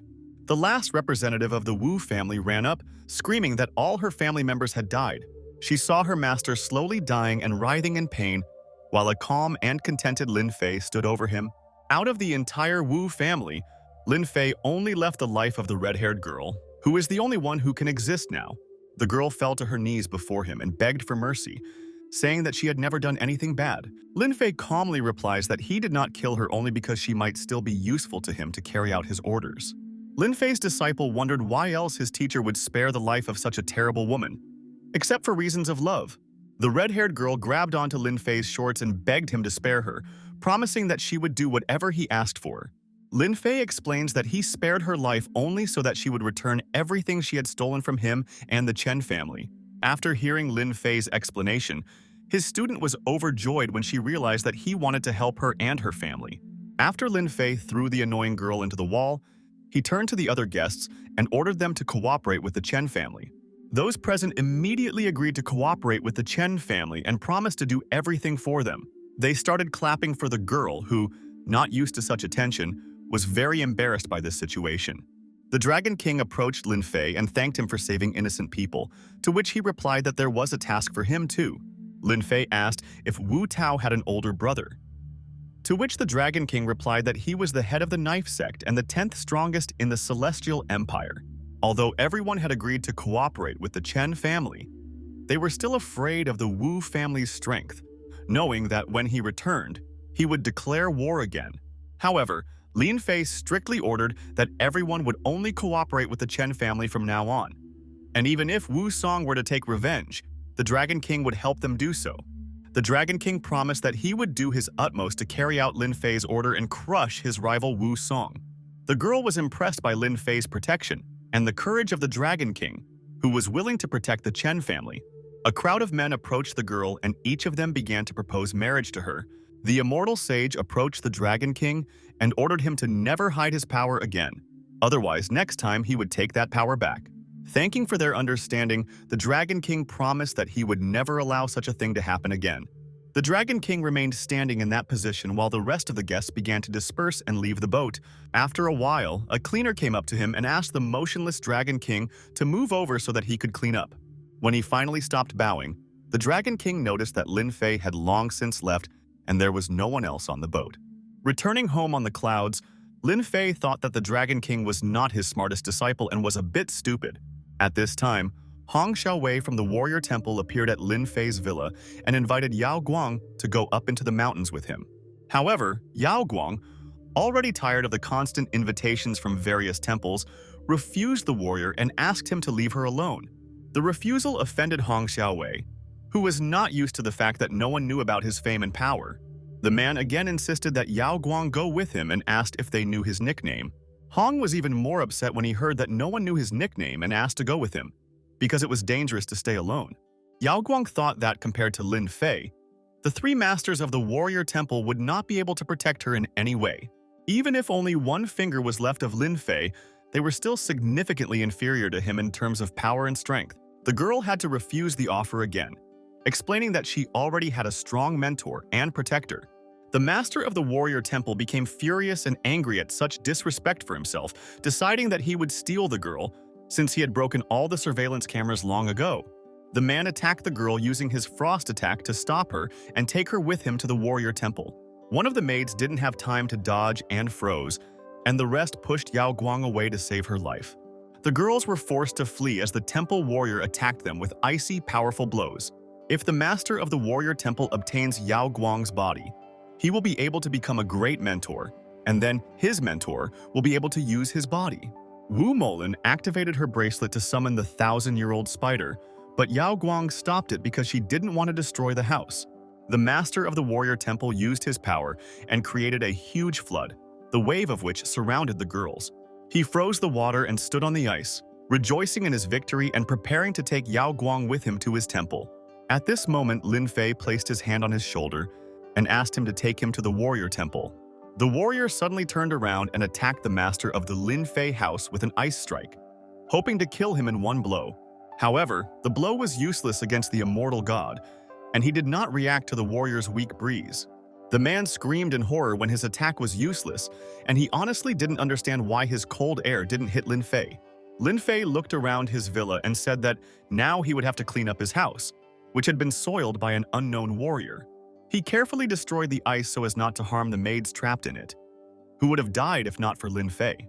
Finally, it began to dawn on the master of the Warrior Temple that the person standing in front of him was Lin Fay, whom he had been trying to avoid. The immortal god realized that the pitiful master had come to his house specifically when he was not at home, and he fell to his knees in front of him and begged for mercy. After letting the warrior go, Lin Fay promised that if he returned to his home again, he would destroy him as easily as his ice. Having run away from Lin Fay's mansion in a cowardly manner, the master of the Warrior Temple promised that he would never return again and he will keep his word. The master of the Warrior Temple acknowledged Lin Fay's strength and decided to return again with his comrades and the strongest masters of the temple. After restoring all the furniture, Lin Fay sat down and asked everyone to join him to find out what happened to the crowbar in his absence. One of the maids said she would not sit with them and would instead check on her colleague who had been injured in the attack. She understood that she had no right to sit at the same table with such a great man. The girls found the maid very strange and unusual, and Yao Guang even called her a child of oppressive feudalism. At this moment, Lin Fay jumped up to the girl and asked again if she really called him a feudal lord. The great sage joked with the girl and said that he was not a feudal lord, but an ordinary arrogant asshole. The girl began to tell that in the absence of Lin Fay, they began to have problems, and she was constantly attacked by strange people and people from different temples. Lin Fay silently listened to the girl's story about the criminals who were hunting for her hermit body. Yao Guang said that if it weren't for Lin Fay and his training, she wouldn't have been able to deal with the enemies so easily. Wu Molin intervened in the conversation, assuring that she did not spare the criminals and dealt with them cruelly herself. After hearing the story, Lin Fay guessed that the Dark Knight faction's minions had spread rumors about Yao Guang's reincarnation. At this moment, Lin Fay's maid approaches them and interrupts the conversation to say something important.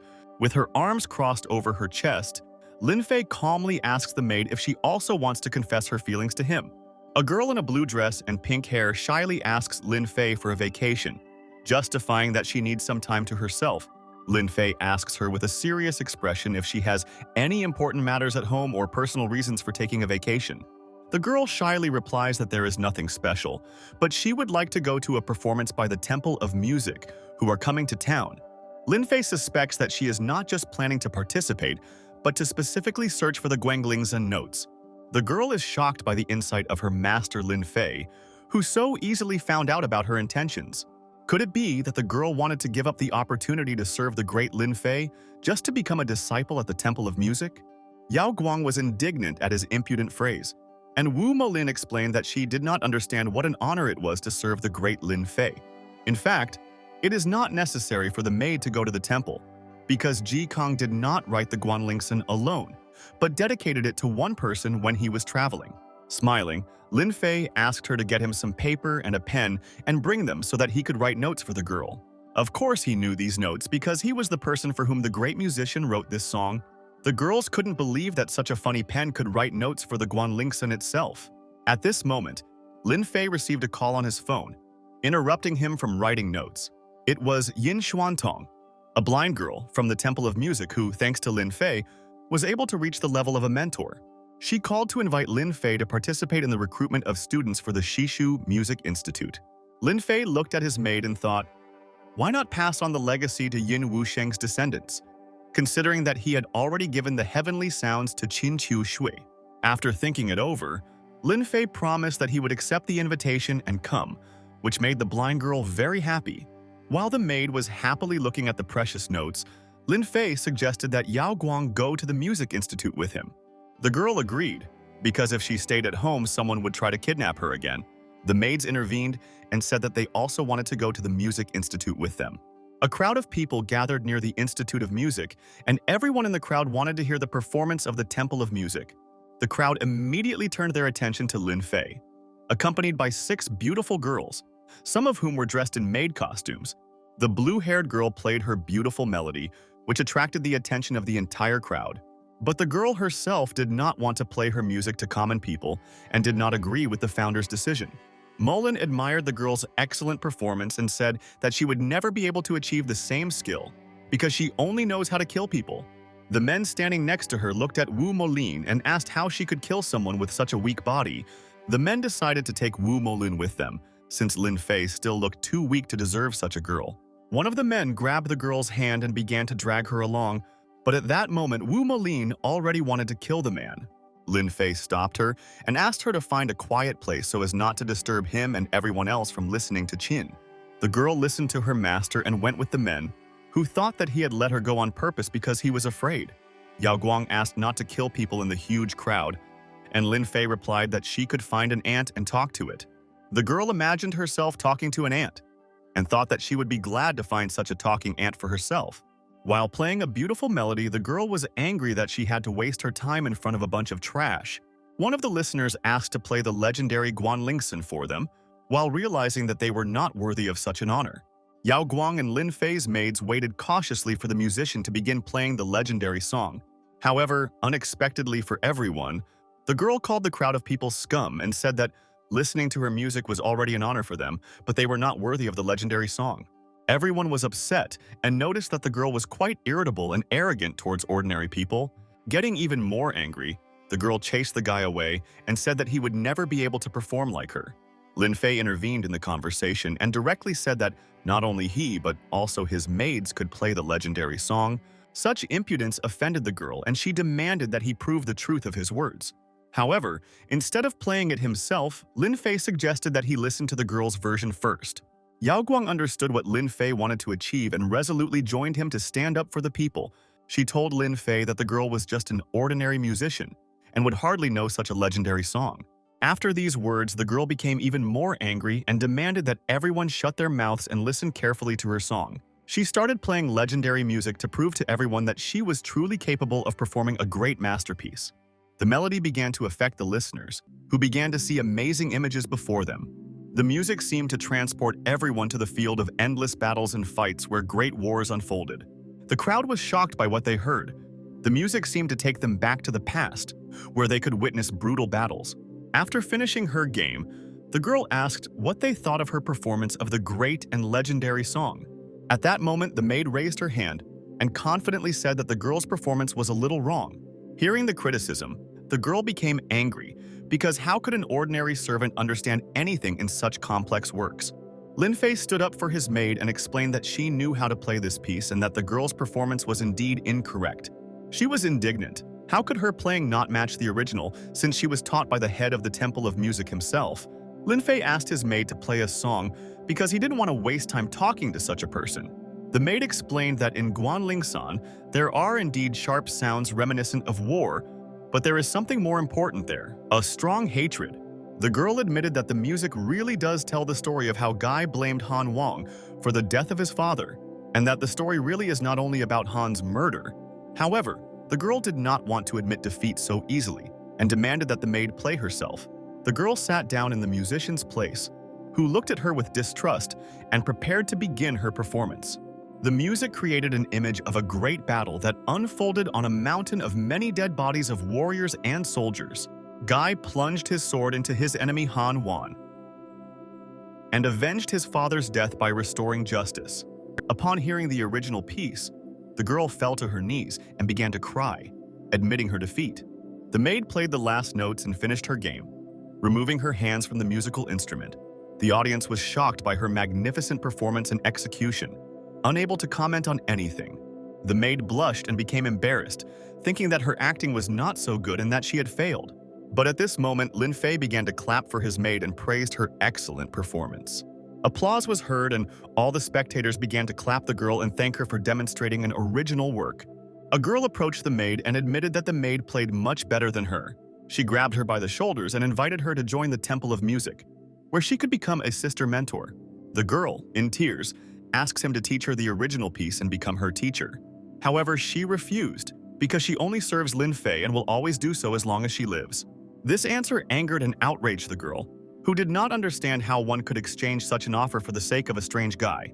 The girl came to the conclusion that Lin Fay was forcing the maid to work for him, and she would immediately free the maid from slavery. The Qin master Ji Xue intervened in the conversation and asked the girl to be more polite with Lin Fay. The woman's appearance excited everyone, and every person in the crowd showed respect and admiration for her. The woman invited the maid to her temple of music and offered to become her apprentice, since it was unlikely that Master Lin was as good at music.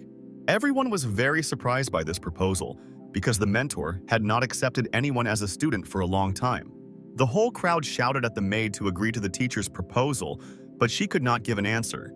And yet, the girl made her choice and politely refused such a generous and important offer. The teacher continued to insist on her proposal, citing the fact that Lin Fay was not a professional musician. In fact, what the woman wanted most was the original work that the maid had in her possession. Yao Guang intervened in the conversation, outraged by the woman's persistence in not leaving the maid alone. The woman, crossing her arms over her chest, explained that she did not want to let such talent go and was not putting any pressure on the maid. She turned to the maid again and said that she had a great future and that someday she could become a great master. Yao Guang asked the maid what she wanted then, and she replied that she only wanted to serve her master. The woman decided to use a dirty trick and change the maid's mind so that she would agree to her proposal. She extended her hand to the maid to bewitch her and change her mind, subordinating it to her will. At this moment, Lin Fay appeared between them and explained that the woman did not have any outstanding ability in playing the Qin. The woman was outraged by Lin Fay's words, who said that she did not know how to play her musical instrument. Lin Fay calmly states that he is much stronger than the entire Temple of Music and accordingly plays better than them. The woman understands and knows very well that Lin Fay is stronger than the entire temple because he single-handedly destroyed the Wu and Bai families. In this case, the woman challenges the immortal celestial being to a musical competition. Lin Fay calmly agreed to the competition and added that after his victory, he would train her descendants. The confident words angered the women, who had no doubt in their abilities. The woman decided to double the stakes and offered a kin of the moonlit night, which was the treasure of the Temple of Music for her loss. However, Lin Fay himself was not very impressed by such a reward and remained completely indifferent.